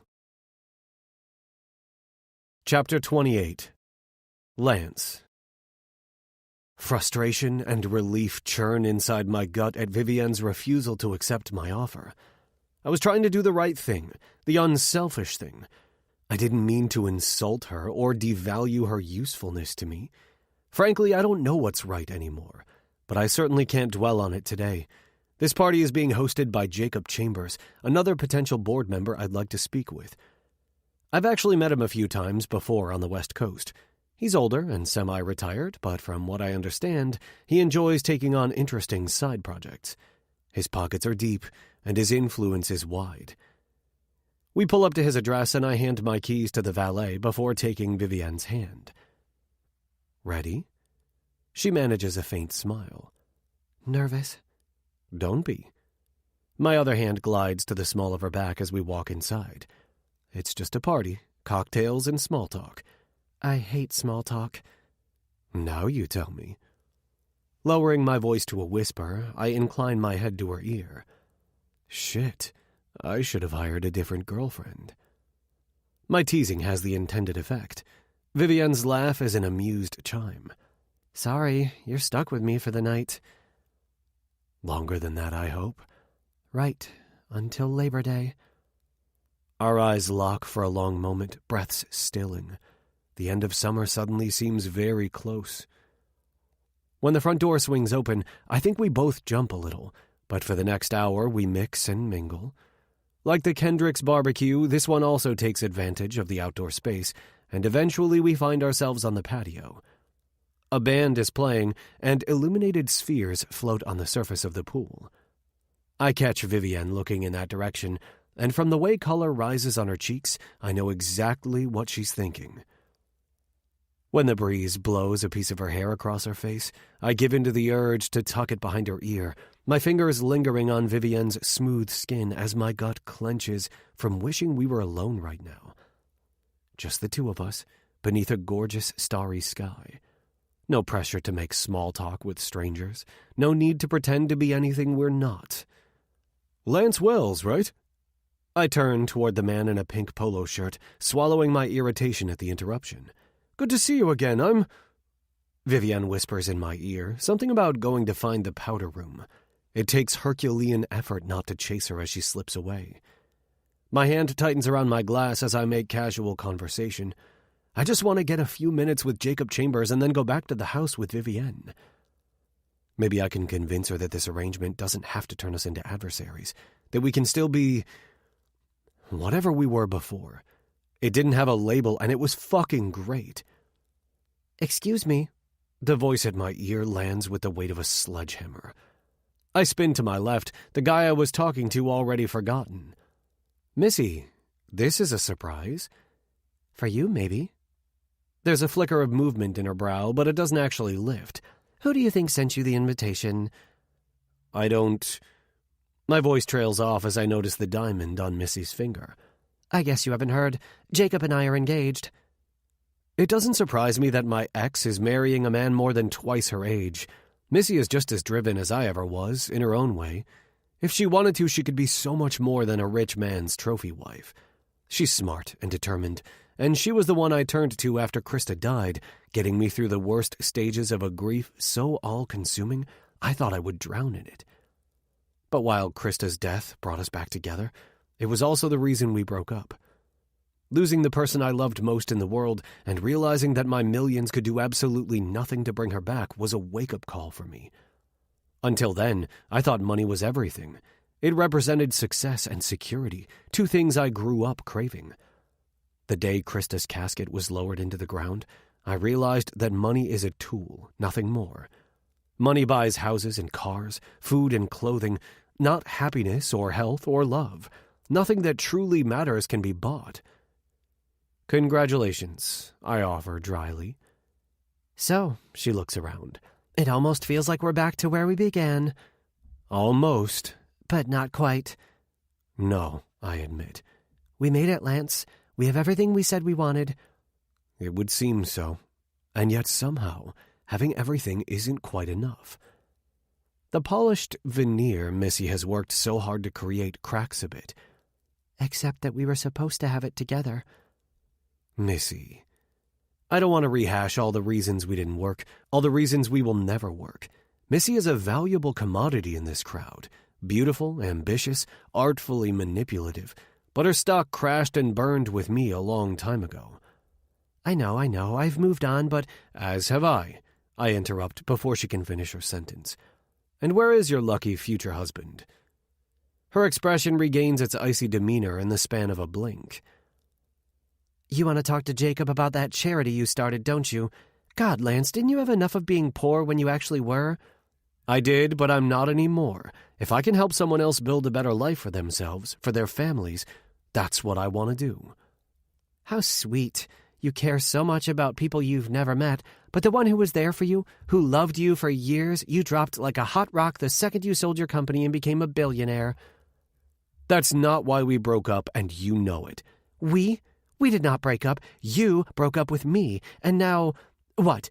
You just want to give all your money away to people who have no idea what to do with it." "That's the point. We're not giving them money. We're teaching them how to responsibly—" "Save your elevator pitch for Jacob." She drags a fingernail down my forearm. "Maybe I can put in a good word for you. Then again, maybe I should put in a bad one." I move just out of reach. "You do whatever you have to do, Missy." "Are you sure about that? Because if word gets out that Jacob Morgan turned you down, well, you know the Hamptons. Gossip shuts more doors around here than wind coming off the ocean. That's for sure." Chapter 29. Vivian. I almost high-five myself in the bathroom. Lance and I are slaying it out there. And the crazy thing is, I'm having a great time. Lance has been attentive and charming. And other than a few openly jealous glares from some of the women here, everyone has been lovely. I can do this. I can hold my own with this A-list crowd. I'm finally realizing how much I allowed Richard to get into my head, convincing me that I wasn't good enough for him, that I would never fit in with his friends, that I was only, and always would be, the hired help. I take a few extra minutes to wander around the main floor of this gorgeous house, absorbing all the elegant details, the expensive art. It's a little formal for my taste, showy rather than welcoming, but I appreciate the dramatic color palette and high-end finishes. It's obvious that no expense was spared. Eventually, I make my way back outside, accepting a fruity cocktail from a passing waiter before looking around for Lance. I spot him immediately. How can I not? My Viking towers head and shoulders above almost everyone. When I left, he was speaking with a man in a pink polo shirt, but now he's bent low in conversation with a blonde in a cobalt blue dress. A very beautiful blonde, with a flawless figure. A prickling, entirely unwelcome sensation claws at the base of my spine. I want to grab hold of her sleek bob and send her sprawling. Hands off my man. Except that Lance isn't really mine. And acting like a jealous shrew is hardly an appropriate reaction among the Hamptons elite. Sliding my arm through Lance's elbow, I press a quick kiss along his jaw, noting the lipstick mark I leave behind with a tug of satisfaction. I can't leave you alone for a minute, can I? I murmur sweetly, then turn my eyes on the blonde. Her stare is icy when it meets mine, the flirtatious smile she'd aimed at Lance turning thin and brittle. That's probably a good idea, though I'd be more concerned about him leaving you. Lance Wells is good at just about everything, except commitment. Now, if you'll excuse me, I have to find my fiancé. She reaches out a sculpted arm to squeeze Lance's shoulder, her eyes locking on mine as she plants a kiss on Lance's cheek, purposely leaving her own mark behind. I rein in my temper as I watch her walk away, then wipe at her lipstick stain with my thumb. Who was that? He grunts, a vein at his temple pulsing. No one important. Ah, we finally meet. You must be Vivian. Another beautiful blonde comes toward us, but her smile is genuine and very familiar. Jolie. The name emerges from my throat with a hushed kind of reverence. Jolie graced the covers of magazines for the better part of a decade before walking away from it all to start her own business, a line of jewelry I absolutely love. I slap a hand over my throat, realizing that the necklace I'm wearing is hers. Luckily, she doesn't assume I'm a stalker. Instead, she tells me she likes my necklace with a wink, as if we have an inside joke. I'm not celebrity obsessed. I never bother famous people for their autographs or a selfie. But inside, I'm having a major fangirl moment. Thanks, I managed to squeak. I would tell you where to get one, but I think that would be pretty redundant. She lets out a warm, throaty laugh that seems almost at odds with her delicate features. To be honest, that necklace has already sold out. I forgot to have my production manager set one aside for me. Oh.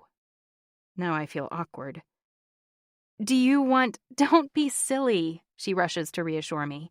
The thrill of seeing my pieces out in the world never gets old. A man I immediately recognize as Jolie's husband appears at her side, his hand easily sliding around her waist as he drops a kiss on her neck. I know their whole backstory. It was all over the news when he took out a full-page ad in the New York Times a year or so ago.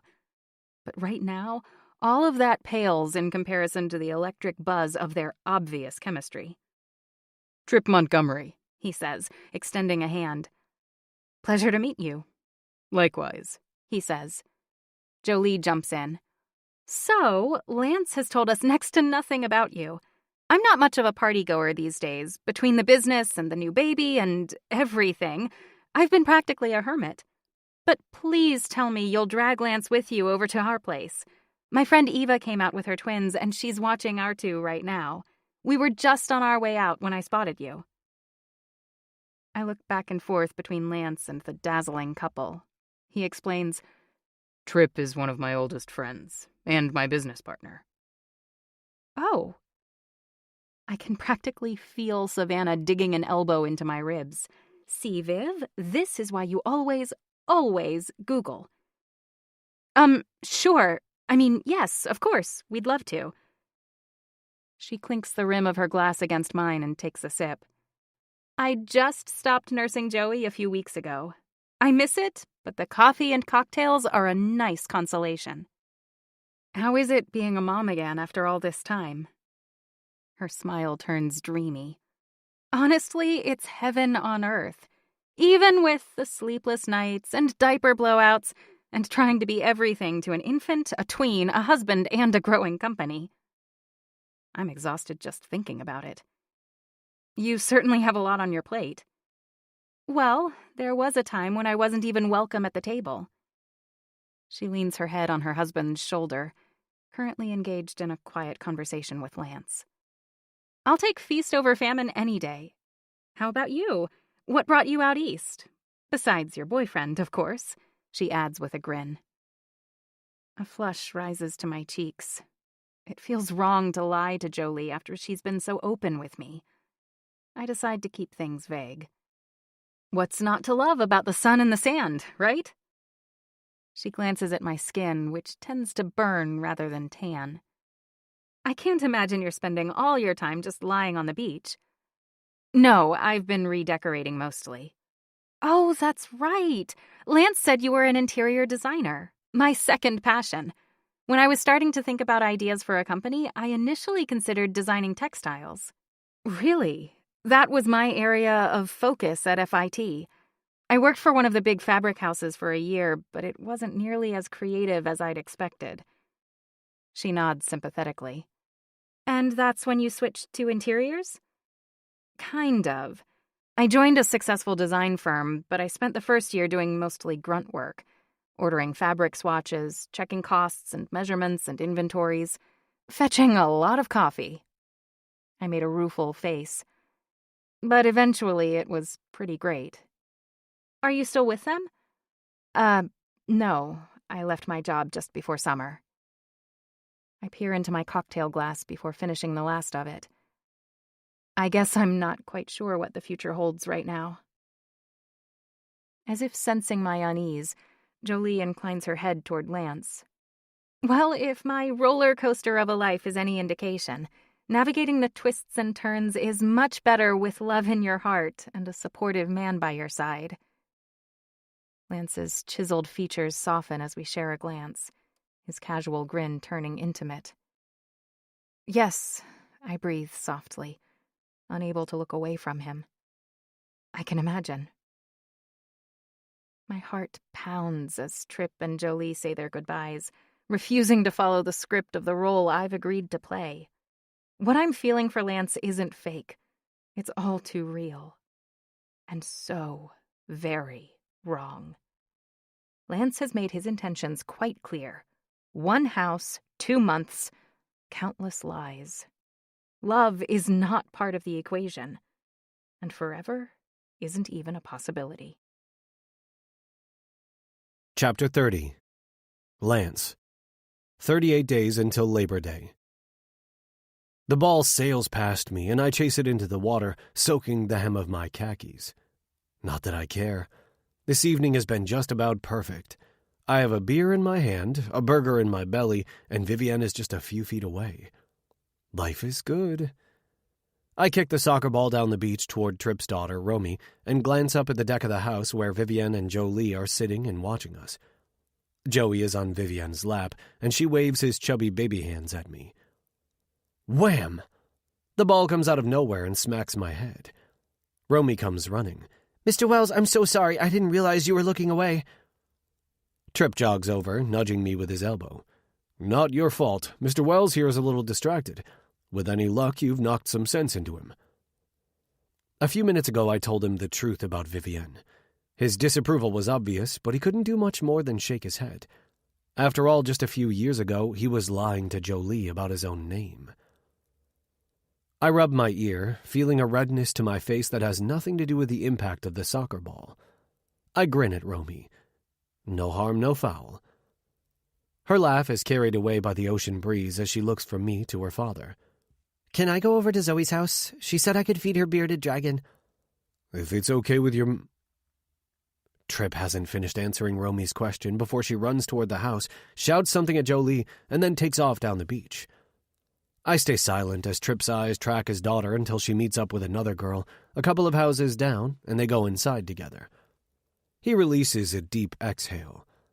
Of all the things I do every day, watching that little girl run away from me is always the hardest. I can't even imagine.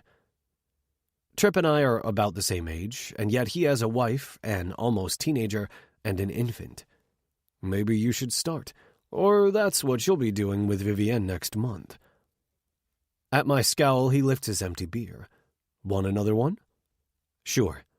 I follow him across the sand and up the steps of his deck. He grabs 2 bottles from the outdoor kitchen, hands one to me, and we join his wife and Vivienne. How's your head? Jolie asks, a knowing smile perched on her lips. Exactly how it should be after taking my eye off the ball. I don't know about that. She glances at Vivienne. Seems to me you had your eyes on something more important. Vivienne's cheeks flush pink, and she looks down at Joey, tickling his belly. The baby laughs, immediately dissolving the tension that had crept in. Best sound in the world, Trip murmurs, planting a lingering kiss on Jolie's head. There is an easy affection between Trip and Jolie, but it's noticeably underscored by their deep connection. An unexpected bolt of longing stabs the back of my neck and travels the length of my spine. Envy for what these two have found in each other, desire for the life they've created together, and very little hope I'll ever have it myself. Is he always this happy? Joey is holding one of Vivienne's fingers in each of his fists, a gummy grin stretching between his cheeks. No, Jolie says emphatically, her hand squeezing Trip's thigh as she leans against him. He didn't sleep more than 2 hours at a stretch for months, and if he wasn't nursing or sleeping, he was screaming. That phase of my life is just one long blur. I bought a treadmill desk so I could strap him into a baby carrier and get some work done, Trip adds. The surprise must show on my face because he laughs. I think we may be the only dual-career parents on the Forbes 400 list who refuse to hire full-time help with their kids, but after losing so much of Romy's childhood, neither one of us is willing to sacrifice any more than we already have. We make it work. You make it look easy, Vivienne says. Jolie laughs the comment off. You haven't spent enough time with us. I'm sure I wasn't too cute at 4 a.m. this morning when Joey peed on me while I was changing his diaper. Trip throws his arm around her. I beg to differ. She rolls her eyes. Only because I had to take my top off. That didn't hurt.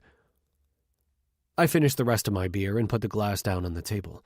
My brain is completely scattered right now. Vivienne is right. Trip and Jolie make their complicated lives seem easy. On that note, we should probably head out. Jolie looks disappointed. Oh no, I hope we didn't scare you off. Vivienne stands up and hands the baby back to Jolie. Don't worry, I assure you it takes more than talk of topless women to scare Lance off. Good, because you need to come back.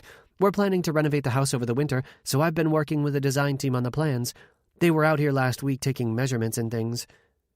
Jolie looks appealingly at Vivienne. We're still going back and forth with the architectural details, but I'd love to get your impression on the mood boards and fabric swatches they're sending this week. I still have baby brain, and I'm worried I'll wind up with a house that looks like a little boy's nursery. Are you sure? Vivienne asks. I wouldn't want to step on anyone's toes. Most designers are very touchy about the opinions of anyone other than their clients. Don't worry about that. It will be our secret. Vivienne forces an amenable smile, but I can read her thoughts. Just what we need. More secrets. Chapter 31. Lance. 37 days until Labor Day.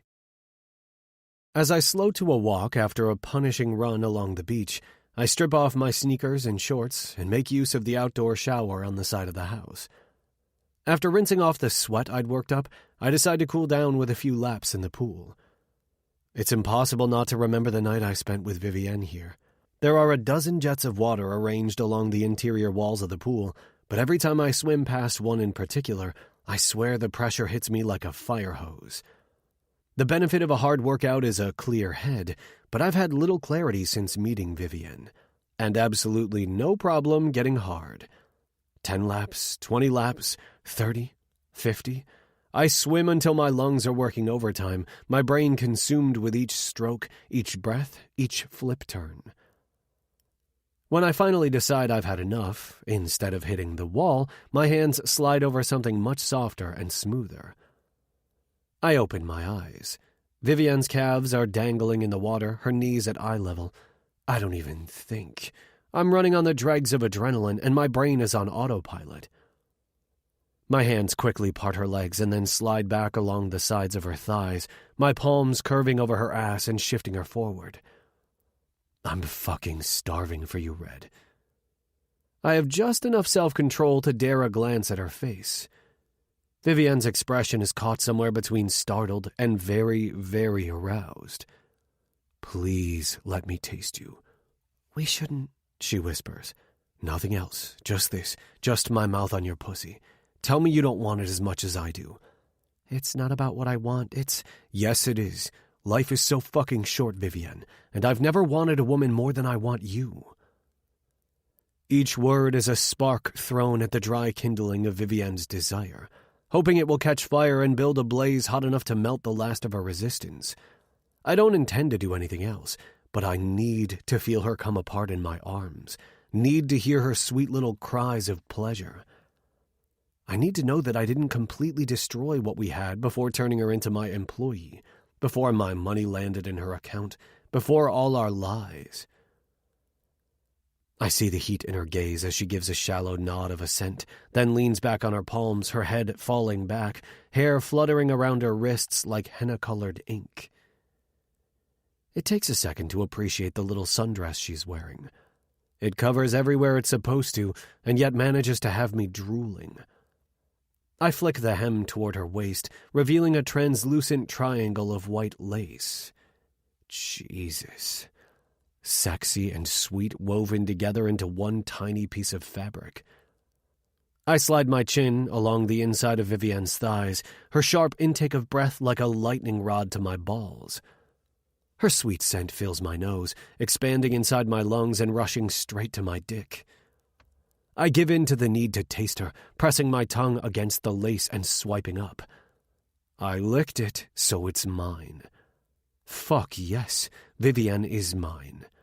Pushing her thighs further apart, I curl my fingers inside the lace of her panties and slowly, so slowly rip it in two. Bear, Vivienne's pussy is a thing of beauty, a work of art, a treasure to be pillaged. Sliding my thumbs inside her folds, I part her already glistening lips, my eyes feasting on the swollen nub of her clit peeking out from beneath its hood. Each inhale is laced with Vivienne's heady sweetness, cut by the sharpness of the chlorine. I press my nose into the cleft of her cunt, my tongue eager to explore and taste. With her on the pool deck and me in the water, I don't have as much freedom as I'd like to spread her out, to bend her to my will, licking and sucking and biting more than just this small slice of heaven spread before me. But I make do, throwing her knees over my shoulders, grabbing her ass again and pulling her almost off the edge, enough so that her narrow crack, with its tightly pleated pucker, winks at me.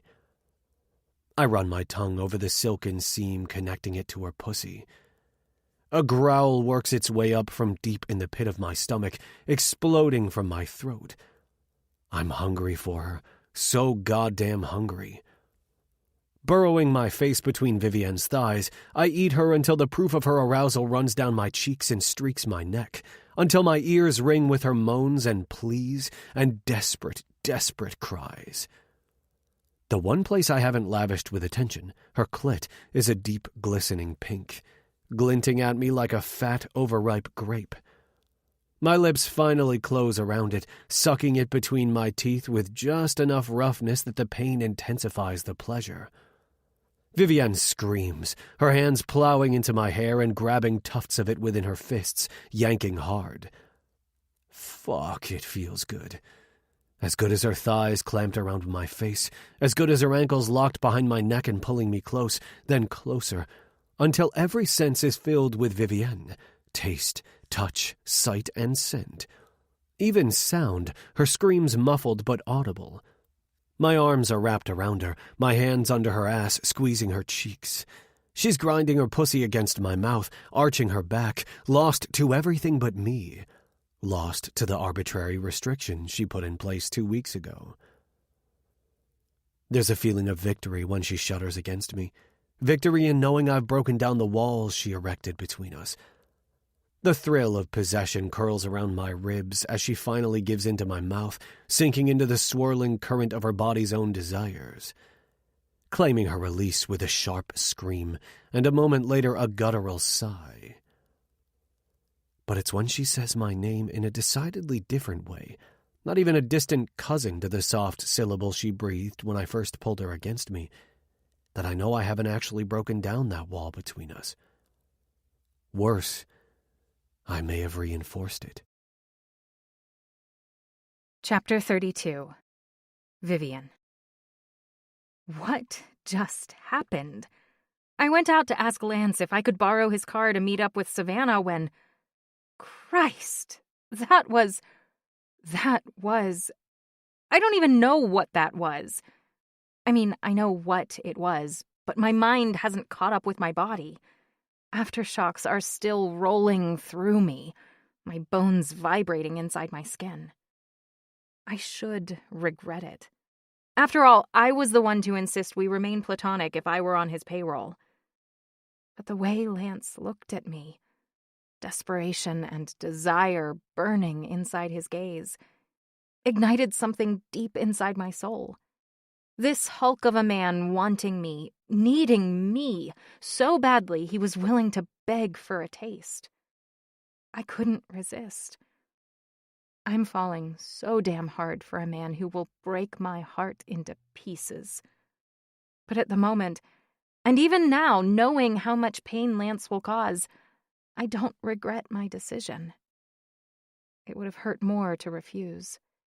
To be staring straight into Lance's too beautiful, too expressive face, and deny him anything. I'm not that strong. Instead, I spread my legs and cried his name and reveled in the pleasure he offered. So much pleasure. And now I'll never be able to look at Lance again, at his lips and teeth and tongue, without imagining how damn magical they'd been between my thighs. I am such a hypocrite, because I'm not just pretending in public. I'm pretending in private, too. Pretending I'm not falling for Lance a little more every day. And it's terrifying. I'm not ready for this. 6 weeks ago, I thought I was living the dream. Dream job, dream boyfriend, dream apartment. And, just like a dream, when I finally woke up, it was all gone. Pleasure, too, is temporary. But at least the memory of it will stay with me for a lifetime. Unlike Lance himself. Nothing we just did alters the facts of our arrangement. Lance's intentions haven't changed. When summer ends, so will we. I can live in Lance's house, drive his Maserati, and wear the clothes he bought me, but this life isn't mine. Lance isn't mine. I'm just the hired help. Again. Brushing away unwanted tears, I pull on a new pair of panties and run downstairs, grabbing Lance's car keys from the kitchen counter. I can't hide in my room all day, reliving the echo of his mouth between my thighs, his hands squeezing my ass, his tongue doing the most magical things to my body. The man makes me feel like a bundle of ill-fitting bones held together by a short-circuiting network of nerves and synapses. And even though an orgasm slammed into me just minutes ago, there's still a part of me that feels hollow and unfulfilled, completely empty. I'm just pulling into the parking lot of Budaberry, where I plan to satisfy that emptiness by devouring a vat of frozen yogurt, when my phone rings. Shit. Hey, I answer shakily. I'm sorry for taking your car without... I don't care about that. He cuts me off. Are you okay? My eyes automatically drop to my Fitbit. Almost noon, and I've walked less than 2,000 steps. But my legs are still tingling and already sore. With his head between my thighs, Lance can make me feel like I've run a marathon while sitting down. Define okay. Do you regret what just happened? I hesitate, not sure how to explain the way I'm feeling, without opening myself up completely, making myself entirely vulnerable to a man who doesn't feel the same way I do, want the same thing I want. Do you? Fuck no. Nothing tastes better than you coming on my tongue. By some miracle, I manage to snag a table, and Savannah breezes in a few minutes later. I swear, I drool all week long, just waiting to get back to this place. I nod in agreement, my mouth already full of coconut and chocolate and fresh raspberries. Me too. But all I can think about is Lance. I want to be kissing him, stroking him, showing him just how... Stop it. You? Savannah points her spoon at me accusingly. You've been out here the whole summer. Don't tell me you only come here with me. A guilty flush rises to my cheeks. I might have swung by once or twice, but only when I'm out this way, I promise. And how often is that? I would think you'd be camped out at the gorgeous house with your new man, who I'm dying to meet, by the way. He's not my man.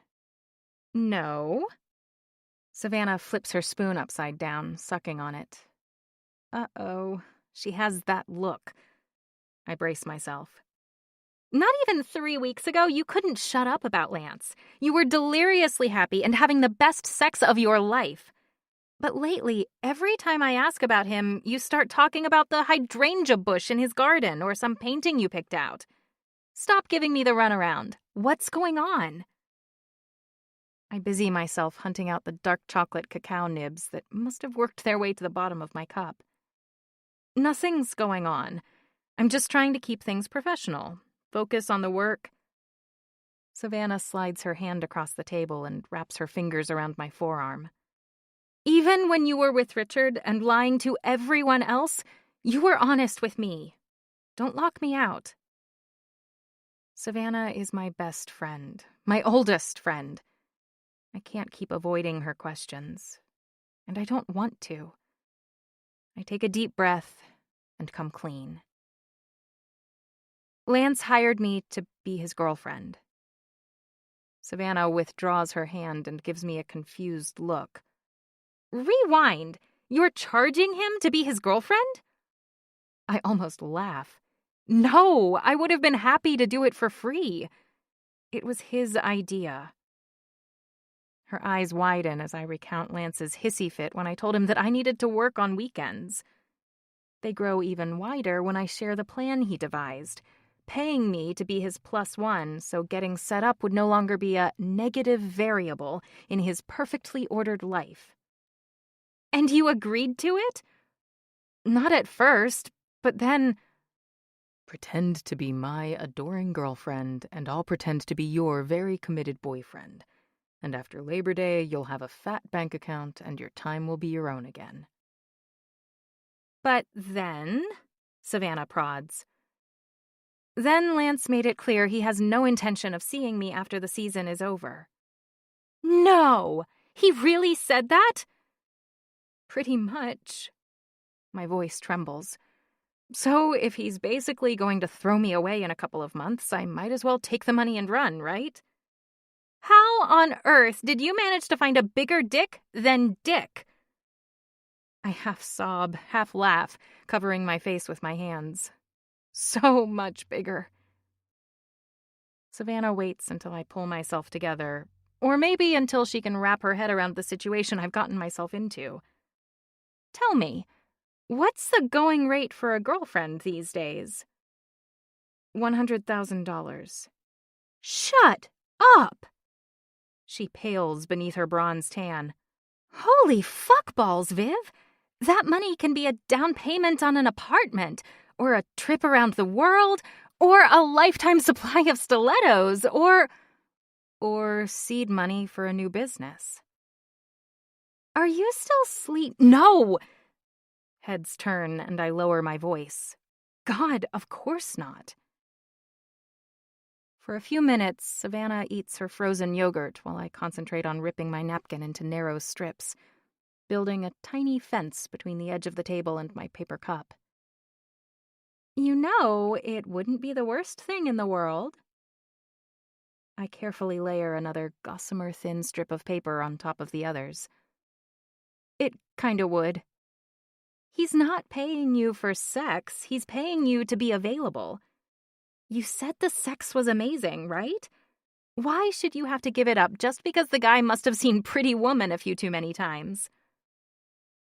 I look up, needing to see Savannah's face to decide whether she's serious. Do I have to remind you that Julia Roberts actually was a prostitute in that movie? That's beside the point, she says. And yes, she's completely serious. You wanted this summer to be about you, not some guy. Isn't that exactly what you're getting? A hell of a paycheck and a Hamptons beach house to add to your portfolio. Why give up the great sex? If you can have your cake and eat it too, I say go for it. The problem is, I like him. A lot. I mean, I'm furious at how he handled this, how he made me feel. But if I set all that aside, I sigh, thinking about our lobster roll dinner and holding hands as we walked along the beach, about Lance's grief over his stepsister and his efforts to put me at ease when he knew I was nervous. He's really great, Savvy. Isn't that a good thing? No!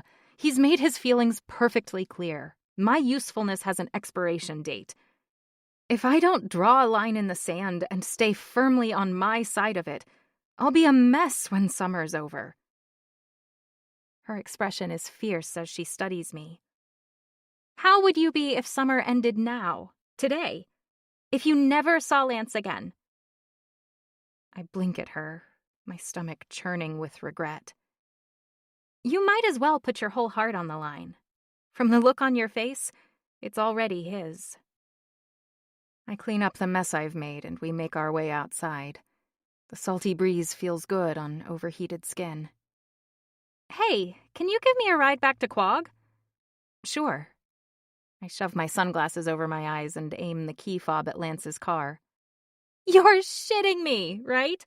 A Maserati convertible? She looks at me in shock, her hoop earrings swaying as she shakes her head. Girl, tell me what you're doing because clearly I am doing something wrong. A Maserati? Damn, I've never even dated a man who owns a Mercedes. Chapter 33. Vivian. 32 days until Labor Day. Jolie shifts her son on her hip and studies the inspiration board propped up against the wall, the angle of her head and the furrow between her brows, signaling her inner conflict. I like what she's come up with, but I'm staring at it too, and just as conflicted, but for a very different reason. The board is from Anne Abbott. Jolie would have been my client. The project Richard thought was too high profile for me to lead. From the corner of my eye, I see Jolie glance my way. I push my personal feelings aside and try to focus, looking at the board objectively. She invited me over for my opinion. And even if Jolie isn't my client, she's still the client. She deserves a home that reflects her own style. The inspiration board contains fabric swatches, paint chips, photographs of potential furniture and artwork. It's elegant and put together. Too elegant and put together. There's an energy to Jolie, a vibrant happiness I can feel in the home she shares with her family. It shines through, even though it's obvious she's exhausted. It's beautiful, I finally admit, ignoring a pang of disloyalty for criticizing my mentor. But it feels a little safe. There's nothing here that exemplifies the boldness and creativity I see in your jewelry line. Safe, she repeats, running her free hand through her hair and sighing again as she frowns at the array of fabric swatches and photographs. That's exactly it.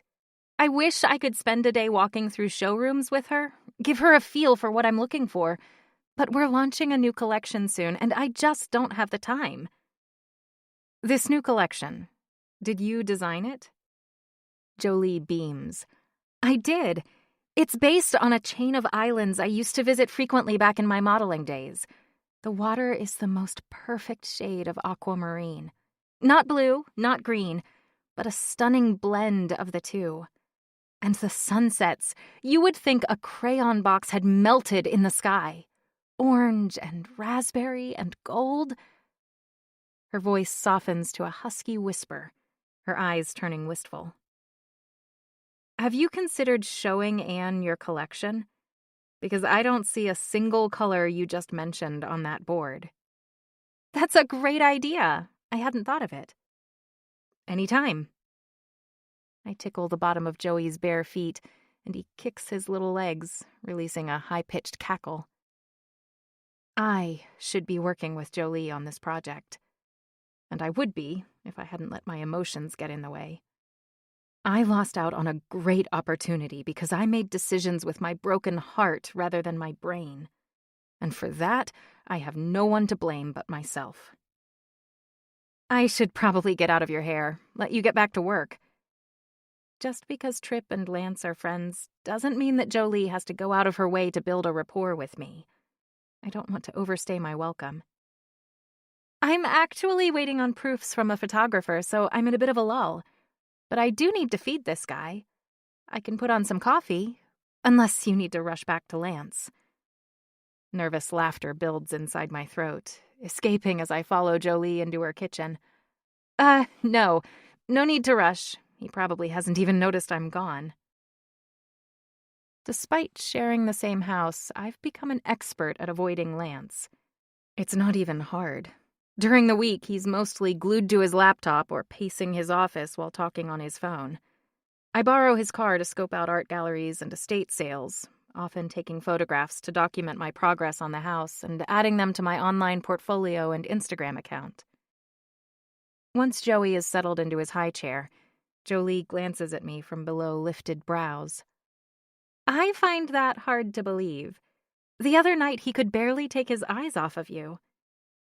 She snaps a bib around her son's neck and takes a jar of baby food from the refrigerator.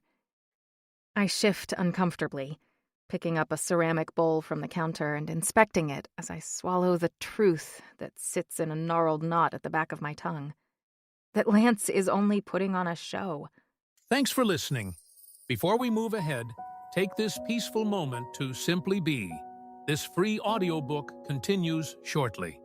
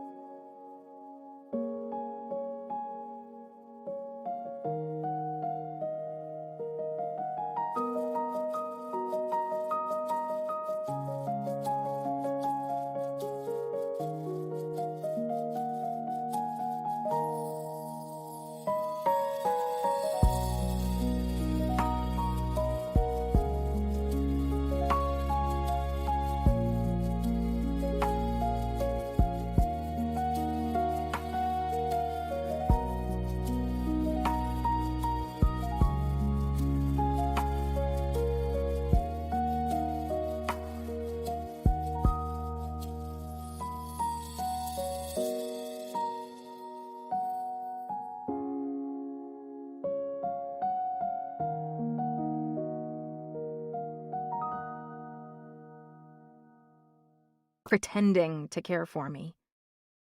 Finally, I manage only a deprecating, "I doubt that." Jolie spoons a bright green bite into Joey's mouth, which he promptly spits out.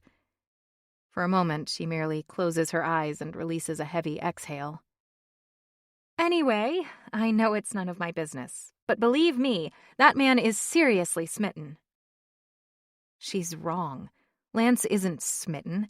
He just hasn't gotten laid in 3 weeks. Jolie tries another spoonful. Joey spits it out again, this time accompanied by a shriek. "Sometimes Romy can get him to eat his greens, but I swear he knows I'm a pushover. And lately she's been over at her friend's house all the time. I'm starting to think we need to get a puppy just to compete with her friend's bearded dragon." What exactly is a bearded dragon? A big lizard, I think. She puts the jar and spoon on the countertop. A puppy has to be better than a lizard, right? There's a vulnerability to Jolie's question that gnaws at me.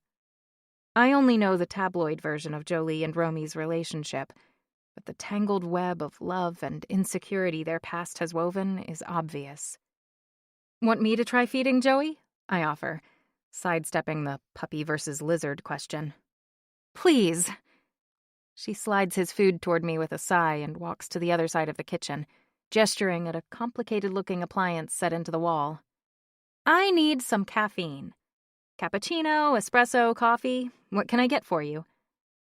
I pick up the spoon, approaching Joey cautiously. "Whatever you're having will be great." "Triple espresso Americano with almond milk and a sprinkle of mocha." She says it with the confidence of a barista. I laugh. "Late night?" "More like early morning." She puts a finger to her lips. "No, late night too. I keep telling myself that sleep is overrated, but my body is having none of it." "Well, that sounds like the perfect caffeine boost. I'd love one." Turning my attention to Joey, I make a flying airplane noise, waving the spoon in the air and gliding it into his mouth. He stares at me in surprise, like he knows I'm not supposed to be feeding him. But the pureed baby food stays behind his pursed lips. I grin triumphantly. "I did!" Without swallowing his food, Joey attempts to replicate the sound I made, spattering me in green. Jolie gasps in horror. "Oh no, I'm so sorry!" Just then, Tripp comes into the room, a worried frown on his face as he addresses his wife. Is everything okay? She gestures at me and presses a button on the machine. "Vivian has been officially christened by your son." There's a hissing noise, and then coffee starts streaming from a valve, except there's no mug beneath it. Tripp looks back and forth between us, assessing the situation. "Okay, that's it. You're both fired. Out. I'm officially taking over." "I told you we weren't cute," Jolie mumbles, as Tripp throws a dish towel over the puddle of coffee on the tile floor. I shake my head. Forget cute. These two are #couple goals. "I think you need to get some sleep. I'm going to head back to the house and change." "I'm so sorry about your shirt."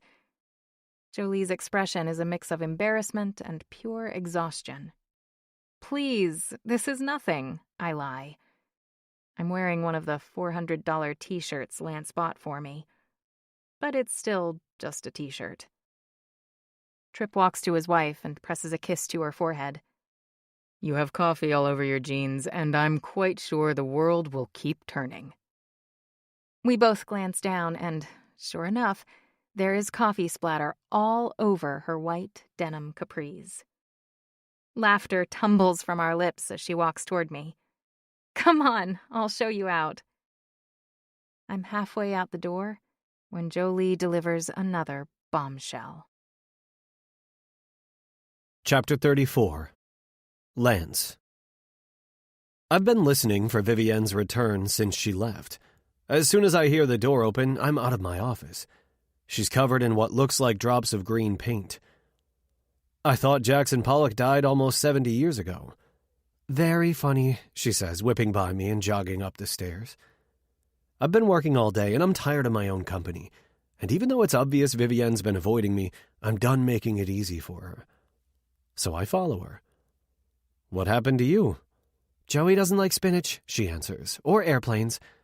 Good to know. She makes a non-committal noise and heads into her bedroom. Since she doesn't close the door, I stand just at the threshold, catching her shirt when she pulls it over her head and tosses it my way. Her skirt is next. I hope your money bought you stain-free fabric.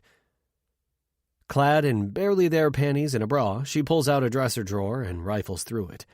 My mouth goes dry as I take in the smooth skin of Vivienne's back, bisected by the delicate ladder of her spine, the rounded curves of her ass that taper to slim, shapely thighs.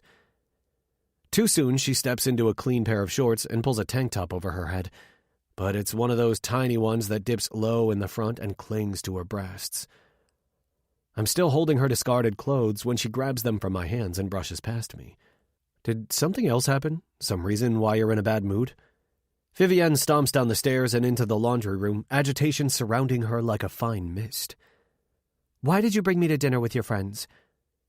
Why did I repeat the first part of her question, a confused frown pulling at my brows. You didn't have a good time? She starts the washing machine. That's not the point. Again, I shake my head. Then what is? This time when Vivienne tries to walk past me, I extend my arm and grab hold of the door jamb, blocking her path. She turns her feverish gaze on me. Seriously? Yes, seriously. What's gotten into you? I'm expecting her to duck beneath my arm and walk away from me, but instead she jabs her index finger into my chest. You are what's gotten into me. I don't say anything. There's no need to press her for answers. Whatever is upsetting Vivienne is too volatile to stay silent. If you were just going to tell Tripp about me, that you're paying me, that we're just an act, why did you have to bring me with you the other night? I mean, at some stuffy party, I know what I'm there for, what my role is. But today, I was blindsided. Why did you have to tell him? Before I can even attempt to respond, she releases a soggy laugh. I know I shouldn't be mad. I told my friend Savannah about us, so maybe you needed to tell someone too. I just wish I'd known. Going over their house to help Jolie, I just wish... She breaks off and stares resentfully at me. Let me out of the laundry room, please. My arm falls and I step aside. Vivienne grabs a vitamin water from the fridge and leans back against the door, uncapping the top and taking a long sip. Her profile could be carved of ivory. Her high, wide forehead, the slope of her slim nose, her perfectly sculpted lips and well-defined chin, eyelashes that sit like russet-colored smudges over the crest of her cheekbones. Her throat moves as she swallows. I should have. You're right, and I'm sorry. It was embarrassing, Lance. Like the time in 3rd grade when I tucked my skirt in my tights and didn't realize until after I walked back into my classroom. Her eyes blink rapidly, and her hand is wrapped so tightly around her water that her knuckles are white. Kids laughed, and even after the teacher shut it down, I knew they'd all seen my underwear. Eventually she turns her head to me, her back still against the refrigerator door. I know you're paying me a lot of money. I know that this is a job, but I'm a fraud. I know it, you know it, and now Jolie and Tripp know it too. The naked ache inside her eyes slays me, but when I take a step toward her, she lifts a hand, palm out, so I don't move any closer. I came here this summer to find myself, to reset and focus on my dreams, my goals, me. But instead, I'm here living with you, working for you, lying for you. My entire identity is wrapped around you. She pauses, her chin quivering. I need to know if anything between us is real, Lance.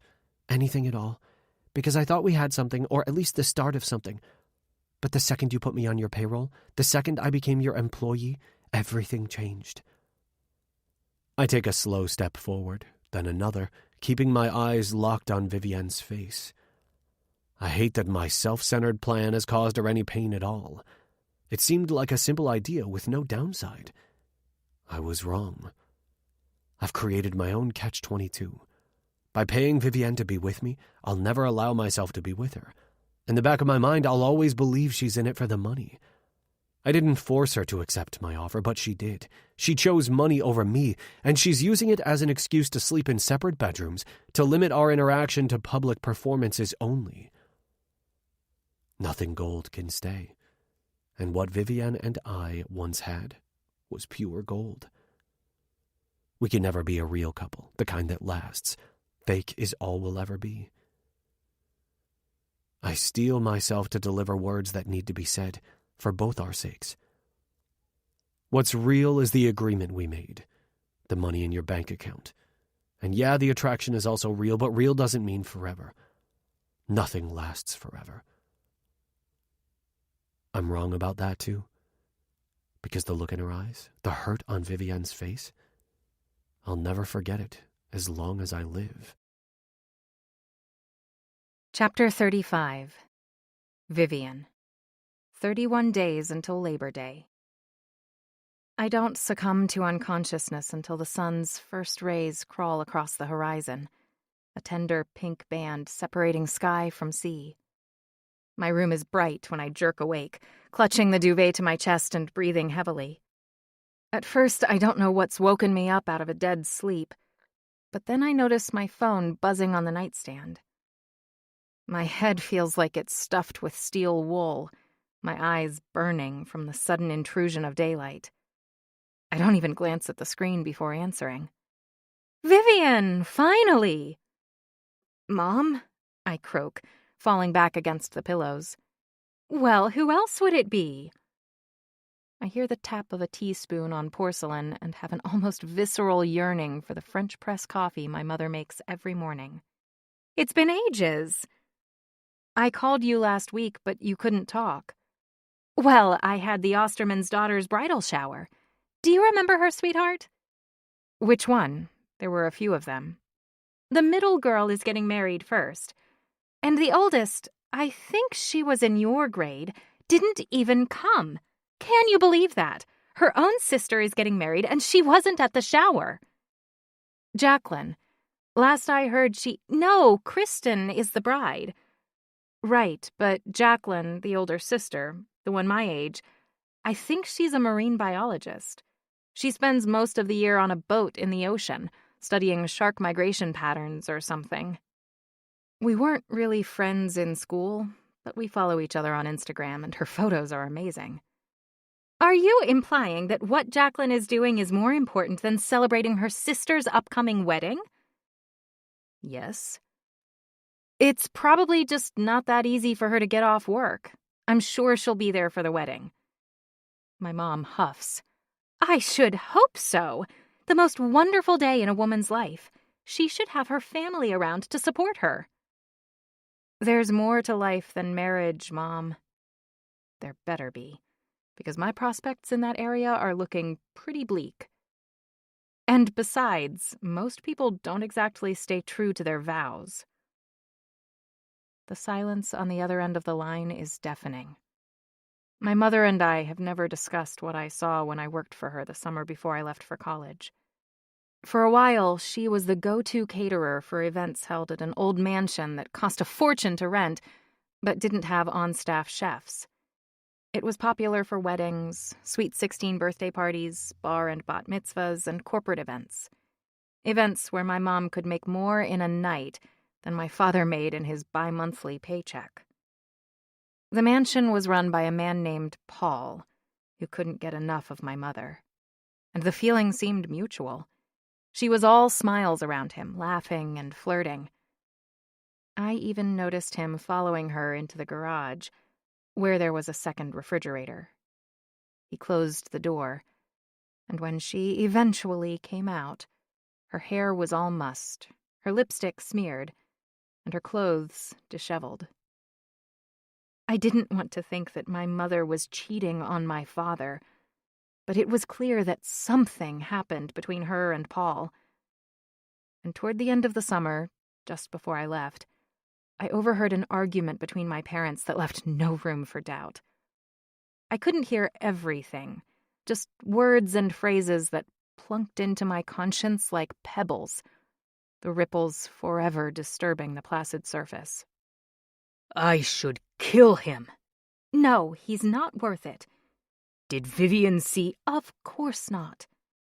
You're never going back. Will you ever look at me the same? And lots of tears. I hope that's not how I raised you, Vivian. When you find a man who loves you like your father loves me, how I love him, it's truly something to celebrate. I feel slightly nauseous as her soft goodbye hits my ear. I'm just not sure if it's because I know she's lying or because she does it so well. Like she believes every word. Or maybe it's just the bitter seed of envy taking root. Because I wish I knew how it felt to be deeply in love with a man who loved me right back. Even if it's only an illusion. For as long as it lasts, it must be wonderful. Chapter 36. Lance. 17 days until Labor Day.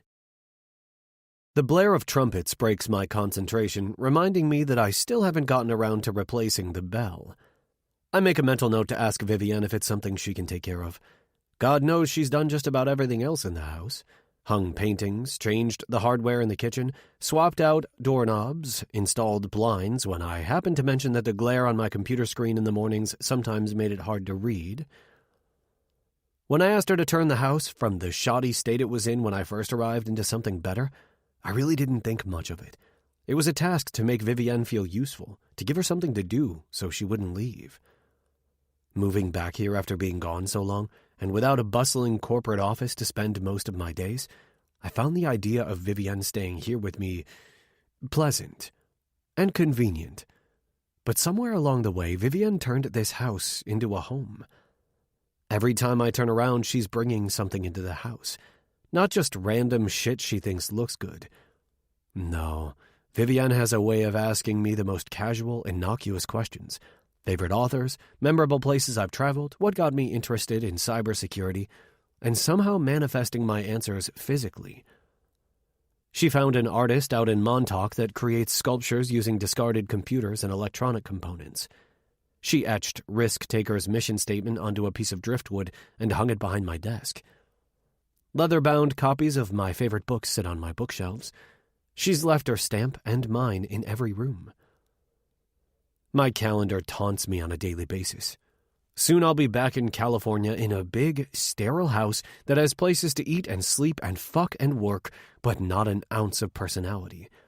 And no one in that bustling corporate office will ever take the place of Vivienne. The trumpets blare again. Coming! The FedEx driver must be impatient today, but it's not the documents I'm expecting. I thought you would call me. Missy is wearing a white tennis dress, her hair in a ponytail. I snicker. You thought wrong. Missy purses her lips and looks over my shoulder. Can I come in? Be my guest. I step aside, closing the door behind her. Her head swivels as she looks around, making a low whistle. Look at you, coming back to your roots in style. We've both done well, I say impassively. No, not really. I've just come from Jacob's lawyer's office. She throws herself on the couch, displacing one of the pillows. Want to know why? Not particularly. One word, prenup. Come on, don't tell me you expected to marry him without one. That was my hope, but no, I expected one, just not the one he wants me to sign. She sits up so fast, another pillow falls to the floor. Aren't you going to offer me a drink? I squint at her. And prolong your stay? No. Oh, for God's sake. She gets to her feet and strides across the room to the bar cart. Vivienne came home with it last week, the cart wrapped up like a mummy in the seat beside her. But since she didn't like the chrome finish, she took it out onto the patio and spent 2 days outside with paint, brushes, and a wad of steel wool to rough up the metal and transform it into an interesting mix of silver streaked with gold. And then she set it up in a corner of the living room, stocking it with liquor and crystal tumblers. Now Missy sloshes vodka into one and tosses it back. My prenup is ridiculous. I barely get pennies if we divorce in 5 years, and if he catches me cheating, I won't even get that. So don't cheat and stay married for at least 5 years and a day, I say, exasperation woven into my voice. She downs another shot. Because after 5 years, I only get a few nickels. Then I suggest you hire your own lawyer. Negotiate. She sets her glass down with a clatter and spins around, crossing the room again. This time she doesn't head to the couch. She doesn't stop until we're toe-to-toe. Lifting her hands, she presses them against my chest. Lance, you never should have broken up with me. We were good together. Until we weren't. She continues as if I didn't interrupt, her palms climbing up my shirt until her fingers are wrapped around the back of my neck. We were so good together. We can be that way again. Please, Lance, let's try again. I pull at Missy's wrists, but she doesn't let go. She presses herself against me, her lips kissing my neck. That girl can't make you happy, not like me. You need... I untangle myself from Missy's embrace and step back. Her name is Vivienne, and she's made me happier than I've ever been before. If I need anyone, it's her. Chapter 37. Lance. After Missy leaves, I go for a long run along the water's edge with the intention of clearing my mind. But what I said follows me. Not my parting shot about getting the fuck out of my house, but that Vivienne makes me happy. 1 word, 2 syllables. It chases me down the sand in tune with my footfalls. Happy, happy, happy for miles. I just don't know what to do about it, about Vivienne. I've only just returned when Vivienne herself walks through the door. She skirts by me and goes straight to the living room, picking up the pillows that fell to the floor and setting them back on the couch. Rearranging every other pillow until she finally stands back and surveys the rest of the house, looking for anything out of place. It's a habit of hers, a cute quirk. Spotting the glass on the bar cart and the opened bottle, she heads toward it. Want me to refill your drink? She stills when she picks up the glass with Missy's lipstick clearly imprinted on the edge. It's Missy's, I begin, but Vivienne cuts me off. She carries it to the kitchen and places it in the sink. You don't owe me an explanation, Lance. Spinning around, she leans back against the countertop. I'm just your girlfriend for hire, remember? I rub at my chest, hating the wounded look on her face. Joining Vivienne in the kitchen, I take hold of her shoulders. How about we take the night off? From everything. Let's go back to the beginning. My palms slide down her upper arms, and I take a step back, then extend my right hand. Hey, I'm Lance Wells. I'll be living here for the rest of the summer. Her eyes drop, my heartbeat thundering as I wait for her to decide whether to give me another chance. Finally, her chin lifts. She meets my gaze again, slowly shaking her head. I don't think... Please, I urge, knowing I sound desperate and not caring. Hell, I am desperate. Humor me. She blinks, she sighs, and then finally she slides her palm against mine. I'm Vivienne Radcliffe, and I'm taking care of the house for the summer. Nice to meet you, Vivienne. I steel my nerves. I bought this place a while back and expected it to be vacant. Finding you here is a bit of a surprise. Disappointment flattens her lips as she snatches her hand from my grip. I thought we were taking the night off from lying. We are, I say solemnly. I own this house. Her jaw loosens, brows knitting together in consternation. So you lied to me from the very beginning? I'm sorry. I didn't know you yet, and at first I thought you might be in on the scam Seth was running. A scam that had me cleaning toilets and mopping floors. Well, you were pretty content to share your workload. My attempt at humor falls flat, and I run a hand through my hair, pinching the tightness at the back of my neck. Once I figured out it was just Seth, I also knew that telling you the truth would essentially mean kicking you out. That was my choice to make, not yours. If I told you the truth right away, what would have happened? I would have packed my things and left. To go where? The dump in Quogue? Back to your parents? What did you care? You didn't know me. No, I only knew that this gorgeous, sarcastic, irreverent girl was in my house, and I wanted her to stay. I turned my head, looking through the window at the backyard. The lounge chairs, fire pit, and gazebo that Vivienne chose with such care. The garden that's thriving because of her efforts. That's the extent of my diabolical plan. I just wanted you to stay. Her affronted veneer cracks slightly. You had Seth lie to me. I told him to say that I'd leased the house, to return the money he took, and to find somewhere else for everyone he conned. I bite my lip, hazarding a small grin. I did not, however, suggest that place be in Quag. The lightest of laughs slips through Vivienne's mouth. He's such a douche. No argument here. She looks over my shoulder. Well, at least now I know none of this will be destroyed by renters next summer. Frowning, she looks back at me. Or are you planning to lease it out? I shake my head. No. I like keeping what's mine. Her gaze darkens to the shade of wet moss. Just because you're paying me doesn't mean I'm yours. You bought my time, but nothing more. I'm not for sale, Lance. I regard her silently for a moment. Nothing that truly matters can be bought. So how about it? Can we take the night off? No pretending, no lies? Pick up tomorrow and see where we're at? Her eyes narrow. Are you saying that because you want to get in my pants? Skepticism is woven through every syllable. No, I say firmly, then add, not that I don't want to, but I'm a grown-ass man. I can keep my hands to myself if that's what you want. A few beats go by. Enough time for me to wish, yet again, that I could get inside her mind as easily as hacking a top-secret military mainframe. I'd give just about anything to know what she's thinking. To my surprise, Vivienne hooks her pinky through mine. I like your hands. Her chin lifts, her gaze steady as the corners of her mouth twitch upward, just barely in a cautious half-smile. Thank you for telling me the truth. Relief hits hard. I should have told you sooner. True, but you have now. And I think you're right. We deserve a night off. 2 people, 1 house, no lies. I want to sweep her into my arms and kiss her until she melts against me, but I settle for shaking her pinky. Deal. Chapter 38.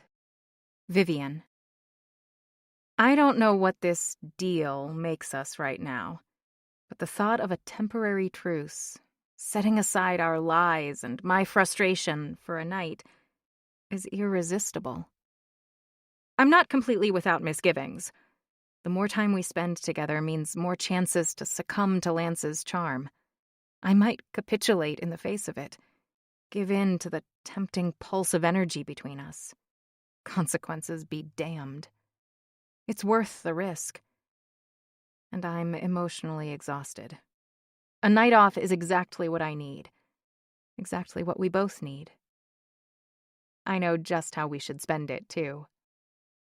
I drove past a carnival yesterday. A carnival? Like those rickety rides that come into town for a few days and have next to no safety regulations or oversight? Lance's face mirrors the distinctly unenthusiastic tone of his voice. Yup, plus funnel cake and games with enormous stuffed animals hanging overhead.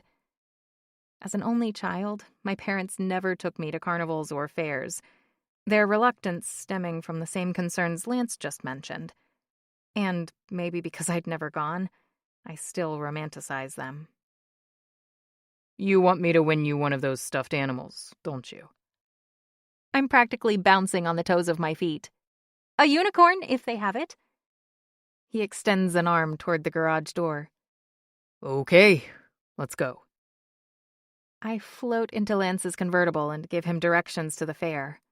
The whole way there, I worry that it'll be gone, that they've already disassembled the rides and booths, picking up for another town, maybe another state. But the carnival is right where I remembered, in all its tawdry glory.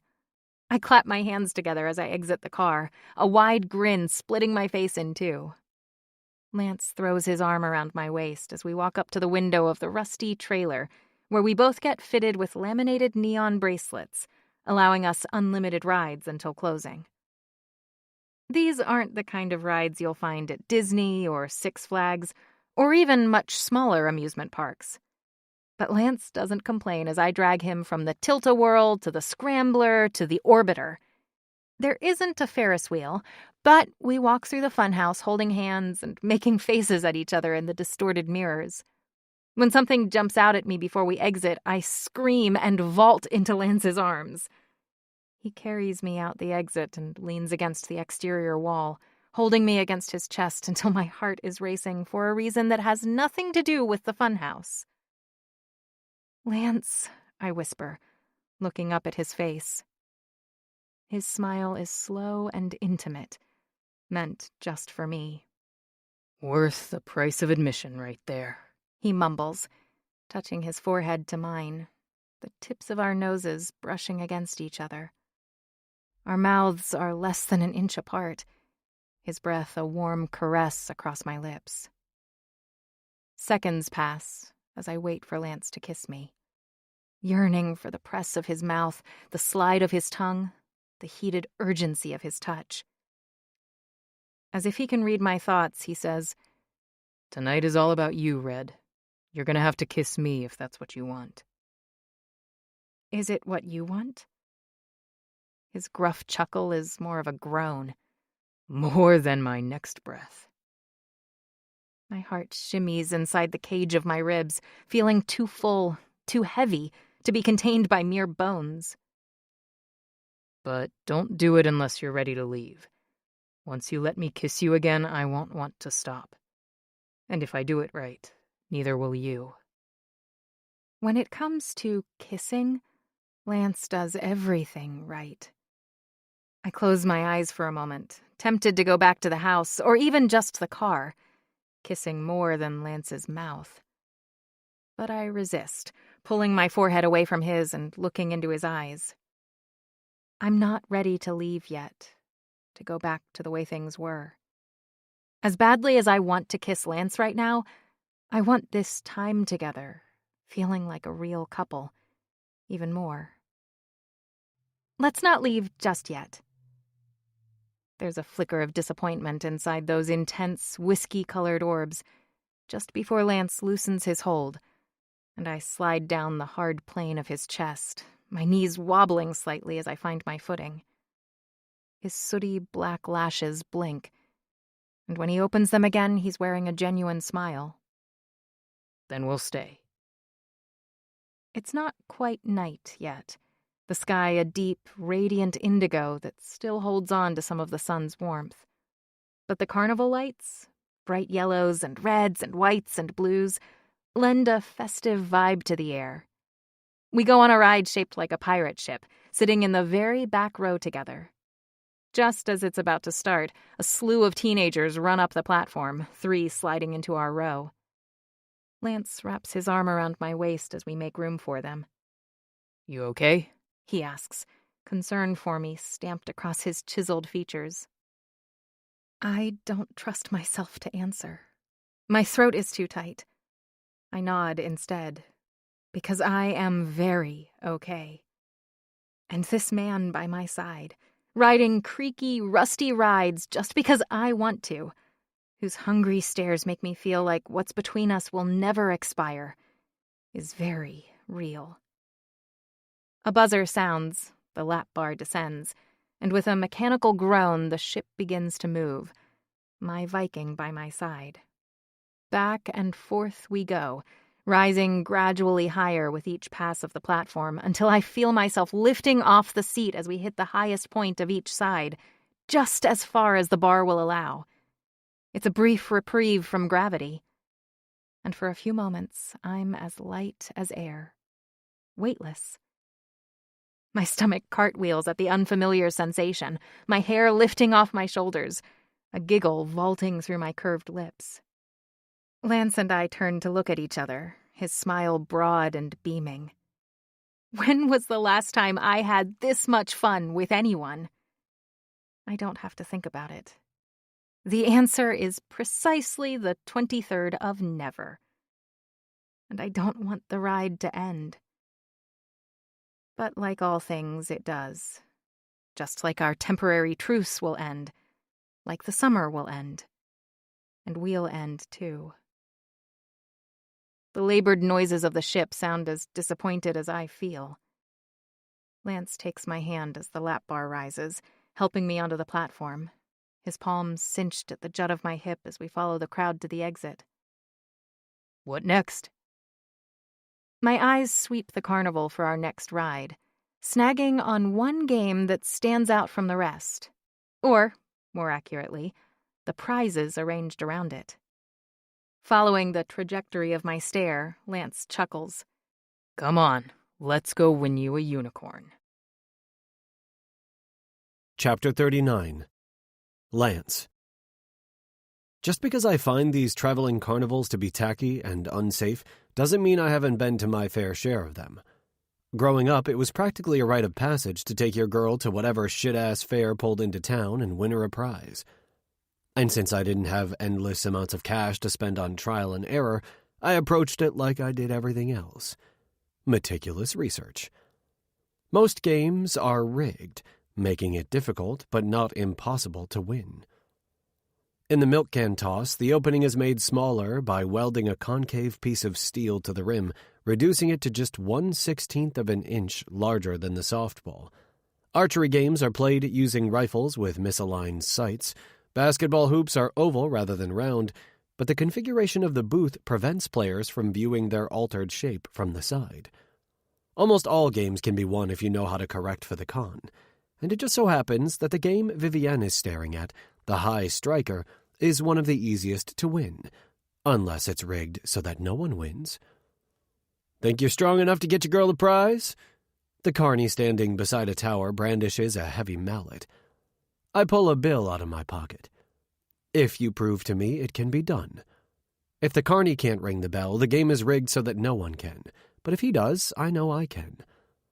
The mechanism itself is simple. Hit the metal pad at the bottom of the tower with enough force to send a puck up the track of the tower and ring a bell. But the trick is that the pad must be hit dead center with the flattest side of the mallet. Hit at an angle, or only make contact with the corner of the pad, and the puck won't get high enough to ring the bell.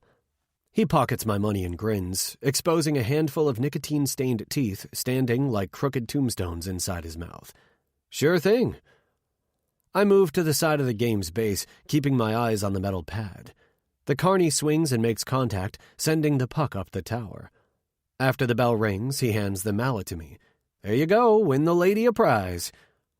I examine the metal head, adjust my grip, and swing like I'm splitting wood. Vivienne's shout of happiness is almost louder than the bell, and the look on her face when she's handed a unicorn nearly as big as she is fucking priceless.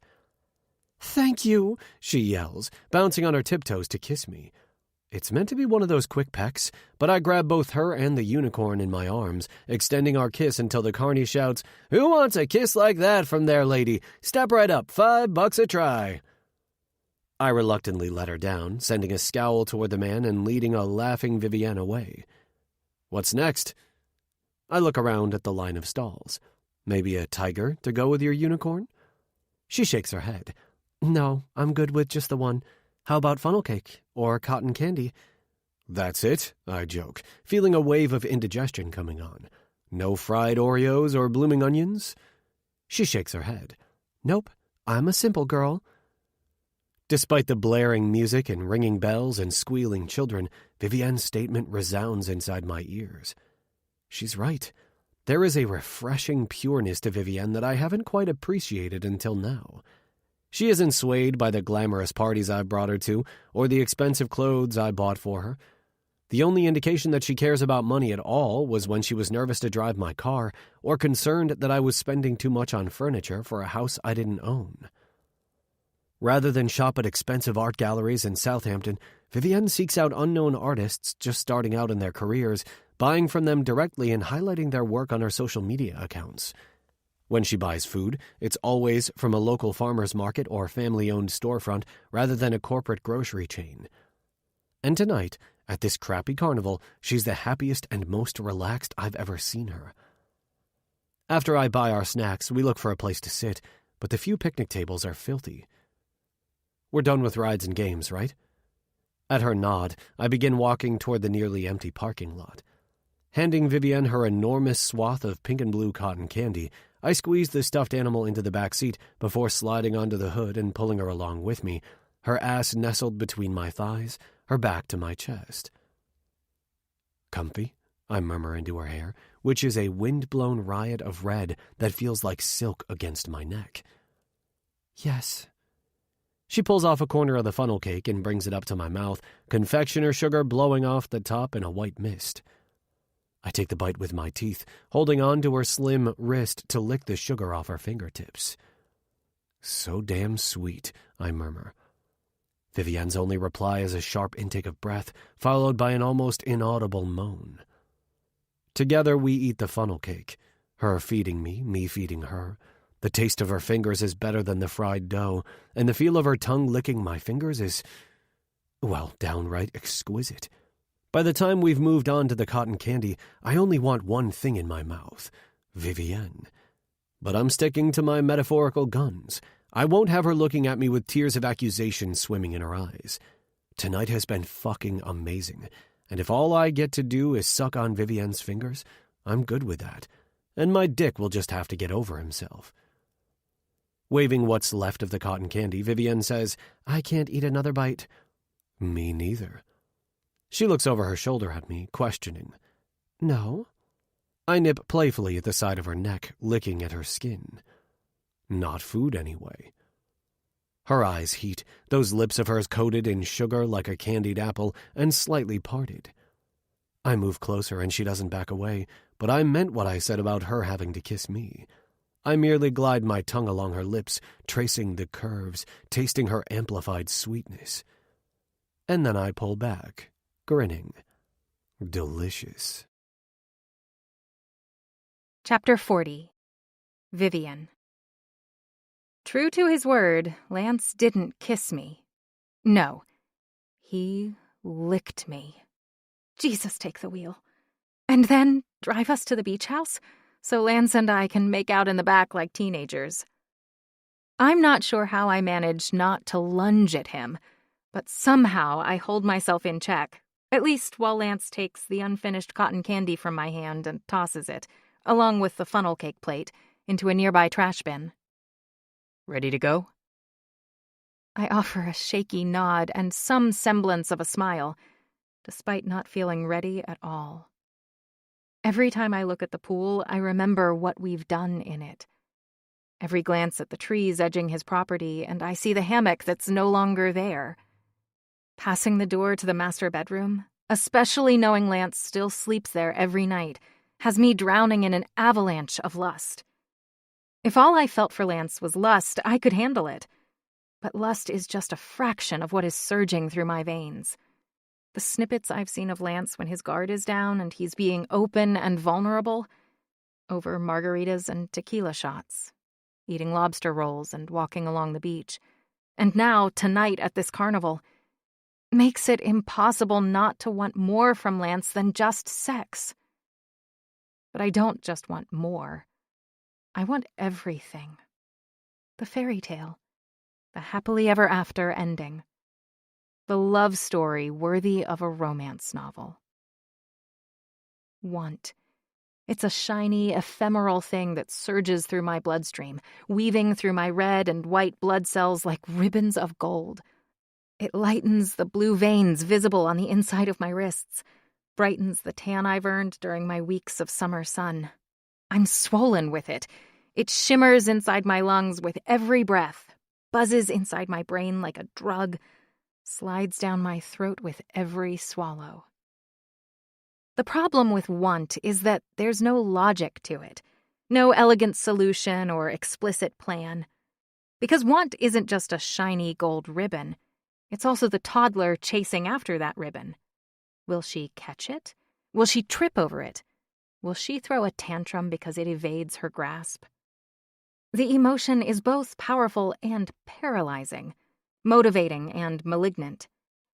And it is inside me. I toe off my shoes as Lance shifts into gear and drives along the highway, music thumping through the speakers, wind whipping my hair into a frenzy. We arrive at the house, and by the time I find my shoes, Lance is pulling open my door, the obscenely large unicorn in his arms. I wrap my arms around the belly of the animal, but Lance doesn't let go. We haven't tried out the fire pit yet. It's a warm summer night, but the breeze coming off the ocean brings a noticeable chill with it, and I'm in no hurry to go back to my room alone. Let's do it. His face lights up with a smile that stretches between broad, high cheekbones and is punctuated by the cleft in his strong chin. I have an urge to lick it, to swipe my tongue through the shallow groove already dusted with golden stubble. Lance releases the unicorn into my grip, and we walk inside. Want to grab drinks and I'll start the fire? I drop the unicorn on the couch in the living room and swallow at the casual tone to Lance's voice, as if we're a real couple who do this sort of thing every night. Sure. In the kitchen, I open a bottle of beer for Lance and pour myself a white wine, adding a few ice cubes. Not exactly classy, but the ice serves two purposes. It dilutes the wine, and since my head is already spinning, that's a good thing. Plus, the cold is refreshing. Just looking at Lance sets my skin on fire. I linger in front of the freezer for a minute longer than necessary, cooling my cheeks. By the time I get out to the fire pit, the flames are already dancing within the stone enclosure. And when I hand Lance his beer, an electric charge shoots through my arm at the brush of his fingers against mine. He pats the cushion beside his thigh. There's enough room for me beside him, but I lift a brow and gesture at the remaining 3 curved armless chairs surrounding us. I like having you close. His answer is straightforward and honest. No pretense. My defenses turn to ash. I sit. There is nothing soft about Lance. He's all hard lines and packed muscle.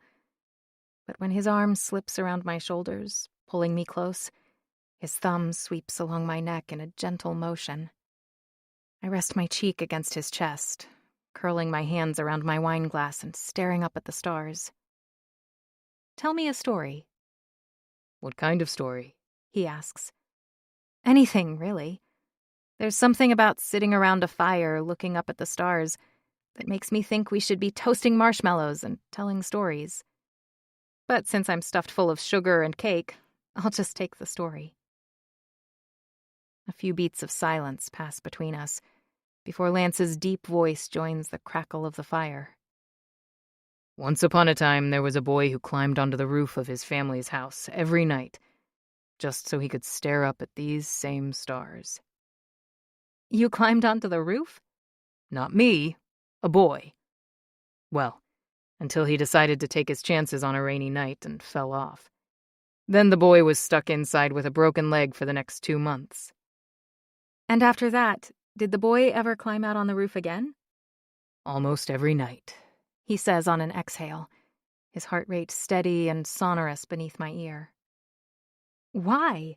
Once he knew the risks, why not just look outside the window?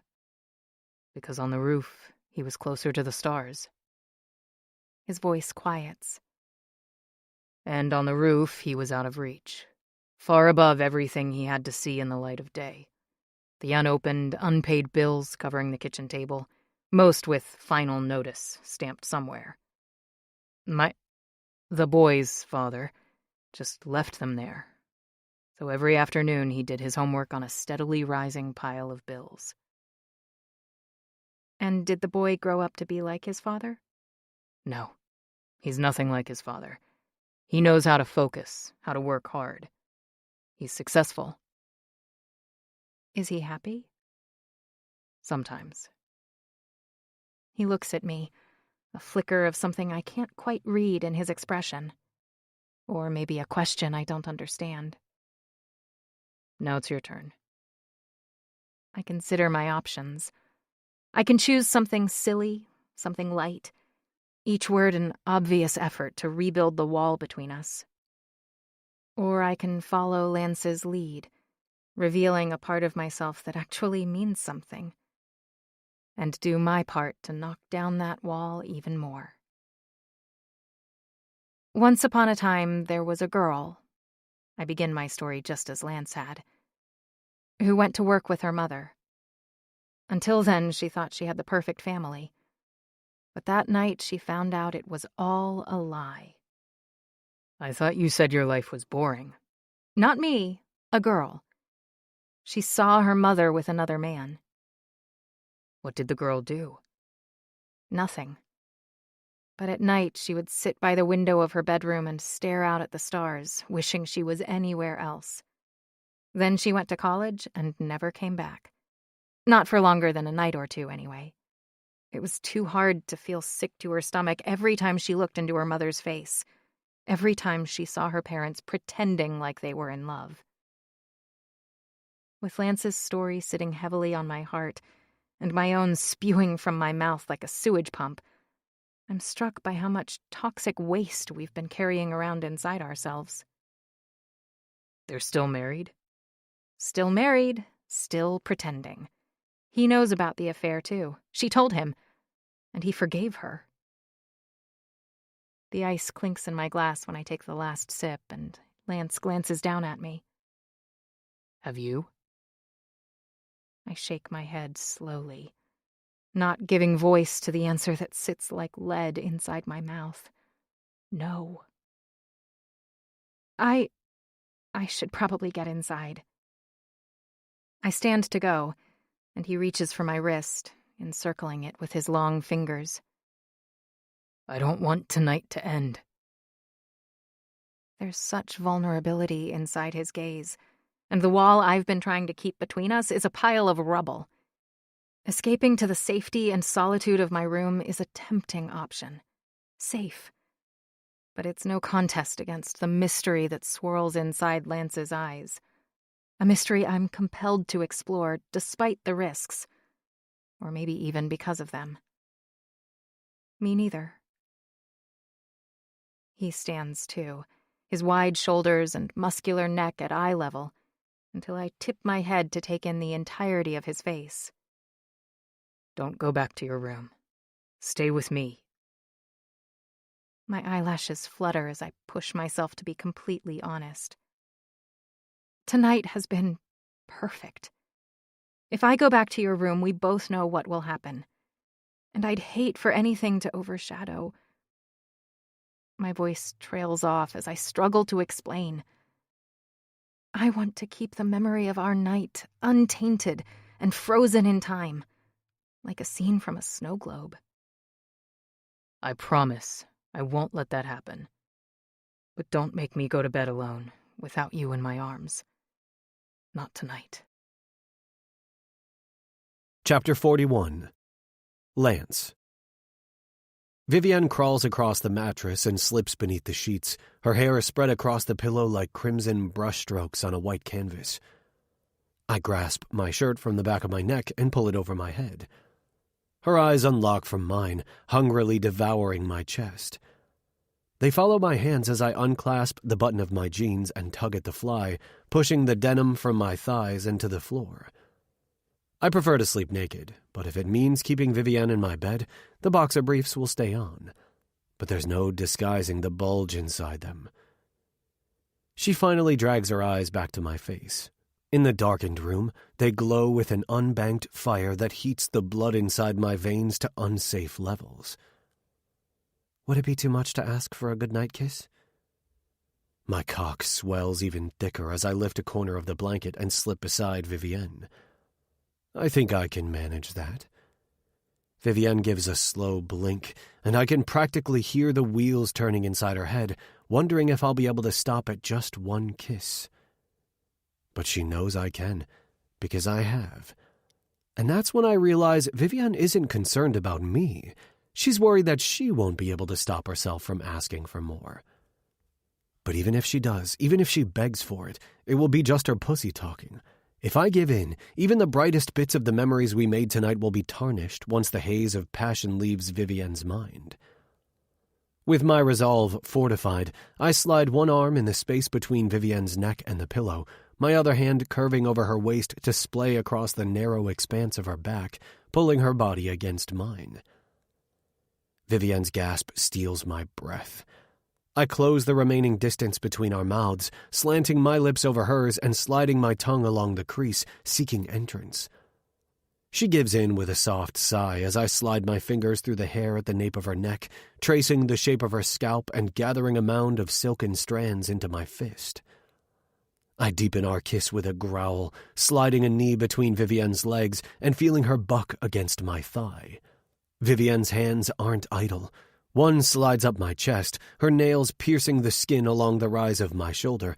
The other is wrapped around my hip like a lever, holding me steady as she grinds against me.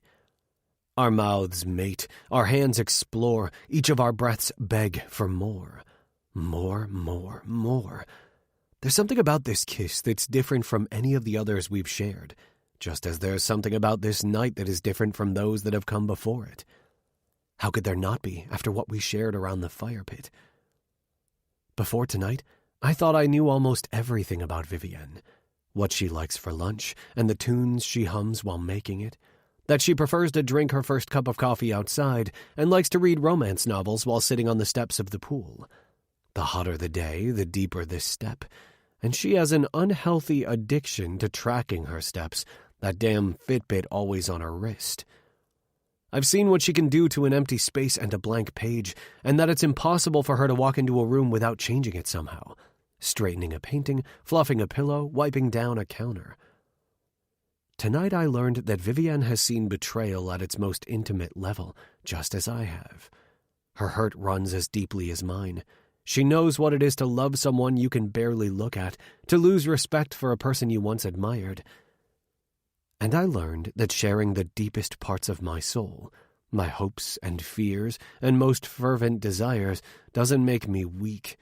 Strength flows through my veins tonight because of Vivienne. I'm not a religious man, but this kiss, this melding of mouths and breaths and lips and teeth and tongues, it feels like a christening, a rebirth. The man I was before tonight, the family that raised me, the women I fucked, they are all in the past. I'm shaped by my experiences, but I am no longer defined by them. I have a new standard by which to measure myself, a new goal, and she's in this bed with me. I disengage with a groan that's matched by Vivienne's wanton moan. "Don't stop," she whispers, her breath a hot invitation caressing my lips. But I pull away, watching her eyes flutter open, confusion and longing etched into the frown creasing the otherwise elegant sweep of her brows. No regrets in the morning, remember? "I'm already regretting saying that," she mumbles, blinking at me with a steady, disappointed gaze. I grin, loving the surly pout to her lips. I regret nothing, which is why I roll Vivienne onto her back, bracing myself over her with my forearms, letting my swollen, cotton-covered cock rub between her parted thighs. Yes. It's the sweetest, softest sigh of relief, of surrender, but I'm not conquering her. Tonight I'm worshipping this girl, my treasure. I lean down, planting feather-light kisses all over her face, forehead, nose, cheeks, chin, the delicate shell of her ears, the line of her collarbone, and the fluttering hollow between. The whimpers that escape her lips are hot as fuck, and so is the way she writhes beneath me. But I'm not about to blow my shot, literally or figuratively. Finally, I press a last, lingering kiss on her lips. They open in a smile as she wraps her legs around my hips, locking her ankles at the base of my spine as her palms curve over my jaw, her thumbs sweeping over my cheeks. Against her mouth, I murmur, "Good night, Vivienne." Chapter 42. Vivienne. 9 days until Labor Day. Another week passes, days disappearing like footsteps in the sand. Every night, Lance and I sit out by the fire pit and swap stories. We've abandoned our once-upon-a-time safety net. And we've shared more than just our pasts. More than our favorite foods and songs and books and movies. Lance now knows my hopes and dreams. And I know his. I fall asleep with his goodnight kisses on my lips, his arms wrapped around my body. But nothing more. At this point, I've resorted to begging. Whatever we are, whatever we will or won't be, I love him. Not that I've uttered the 4-letter word out loud. Lance doesn't love me back. If he did, I would be his actual girlfriend, not just his pretend girlfriend. Although things between us are heating up privately, he still hasn't called off our public farce. So if the only way I can express my feelings is by making love to him, I need to take the chance. Now. Before he's lost to me. Possibly forever. Last night, he almost relented. Almost. But I am determined to seduce him today. And I have the perfect plan. Tomorrow, the custom built-ins for my former bedroom are being installed, so if things get a little messy, and I hope they will, it won't matter. I've already covered the floor with a drop cloth and lugged the 7x5 canvas I ordered from an art supply company into the room, leaning it against the wall across from the window. In front of the canvas are 6 open paint cans, also ordered from the art supply company, that are non-toxic, allergen-free, and washable. The colors are the same colors I've used throughout the house. Pale blue, light gray, beige, pewter, navy, and gold. And at 6 o'clock, wearing my skimpiest bikini, I mix up a batch of frozen margaritas in the kitchen. At the sound of the blender, Lance pokes his head out of his office. I turn it off, making sure to stand at the edge of the kitchen so Lance can see me. All of me. I feign innocence. Sorry, margarita craving. Am I bothering you? Lance shakes his head. No bother at all. Will you have a drink with me? You know I hate to drink alone. He strolls over, one hand in his pocket, the other running through his hair. Sure. You know, I say, pretending like a thought has just occurred to me, I could use your help with something, if you're not too busy. Not at all. What do you need? I lead him to the canvas. I want to create something to hang over the fireplace, something big and eye-catching. I reach my arms over my head, making sure to arch my back and rise onto my tiptoes, giving a little shimmy. As you can see, I can't reach the top. I bite my lip as his eyes drop to my ass, hoping he won't point out the obvious, that all I have to do is turn the thing sideways to reach every inch on my own. So you need me to pick you up to reach the top? That's an idea. I have absolutely no objection to Lance's strong hands cinched at my waist. Or, I gesture toward the open cans of paint, you can paint with me. I'm not an artist. The words are soft, almost an apology. You don't have to be. Just take off your clothes and get in here. I'll show you. I sip at my margarita and try not to drool as Lance unbuttons his shirt, revealing his ridiculously defined pecs, washboard abs, and the treasure trail leading south of his belt. This is happening. Definitely. When I can't hold back an exultant smile, I turn away to select a playlist from my phone, mostly instrumental and heavy on the bass. Just before it comes through the speakers, I hear the slide of leather against cotton, the clink of a metal buckle striking tile. When I turn back, there is a pile of clothes outside the doorway, and Lance, clad only in a pair of black boxer briefs that reveal as much as they conceal. I take a last sip of my drink and set the glass down. Ready? I'm all yours. I hide my wince as I move in front of the canvas, because Lance isn't mine. He's been clear about that. But for right now, maybe even for the next 9 days, he will be. There's no wrong way to do this, but I like to start by building a foundation with the lighter colors, using the darker ones as accents. I dip my hand into one of the jars and drag it across the canvas, leaving behind a streak of gray on white. Lance joins me, his pale blue arc a horizontal counterpoint to my vertical one. Like this? Exactly like that. For a while, we take turns, sometimes dragging our palms across the canvas, sometimes splattering the paint by flicking our fingers a few inches away from it. In the background, my playlist pulses, music swelling and receding like the tide crashing on the beach just 30 yards away. The canvas is almost entirely covered when I finally follow through with the point of this whole exercise. With my fingertips drenched in gold and spread wide apart like starfish, I lock eyes with Lance. My palms hover over his pecs, so close I can feel the heat of his skin through my own. He tenses. What are you doing? Switching to a different canvas. Don't worry, it will come off in the shower. I'm not worried, he says, his voice rough-hewn and gruff. The room is bright with sunlight, every plane and ridge of Lance's body on display.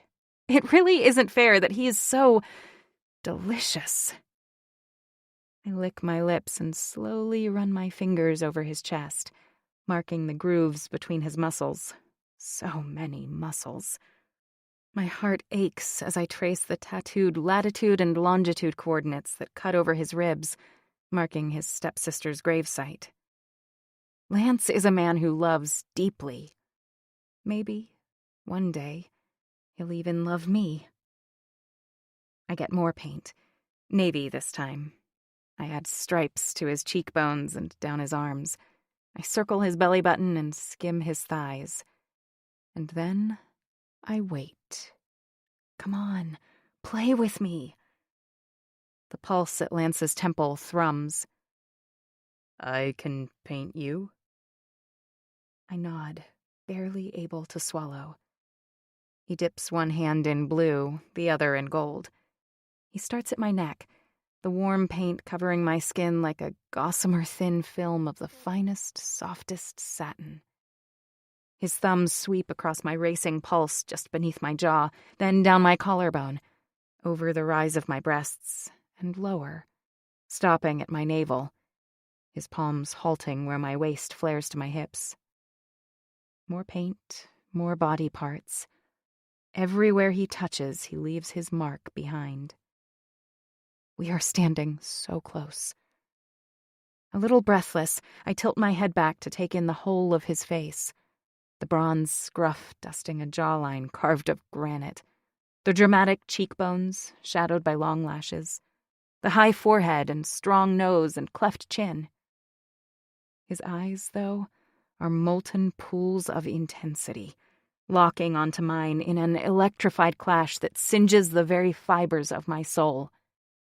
Lance's energy slams into me like a lightning bolt, and suddenly my hands are tangled in his hair, my nails raking over his scalp, my mouth pressed fiercely to his. Chapter 43. Lance. When I first saw Vivienne in the kitchen, wearing one of her skimpy bikinis as she leaned over the counter to make a batch of margaritas, I felt a flare of lust. Hell, it's become my baseline whenever she's within view. But seeing her now, with my handprints all over her, her body streaked with the proof of my touch, is next level. She tilts her head up for a kiss, and I take her mouth with a fierce growl, tugging at the strings behind her neck, her back, and on either side of her hips. 4 tugs, and her bikini is just a couple of triangles at our feet. Before I can get too carried away, I back her up against the canvas, bending down to cover the tips of my fingers in navy paint.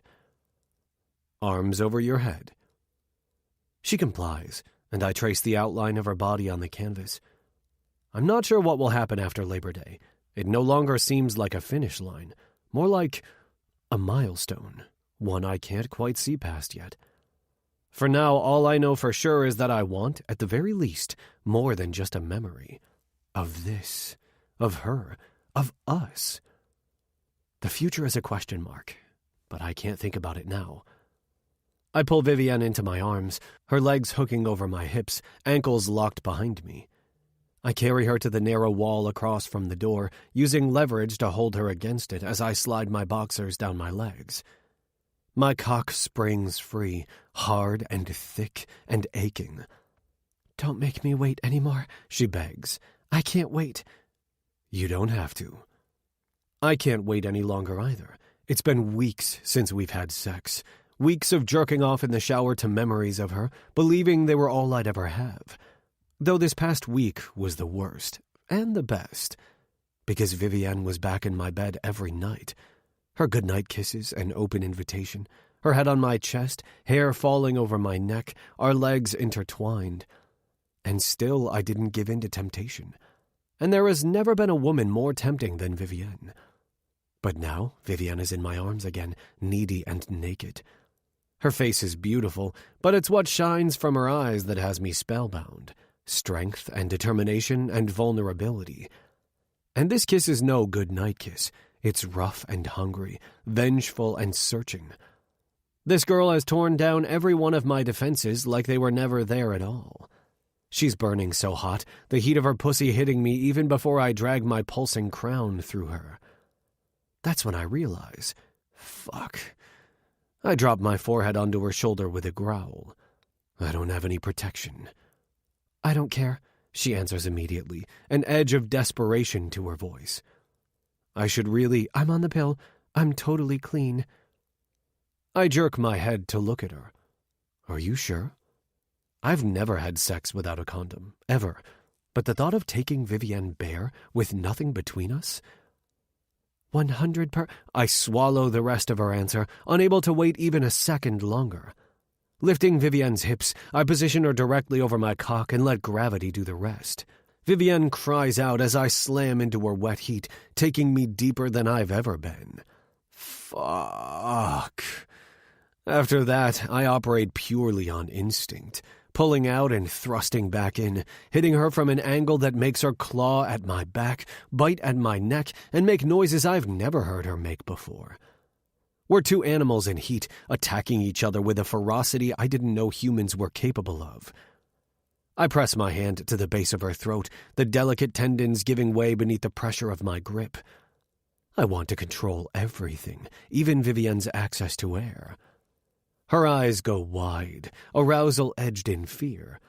It's a natural instinct to fight for unimpeded breathing, but while she wraps her hand around my wrist, she doesn't push me away. She's letting me control her, trusting me to take her to the brink but keep her safe. It's enough to make me explode, but I hold back. I'm not ready for this to end.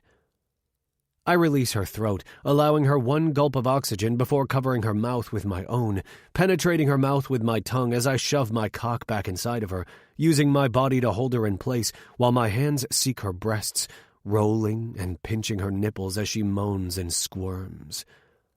Every inch of her body is completely at my disposal. Mine. All fucking mine. The pressure builds, a wrenching ache that grips my balls and the base of my spine. It builds and builds, swelling and expanding until it's like a dense fog of pleasure so intense it borders on pain. Vivienne screams, flinging her head back as her pussy clenches around my cock, so hot and tight the pleasure pain ratchets up another level and finally crests. I slam a hand against the wall as I empty inside her, my forehead dropping onto her shoulder, her breasts gusting over my neck, our heartbeats thudding in rhythm. Eventually, I release Vivienne from my hold, and she slides down the wall. Together, we survey the room, and then our paint-splattered bodies. I'd apologize for the mess, she says with a rueful smile. But I'm not sorry. Not sorry at all. Same, Red. Same. Chapter 44. Vivienne. 2 days until Labor Day. I've been on plenty of boats in my life. It's almost impossible not to when you grow up on Long Island. But the gleaming white yacht docked in the ultra-exclusive Sag Harbor Marina is a far cry from the Boston Whalers and Sea Rays I've spent the occasional afternoon on. Lance and Tripp have borrowed it for the night from their friend Nash, who recently purchased it as a 1-year anniversary present for his wife, Nixie. For the last Saturday of summer, they've invited everyone who's anyone in the Hamptons aboard for a sunset cruise to formally announce the launch of Risk Taker's nationwide initiative to teach at-risk youth the basics of budgeting and money management. It's a big night for Lance, and I know he's nervous. But all I can think about is the ticking clock.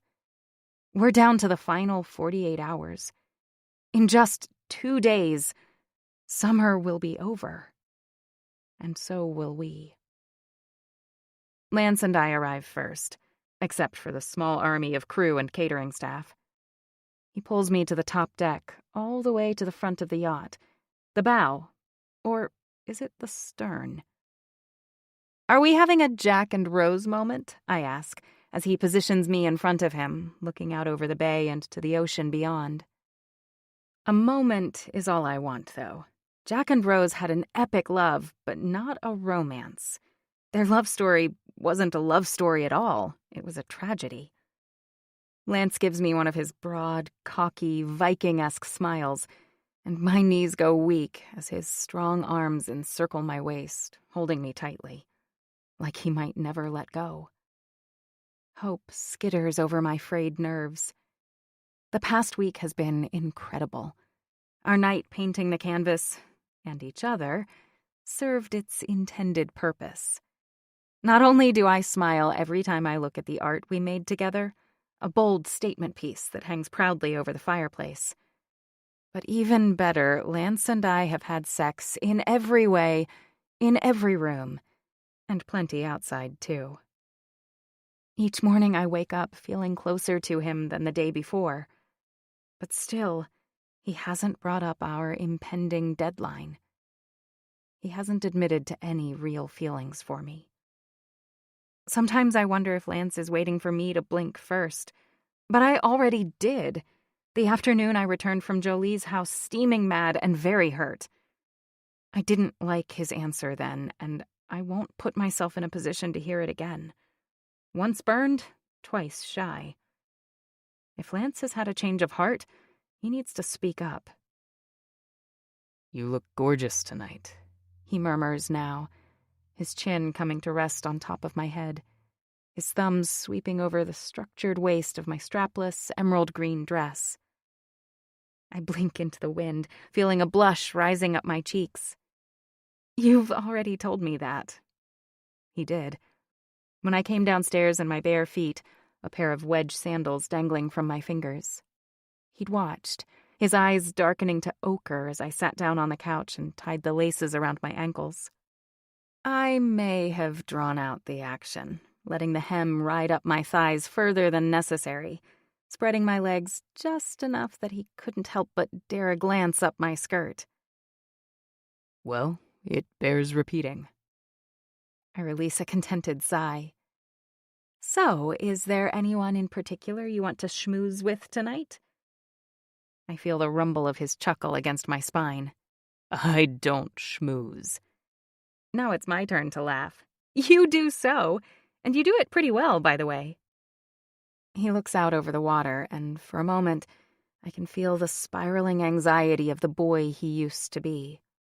The kid who wore secondhand sneakers and did his homework on a table covered in overdue bills, who climbed onto the roof just to be closer to the stars. Because of you. Lance Wells has lost his entire family. There's a hardness to him, but he's not bitter. He's passionate about his business, but even more passionate about giving kids the tools to succeed, a solid foundation so they can reach for the stars. I brush a hand over his smooth jaw, knowing that in just a few hours, Lance's stubble will once again abrade my palm. No, you are quite charming all on your own. I'll be his family, if he'll let me, if he doesn't throw me away. There you are! Jolie waves from halfway across the ship, striding confidently toward us, with Tripp at her side. Before our guests start to arrive, I just want to say how proud I am of you both. Seriously, you've done something truly amazing, and I'm grateful to have played even a small part. Tripp looks adoringly at his wife. You've done more than that. She rolls her eyes. Barely. But her attention is distracted by the two other couples walking our way, followed by a server bearing a tray of champagne flutes. Perfect timing! There are handshakes and air kisses, and pretty soon we're all toasting to risk-takers' success and bemoaning the end of summer. I've met Nixie and Nash, the owners of the yacht, and Raina and Tristan a few times over the past couple of months. Lance assures me that they think I'm his real girlfriend, unlike Tripp and Jolie who know the truth. But I still feel awkward around them. "Will you be heading back to Manhattan, Vivian?" Raina asks. "That's my plan." I have one of those now. A plan, rather than a to-do list. I am definitely taking the leap and starting my own business. I've reached out to the alumni office of my alma mater, FIT, for a mentor to guide me through the process and recommendations for a lawyer to draw up incorporation papers. I've also spoken with the organizers of a highly regarded designer showcase and will be decorating a room this winter. Showcases are a lot of work, but they're highly visible with both potential clients and industry insiders. "So, will you be bi-coastal then?" Nixie follows up, directing her question at Lance. His eyes land on my face, and there's so much warmth in them, I feel myself flush. I'm seriously considering it. My heart gives a lurch. Is this part of the act? Or could he possibly mean dividing his time between New York and California for me? Chapter 45. Lance. It's not a lie. For the past week, all I've been thinking about is Vivienne, and the arbitrary deadline I put on my time with her, and how I might have fucked everything up. Money is a tool, but a hammer is a tool too. It can be used to build houses and hang art, but it can also crack skulls and destroy lives. Just because you're paying me doesn't mean I'm yours. You bought my time, but nothing more. I'm not for sale, Lance. Lately, the words Vivienne said to me the night we went to the carnival have been echoing inside my head. By using money to get what I wanted from Vivienne, her time, I almost destroyed the time we had together. Almost. Fuck. I hope the damage I did isn't irreparable. I'm not ready to let go of her. Not on Labor Day, maybe not ever. I want more time. Years. I am looking forward to the end of summer, though. It signifies the end of our arrangement. We can start fresh, build something new, something ours. Because I'm in love with Vivienne. So fucking much. Vivienne's idea of a fun date is cheap rides, huge stuffed animals, and junk food. She'd probably prefer a beat-up Mazda over my Maserati, and if I still lived in the ramshackle ranch in Hampton Bays where I grew up, she'd find a way to turn it into a cozy retreat. Vivienne only took pleasure in spending my money when I forced it on her, shelling out a fortune on clothes because I told her she had to look the part.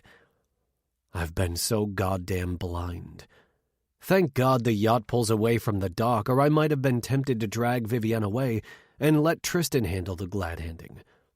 At least it won't be a long night, just a simple sunset cruise along the bay and around Shelter Island, and then Vivienne and I will return home, and I'll tell her exactly how I feel. Like a circuit finally connecting to an energy source, my life has become painfully, obviously clear. What I have with Vivienne, what we have together, cannot end in 2 days. I hope we don't end ever. Our charade, however, is over, at least as far as I'm concerned. Unexpectedly, I feel Vivienne tense up at my side. Her entire body draws so tight she's practically vibrating. "Anne," she exhales, though I sense her tension has less to do with the elegant, silver-haired woman than the younger man beside her. "Vivienne, my goodness, I didn't expect to see you here. What a lovely surprise." "Yes, lovely," she says shakily. "And Richard, it's good to see you." My ears perk up at that. Dick. He responds with a curt nod, his eyes barely flicking over Vivienne before concentrating on me. He straightens to his full height, which is still several inches below mine, and extends his hand. "Richard Abbott." "Oh, where are my manners? Lance, this is Anne Abbott and her son Richard. Anne and Richard, this is my boyfriend, Lance Wells." My handshake is just shy of bone-crushing, and I feel a tug of pleasure at the flinch he tries unsuccessfully to hide. "So you're Tripp's partner, the other half of Risk Taker?" the woman asks. "What an incredibly worthwhile endeavor. If our firm can be of any assistance at all, Vivienne knows how to contact us." Richard's eyes flick back and forth between Vivienne and me. How do you two know each other? His antagonistic tone grates on my nerves, though I remain silent, wanting to hear how Vivienne answers the question. It's a funny story, she begins. Must be, Richard cuts in. This isn't exactly your crowd. I start to move forward, ready to squash him like a bug, but Vivienne's arm tightens around me. We met through a mutual acquaintance, a real estate agent. Lance owns a stunning Southampton beach house right on the ocean. He hired me, and the rest is history, really. We're living together, and I've never been happier. If there was sand in my mouth, I'd spit out a pearl. Everything she said is true, I hope, but it's the way she said it, the tone of one-upmanship coating her words that sets my teeth on edge. Anne's smile appears genuine. You've had quite the summer. When you know, there's really no reason to wait, Vivienne gushes, flashing a saccharine smile up at me. Right, sweetheart? Knowing that smile is more for Dick's benefit than mine makes me want to wipe it right off her face. Only a fool would let you go. Dick does his best to stare me down. Fat chance, asshole. The ship's horn blows, announcing our exit from the bay, and my entrapment. Just what I need, to be stuck on a boat with Vivienne's ex. I could use a cognac. Dick tips his chin and extends an elbow to his mother. Care to join? She looks questioningly at Vivienne, who waves them on. Go ahead. We'll be there in a bit. So that's the pussy who won't eat pussy? Her eyes widen, and she glances over my shoulder. Shh, they'll hear you. Who gives a fuck? Someone should make a sign and tape it to his back as a warning. I told you that in confidence. And I'm telling you that the whole world should know. The guy's a piece of shit. You don't even know him, she shoots back, crossing her arms over her chest. What I know is you were only too happy to jump back into girlfriend mode the second he came sniffing around. A spark of contrition flashes across her face before it's doused by temper. Richard isn't sniffing around. He's with his mother, for God's sake. And isn't that why I'm here? You hired me, so don't get all high and mighty because I'm doing my job. My job. I managed to hold back a wince. That's exactly how I'd felt with Missy, like I was a job. A duty carried out in exchange for payment, bragging rights, gifts, an unlimited credit card. Vivienne and I are more than that, so much more. She immediately reaches out for my arm. I didn't mean for it to come out that way. But you did mean it. She takes a breath, her eyes scanning the shore. Didn't you? Isn't that exactly what you meant when you hired me? My mouth grows dry, a silent howl growing inside my chest. I was wrong. But I don't say the words, because right now I wonder if I was wrong about something altogether different. Could I be wrong about Vivienne herself? What the fuck do I know about love, about commitment? Absolutely nothing.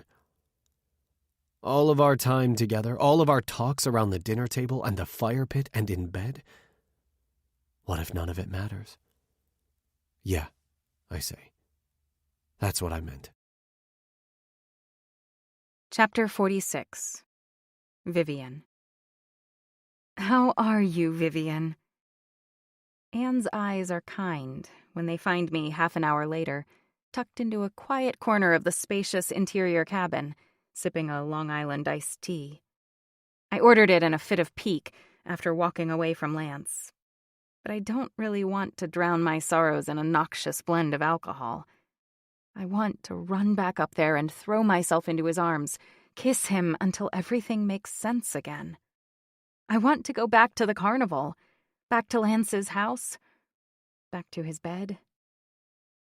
I force a fake smile onto my face and look brightly at my former boss. I'm great, Anne. How are you? Honestly, she crosses her legs and shifts toward me on the settee. I'm still trying to play catch-up. You left so suddenly. My confrontation with Richard about the email he sent to Anne, and, unwittingly, to the entire company, left me so emotional that I quit without giving the standard 2-week notice, without even giving a reason. But that's no excuse for my unprofessional behavior, and it shames me now. I duck my head. I'm sorry for that. I should have handled things differently. I understand. No, you don't. Our eyes hold for a long moment, and I almost tell Anne the truth about why I left. I learned so much working at Abbott Interiors, and she treated me like a daughter. Her son is a jerk, but she isn't. I look away first, but she reaches for my hand. Jolie mentioned your suggestion to use her upcoming collection as inspiration. Damn it! I knew it was a mistake. The last thing any designer wants to hear is opinions that don't belong to her client. I'm sorry, I didn't mean to interfere. Anne is more gracious than I deserve. Nonsense! I wish I'd thought of it myself. And I wish I admitted that I knew you and Richard were seeing each other. Surprise floods my veins. You did? Oh, Vivian, I might be 30 years older than you, but the benefit of those years is wisdom. I knew about your relationship from the very beginning. She sighs. I had hoped he would come to his senses and get serious with you. She squeezes my hand. Richard couldn't see what was right in front of him, and that's a loss he'll have to live with. But it's not a loss I should have to live with, or the clients of Abbott Interiors. Would you consider coming back to work for us? I feel like one of the fish swimming in the waters below us, opening and closing my mouth several times before managing to pull myself together. Anne, I don't know what to say. I'm just not sure. She interrupts me. I don't expect you to return to the office. But I've had several other inquiries this summer that I've had to turn down simply because I don't have the time. If Jolie and her husband agree, what would you think about taking over the designs for their home? I'd oversee the project, of course, but we both know you're ready to start working directly with clients. It sounds almost too good to be true. I've actually been thinking about working under my own name, establishing my own firm. That's a big step, she says slowly. Setting up accounts with vendors, leasing a storage facility, establishing relationships with social media influencers, as well as brick-and-mortar showrooms. It's a lot to take on, I know. She pauses. If it's what you want, I have no doubt you will be successful. But what if we could work out an arrangement that suits both our needs? I clear my throat and look down at my lap. Can I get back to you? Anne's lips curve into a smile. Absolutely. She stands to go, and with a final, soon, I hope, Anne accepts a caviar toast point from a passing server and walks out onto the main deck. For a while, I remain in that quiet alcove, absorbing what just happened. Not merely that Anne knew about Richard and me, but that she has no hard feelings about how I left. And that maybe there's a way to achieve my goal of working for myself gradually, with less risk. Could this be the perfect solution? Without thinking, I gulp at my drink. The alcohol sears a path down my throat, and I hurry to set it down on the table in front of me, spilling some on my dress. Damn it! I find a bathroom to dab water on the stain before it can set. I'm scrubbing at it when there's a knock on the door. Be right out!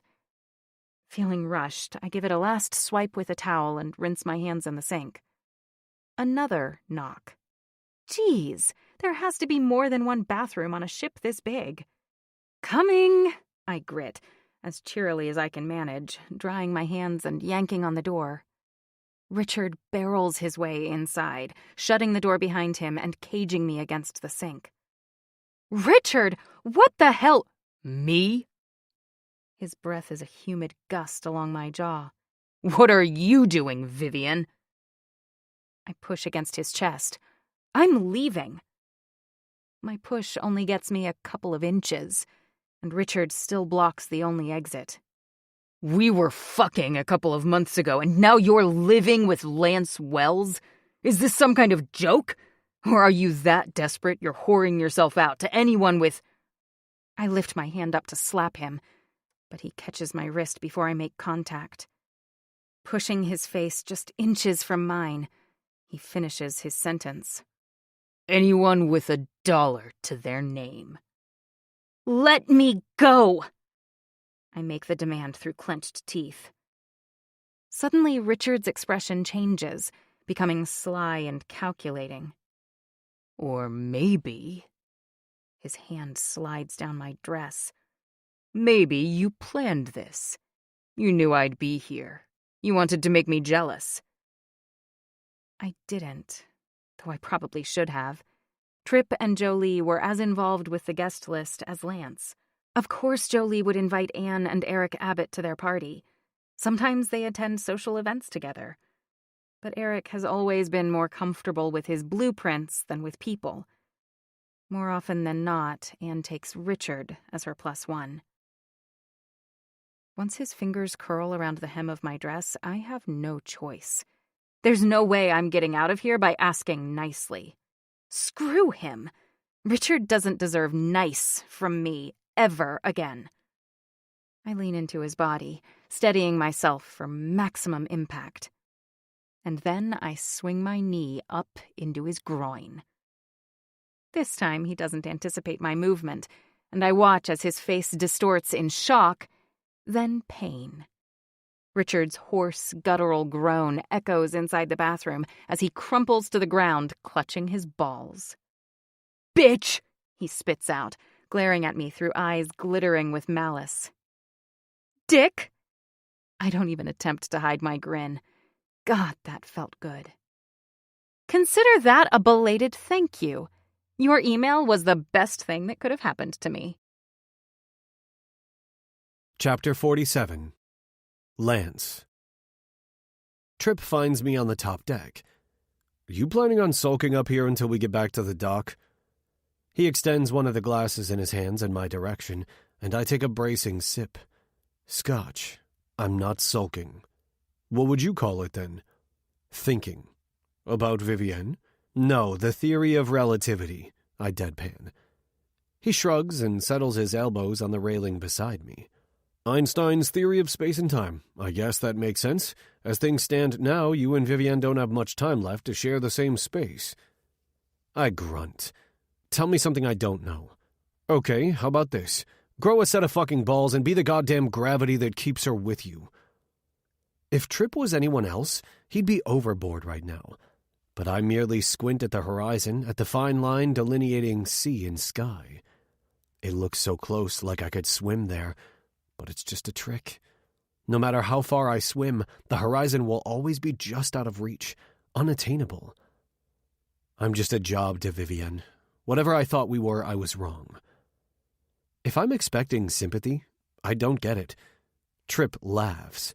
You might be an even bigger dipshit than I was with Jolie. He thinks for a minute. Actually, no, I still have you beat on that one. Great. I swallow the rest of my scotch, relishing the burn. Good talk. How many times a day are you told things that aren't true? Not lies, just inaccuracies. I don't have to think for long. Human error exists in every aspect of life, from the weatherman predicting sun before a rainstorm to my engineers accidentally leaving a loophole in their code. All the time. Why? What do you do about it? If it's important, I fix it. If not, it's someone else's problem. I stand up. What's all this about? You, man. Why are you taking Vivienne at her word when you know damn well she's wrong? Because when someone tells you who they are, you should believe them. You quoting Maya Angelou now? He looks across the deck, settling once his eyes land on Jolie. Let me ask you this, setting aside anything she said. Does Vivienne treat you like a job? Like you're nothing but a paycheck? Again, my answer comes instantly. No. Then don't treat her like a goddamn employee. You're not going to find another one like her. He's right, I know. But when I go to find Vivienne, I see her walk into the bathroom, followed almost immediately by Dick. Immediately a haze clouds my vision, my blood pressure pounding in my ears and making me so off balance I have to grab hold of a nearby brass railing for support. I don't even have a chance to pound on the door and strangle the man before Vivienne comes out. There's a flush on her face and a smile on her mouth, her dress noticeably askew. And that's when I know. I could snap Dick's neck and it wouldn't matter. Vivienne isn't mine, and she never will be. Chapter 48. Lance. The day before Labor Day. I'm in my office when Vivienne raps her knuckles on the door jamb. Are you busy? Yes. Busy waiting for her to tell me what she was doing with her ex on the yacht last night. There has to be an answer, a reason, something to make what I saw with my own eyes actually make sense. I close out of the project I've been working on for the last couple of hours and gesture at the chairs positioned in front of my desk. I have time. Take a seat. Vivienne is wearing cut-off jean shorts and a sheer white tank over a bikini top. Her hair is swept into a braid that falls over her shoulder, the tied end resting on the rise of her breast, sunglasses perched on top of her head. When she sits down, the shorts become even shorter, her long, lean legs crossed at the knee, one calf swinging, her feet bare. We spent most of last night on opposite ends of the boat, and once we arrived home, I mumbled something about having work to do and locked myself in my office. In the early hours of the morning, I found myself drawn to the couch in the living room, where I watched the light of dawn gradually illuminate the canvas hanging over the fireplace. The piece of art Vivienne and I made together, streaks of paint from our hands covering the surface, the outline of her hourglass figure at the center. That's exactly where Vivienne is in my life, at the center, but not for much longer. There's a churning deep in my stomach, along with the automatic gut punch of desire that hits me every time I set eyes on Vivienne Radcliffe. I don't want her to leave this house, and I especially don't want her to leave me. But after last night, after seeing the smile on her face after her private exchange with Dick on the yacht, a triumphant, satisfied smile felt like the ultimate kick in the balls. The sooner she's gone, the better. I had an interesting conversation last night. An offer, actually. She holds my stare for a moment, the current between us strong and tumultuous. Abbott wants me back.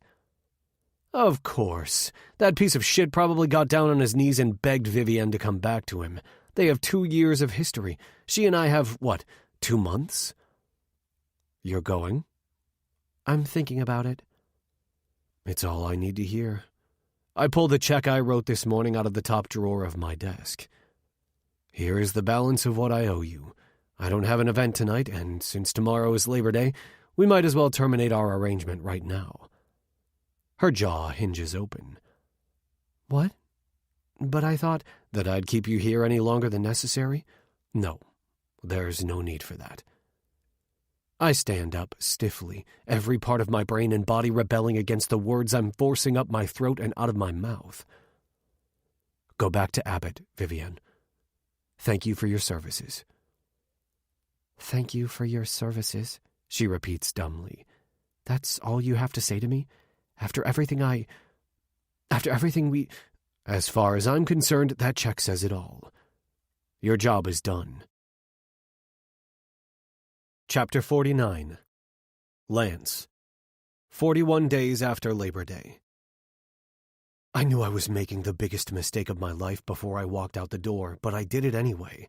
I left the check on my desk and took off, away from Vivienne, away from the Hamptons. I flew back to California and threw myself into work with a fervor I haven't felt since... ever. I'm surviving on a diet of Red Bull, ramen, and regret. I work out, and I sleep only when my body shuts down. I can't avoid Tripp, but I hang up on him whenever he brings up Vivienne, which he does, often. But today I'm hoping he'll hold off until I can ask him for a favor. He and Jolie and the kids are back in Manhattan, but they still go out to the Hamptons most weekends. Personally, I don't know if I'll ever set foot in that house again. Are you out east today? Yeah, we're heading back in a couple of hours. Before you do, can you run over to my place? There's an entire industry devoted to closing down and maintaining summer houses during the months they're not in use. Things like clearing out the pipes before the first freeze, closing up the pool and storing the exterior furniture, checking every window for the tiniest crack that might allow in moisture during a storm, washing away the accumulation of salt that can damage cedar siding. And I've learned my lesson. Asking an opportunist like Seth to keep an eye on things is just asking for trouble. The people I hired to winterize the place will be there this week, and I just remembered that I didn't wipe out the hard drives in my office. I handed Vivienne her check and got the fuck back to California. Everything we do is encrypted, and there are probably only 20 to 30 people in the entire world with the skills to get past the firewalls I have in place. Plus, I installed a home security system capable of defending Fort Knox, but I'm not willing to take any chances. Yeah, sure. I give Tripp the electronic code to the garage door, and he says he'll call if he has any problems. 10 minutes later, my phone rings. Fuck. What's wrong? Your hard drive is clean, but I'm bringing it to my house just to be safe. Good idea. Thanks. Tripp sighs. Look, don't hang up on me, but there's a check for $50,000 made out to Vivienne just sitting on your desk. That's impossible. Who forgets to take a check with that many zeros? It was the only reason she stayed with me. I was nothing but a job to her, and she'd more than earned her money. Are you sure? I'm looking at it right now. I log into my banking portal and look through my transactions. As a kid, if anyone had told me that I wouldn't notice an extra $50,000 in my account, I would have said they were insane. First of all, I didn't have a one until I was in college. And second, I never had more than a few bucks in my pocket until I moved into my stepfather's place in Manhattan. Sure enough, of the 2 checks I gave to Vivienne, only one was cashed. It's ripped clean in 2, and it's sitting right next to a donation receipt for... Tripp pauses for a moment. 11 dresses, 8 skirts, 14 shirts, 7... I get the idea. Really? Tripp snorts. Because I'm not sure you do. Vivienne was the real deal, and you're too wrapped up in your own goddamn bullshit to see it. My hand tightens on my phone, but I don't hang up. You're wrong. I saw Vivienne and her shitbag of an ex. They were in the bathroom together on Nash's yacht the night of the party. Bullshit. I wish it was. And when Vivienne came out, she looked like the cat that ate the canary. The next day she breezes into my office telling me that she had a great talk with Abbott and she's really excited about it. What am I supposed to think? You're supposed to fucking fight for her, asshole, not roll over and play dead, not fly off to California and leave her in the hands of, in your words, her shitbag of an ex. Man the fuck up and go after her. Chapter 50. Vivienne. 62 days after Labor Day. I smile brightly at Eva Daniels as she opens the door of her new penthouse. Congratulations, Eva. This place is absolutely perfect for you. It would be perfect for anyone. Spanning the entire 43rd floor of an ultra-luxury apartment building on Central Park South, it's 4,000 square feet of floor-to-ceiling windows with panoramic views of Central Park and the Manhattan skyline, generously sized rooms, and an Upper East Side meets Hamptons cottage aesthetic. Eva is one of my new design clients, a friend of Jolie's I met out in the Hamptons. As a single mother of twins, she said she wanted my input during her apartment search. Now that the place is hers, I can get started on the interiors. It's unusual to work with a client before they actually purchase their home, but it does happen.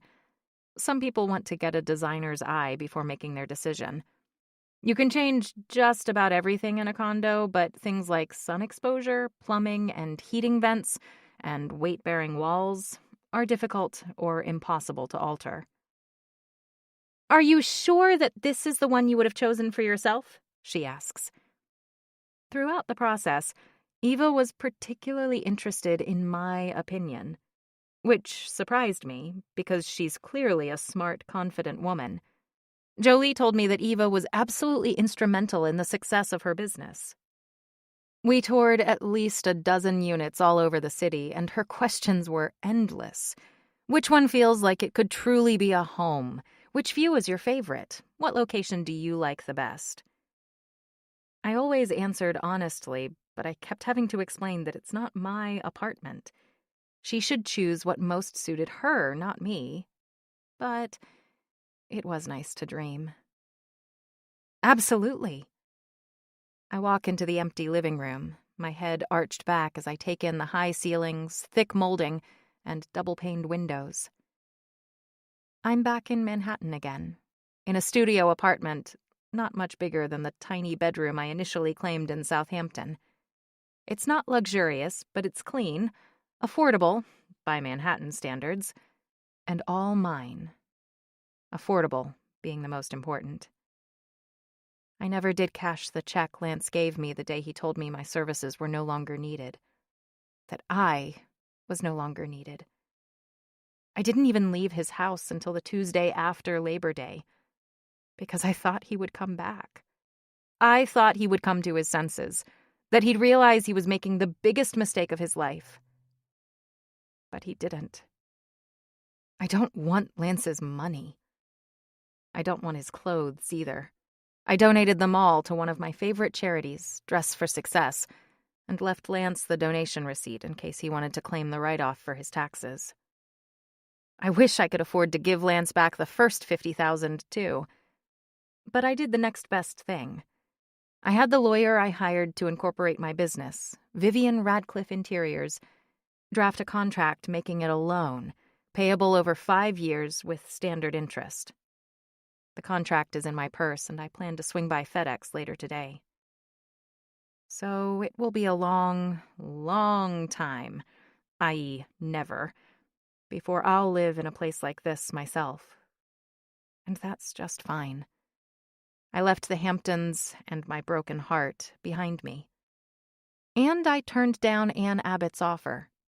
Between the money I earned waitressing, staging, and all my other odd jobs, plus my loan from Lance, I'm confident about my future career success. My love life is another story. I can't imagine falling in love with anyone ever again. Not when I still dream about Lance every night. When I wake up feeling achy and sullen because my fantasies are just that, fantasies. No amount of dreaming will ever make them real. I loved Lance. I still love Lance. But it wasn't enough.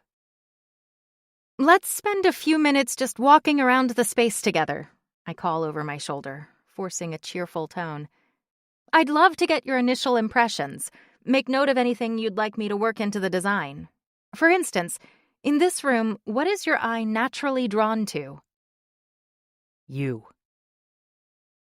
A lightning bolt of shock sets fire to my spine, white-hot heat racing through my bones and melting the soles of my stilettos. I'm glued to the bleached bamboo floors, pulse throbbing and heart aching. Breathless. Lance. He shouldn't be here. He should be in California, or the Hamptons, or anywhere I'm not. Because I carry the memory of him with me everywhere I go. Lance is a rock in my shoe, a splinter beneath my skin, a wound that hasn't healed. I carry him with me everywhere, always. Finally, I muster the strength to turn around. The summer is over. My time is my own, remember? He takes a few steps toward me. I was merely answering your first question. In this room, in every room, my eyes are drawn to you. And to answer your second question, yes, I remember Vivian. I remember everything. I try to walk past him. Eva will probably fire me for bringing my drama into her new apartment. But Lance reaches out to grab me. His touch takes me right back to the very first time we met. But there's no burning bush to sidestep. The biggest danger is standing right in front of me. Lance himself. I want to weep at the wave of longing that shoots through me at the feel of his hand closing over my wrist. But, like all waves, it crashes. And what remains is fury. Pure and unbridled, it wells up from the deepest part of my soul, an avalanche of indignation. I yank my hand away, barely able to restrain myself from slapping the face that haunts me every time I close my eyes. Damn him! What happened to your Fitbit? I got rid of it. I tossed it in the trash can the day I left the Hamptons. I don't need to track my steps anymore. There are too many other things to keep track of. My clients, the room I'm decorating in an upcoming designer showcase, my social media accounts, which are getting more attention every day thanks to consistent posts and eye-catching photos. Where is Eva? I look around, but I don't see her. I'm working, and this is incredibly unprofessional. You need to leave. Eva's gone. What? Did you? I can't believe. How dare you walk in here like you own the place, interrupting my time with my client, expecting me to drop everything. I do. I do own this place. What? I signed the contract this morning. I don't understand. This is Eva's apartment. We looked all over the city. I helped her pick it out. I have a disconcerting sense of déjà vu. Once again, Lance is claiming a space I consider my own. First, the beach house where I was living, and now the penthouse where I'll be working. Get out! Get your own place, Lance! I bought it for us. It's ours. Ours? There is no us, Lance. You put an end to that the day you paid me to be your girlfriend and treated me like a whore. The day you told me money was real, but we weren't. I was an asshole. An absolute idiot. I take a deep, shaky breath. At least we can agree on that. I pull my notebook out of my purse. And now that we've got that settled, please go find Eva and tell her that whatever stunt you're trying to pull didn't work. It's safe for her to come back. Vivian, this isn't a stunt. Eva's helping me. I didn't want to just show up on your doorstep and beg you to dump Richard. I don't know what you see in the guy, considering... What are you talking about? I'm talking about us. I interrupt. There is no us, damn it! There was. And there can be again. Just leave Dick and... I have no idea what you're talking about. I left Richard in May, 6 months ago. I haven't seen him since the risk-taker party. A confused tick pulses in Lance's jaw. You didn't go back to Abbott, even after he asked you to? Richard never... I stop, finally sensing the poisonous pit at the middle of this understanding. It was Anne that wanted me back, not Richard. But on the yacht, I saw the two of you. Lance made the same mistake I once did.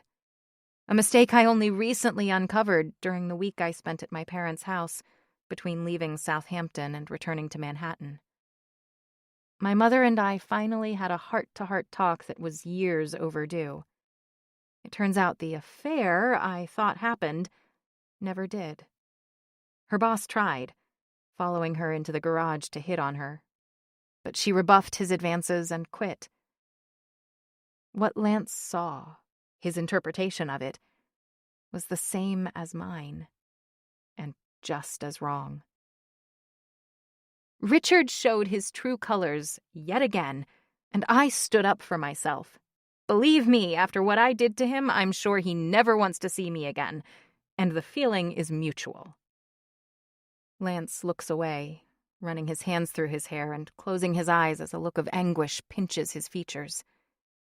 After several long beats, he shakes it off and shifts his focus back to me. What did you do? I kneed him in the balls. And before you go feeling any guy-to-guy sympathy, he deserved it. Don't tell me he... Lance's nostrils flare. I'll fucking kill him. He didn't have a chance to do anything, and I handled it myself. Those chocolate eyes cause a distracting flutter inside my belly, but I force myself to stand my ground. So, are we done here? Because I have better things to do than... We both do. That's why I'm here. Vivian, you turned my house into a home. And I want to live there, or here, or anywhere, with you. I turned your sloppy share house into a Southampton wow house. Any decent designer could have done that. Fuck decent. What I want, what I found in you, is incredible. Your fireworks and ocean breezes. You're my home, my anchor. I'm lost without you. Please, give me another chance. Give us another chance. If you're lost, hire someone to find you. A life coach, maybe. I don't do that. Suddenly, I'm airborne in Lance's arms. His mouth crashes down on mine, swallowing every one of my protests. And damn him, it's better than I remember. Better than my dreams. It's love and lust and loss. It's hate and regret. This kiss is pure passion, every shade and shape and angle. I cling to Lance's shoulders as he carries me through the apartment, until we're outside, the wind whipping my hair into a frenzy around us. Slowly, oh so slowly, he releases me, and I slide down the front of him, our new surroundings coming into focus. I gasp. Lance has recreated the yard of his Hamptons house. Artificial grass covers the 2,000 square feet, cushioned chairs surround a gas fire pit, and a hammock sways gently beneath a gazebo. Instead of a pool, there is a massive blue demi-lune couch as big as a bed, with a sunshade arching overhead. A teak dining table is arranged beside a grill, and a bar is set up in the corner, with a sweating bottle of beer, a margarita glass, a bottle of tequila, and 2 shot glasses. My eyes continue sweeping the space as he leads me to the bar. "Lance," I say in a hushed tone, "what did you do?" I took a page from your playbook, creating a space I hope you want to be in. Preferably with me. I swallow, not knowing what to say. This isn't showing up with a dozen roses and a half-assed apology. This is completely over the top. It doesn't feel real. Lance uncorks the Patron first, pouring us each a shot and handing me one of the glasses. "Are you trying to make me forget about an ex?" Yes. But more importantly, I'm trying to make you forget about me. The guy I was this summer. The jackass who let you go. But me? I don't want to be your ex. I blink, my heart fluttering as I toss back the tequila. Lance might think it's a heartbreak cure, but no amount of alcohol can erase the past. I set the glass down on the bar. "What do you want to be?" Lance's mouth pulls into a blazing smile. You're everything, of course. I blink again, and Lance is down on one knee, a diamond ring in his hand. I love you, Vivian Radcliffe. We can live here, or in the Hamptons, or in California, or anywhere you want to be. But you are my home, and I don't ever want to live without you. Will you marry me? Maybe tequila really is a heartbreak cure. My eyes fly briefly to the ring. It's stunning. Really, I'm stunned. A clear white oval diamond, flanked by 2 pearl-shaped rubies. It's unique and gorgeous and so completely me. The ring, the penthouse, the patio, it's all incredible. But it's the man I really want to drink in, my eyes bouncing right back to Lance's face. It's the words that tripped off his tongue, the love and hope radiating from his face. It's the way he cradled me against his chest, like I'm precious, like he never wants to let me go. And it's the intensity of his kiss, the way I melt from his touch. Right now, my heart is pounding, banging on the wall of my ribcage like an out-of-control metronome. I sink down onto Lance's thighs, throwing my arms around his neck. "I like this proposal much better than your last one." The one where he asked me to be his pretend girlfriend. Please tell me that's a yes. I hesitate. Because I want to say yes. The man I love just asked me to marry him in the most epic proposal I could ever imagine. And yet, can you walk inside, count to 100, and then come back? He blinks once, twice. Clouds of disappointment bloom in his eyes, worried wrinkles appearing at their corners. You want me to walk inside and then come back? I nod, the movement jerky as I let go of his neck and stand up. Yes. I don't watch him leave. I use that time to take a few deep breaths, and then I gather our drinks and bring them over to the table, setting them down across from each other. I grab 2 pens from my purse and rip 2 pieces of paper from my notebook. By the time Lance returns, I'm sitting on one side of the table with my drink, a sheet of paper, and a pen, with an identical setup waiting for him. I did not like how our last interview went. This time, I'm going to be running our meeting, and I have an altogether different agenda. He sits down stiffly in his chair, his muscles tense as if he's bracing for rejection. First things first, I say in a rush. I'm not saying no, but I can't say yes either. Not until we agree on a new set of expectations and responsibilities. Vivian, Hear me out, I interrupt. I never wanted to be your employee, and I never wanted you to pay me for my time. If you had given me a chance when I said I needed to work, been at least a little flexible and understanding, I think the summer would have gone very differently. But, that said, what I need you to know now is that even though you paid me, you were never a job to me. Is that why you didn't cash my second check? Why you donated the clothes I bought? I reach into my purse and pull out the contract I was planning to mail. I wait as he looks it over quickly and then returns his gaze to me. I didn't want your money, Lance. I just wanted you. The guy who looked at me like I was a beauty queen, even when I was an absolute mess digging in the dirt in your backyard. The guy who picked up a toilet brush and a bottle of Windex when I asked for your help. The guy who lit up every time I walked through the door, like I was just the person he wanted to see. You are a great guy, Lance Wells. Not because of your money, but because you treat your Maserati like a second-hand Honda. Because you made sure Seth got everyone in the house another place, even though it was in Quogue. Because you didn't just swing that mallet at the carnival. You made sure it actually worked first.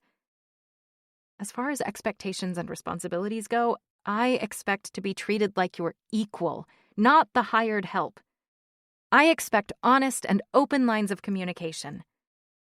And I need to know that you will be responsible for my heart, because it won't survive being thrown away a second time. A few seconds tick by, my anxiety spiking as Lance remains silent. Are you going to say anything? Are you done talking? A laugh skates from my throat, leaving my chest feeling hollow and fragile. Yes, I think I've said enough. Lance pushes his chair back and rounds the table, pulling me to my feet. Our bodies connect as his fingers entwine at the base of my spine, my head falling back to maintain eye contact. I used my money like insulation, Red. Because I was falling hard for the girl who wouldn't let me stay inside my own house until you were sure I wasn't some vagrant, who lit a tree on fire one minute and looked just as fierce scrubbing a toilet the next. I like how you're honest about your body and curious about mine. I like how you submit without being submissive and demand without being demanding. Vivian Radcliffe, there's nothing about you I don't like. Until I realized that I didn't just like you, I love you. I'm fucking crazy for you. And I didn't know what to do with that. How to handle it. I swallow heavily, nerves going off in my stomach like firecrackers on the 4th of July. But you do now? I do. I'm going to make that girl my wife. Just like that, the firecrackers stop, leaving just a plume of smoke, heavy enough to choke on. So, those expectations and responsibilities, you're good with that? He chuckles. So good. There's a stillness that follows the silence after his words, because we're both holding our breath. It feels like the traffic a few hundred feet below us have come to a sudden stop, like the sun has halted in the sky, like the whole world is waiting for my answer. But it's a foregone conclusion. Then, yes. The word is a soft gust of breath as I rise up on my toes and grab Lance's face between my hands, pulling his lips down to meet mine. Yes, I say again, to all of it. But most of all, to you. And as Lance slides his ring onto my finger, his tongue slides into my mouth. I suck on it, savoring the silken taste of him. There's a giddiness inside of me that pushes bright, happy bubbles of contentment into all those places that have felt dull and empty, vacant, waiting for this man, this moment. Lance's love is a kind of energy that has taken up residence inside my body, shoring up the cells and muscles and bones, strengthening my own defenses. And it's almost too good to be true.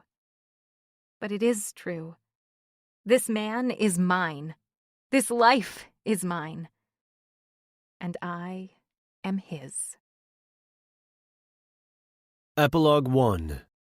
Lance. 99 days after Labor Day. Tonight is the opening night of the Holiday Designer Showcase, and Vivienne's room, the gentleman's study, is particularly popular.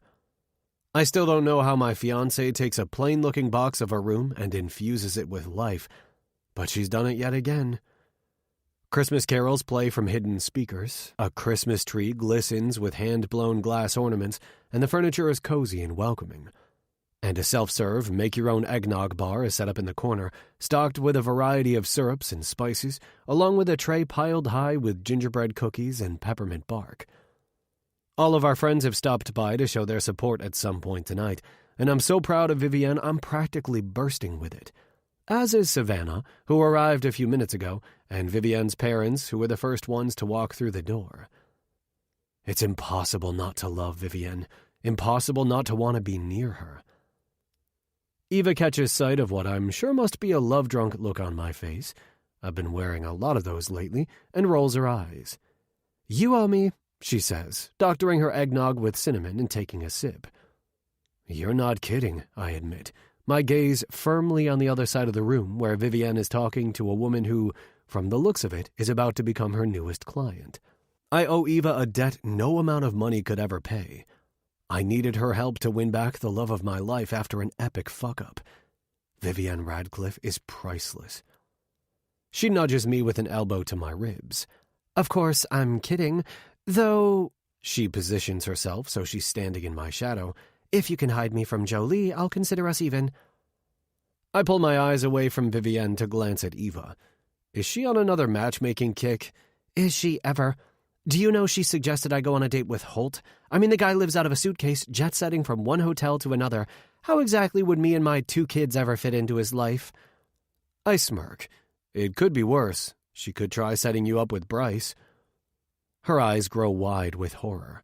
"You know, one of these days I'd actually like to meet him, but as for dating a hockey-playing, panty-chasing playboy, no thanks." Savannah grabs a cookie from the tray and joins us. "What's this about a hockey player? Sign me up." "I'll introduce you to Jolie. I'm sure she'll love having someone appreciate her matchmaking efforts." Vivienne comes up beside me, slipping her arm through mine. "What are you 3 chatting about?" "Nothing important," Eva says. "Besides, I'd much rather talk about this room. It's amazing. I wandered around the whole place, and this one is my absolute favorite." Vivienne flushes with pleasure, the ring on her finger glinting as she tucks a lock of hair behind her ear. "Thank you. It's been an incredible experience. And the wedding? I hear you've officially set a date." I squeeze Vivienne's waist, dropping a quick kiss on the top of her head. Labor Day. Of course, I should have guessed. Let me guess, Southampton? Vivienne nods. Something simple in the garden, or maybe on the beach. Savannah pipes up. She can do simple for her wedding, but as maid of honor for her bachelorette party, I'm pulling out all the stops. Vivienne tugs at my collar and whispers, "Save me." My heart swells inside my chest. Always. Epilogue 2. Vivian. 5 years later. Labor Day. Happy anniversary. Lance's gruff whisper ripples down my spine as his lips land on my neck, his tongue swirling over my pulse. I moan in pleasure, shifting my knee higher on the sheets and angling my hips back as my husband slides inside me. I give a quick glance at the baby monitor perched on our nightstand, my heart clenching with happiness. Piper is lying flat on her back, tiny hands clasped like fists on either side of her perfect little face. Nearly 6 months old, she's finally starting to sleep past sunrise. I melt into Lance's embrace, bliss stealing over my bones. We fit so well together, both in bed and in life. He is my husband, my greatest love, my best friend, and my biggest cheerleader. It hasn't been easy juggling a growing business, a new baby, and a bi-coastal lifestyle. But Lance is always right beside me through it all. His arm winds around my belly, flexing as his hand dives between my legs, finding the right spot right away. The man is blessed with perfect aim. And I am blessed too, in more ways than I can count. Happy anniversary, I echo, already breathless as we move in sync with each other, riding waves as powerful and wild as the ones crashing onto shore just a few yards away. My toes curl, my hips roll, my breasts tingle. Lance holds me close as the tension spirals inside me into a tight, twisted knot that finally snaps entirely, my whole body shuddering in relief. As I cry out, Lance buries his face in the damp hollow of my neck, muffling his own bellow of satisfaction. I'm just catching my breath when Piper's tiny wail erupts through the speaker of the baby monitor. Lance presses a kiss to my cheek. I've got her. You go back to sleep. I nestle back beneath the covers. Best husband ever. You know it, he murmurs, throwing on sweatpants and a t-shirt and padding across the hall into our daughter's room.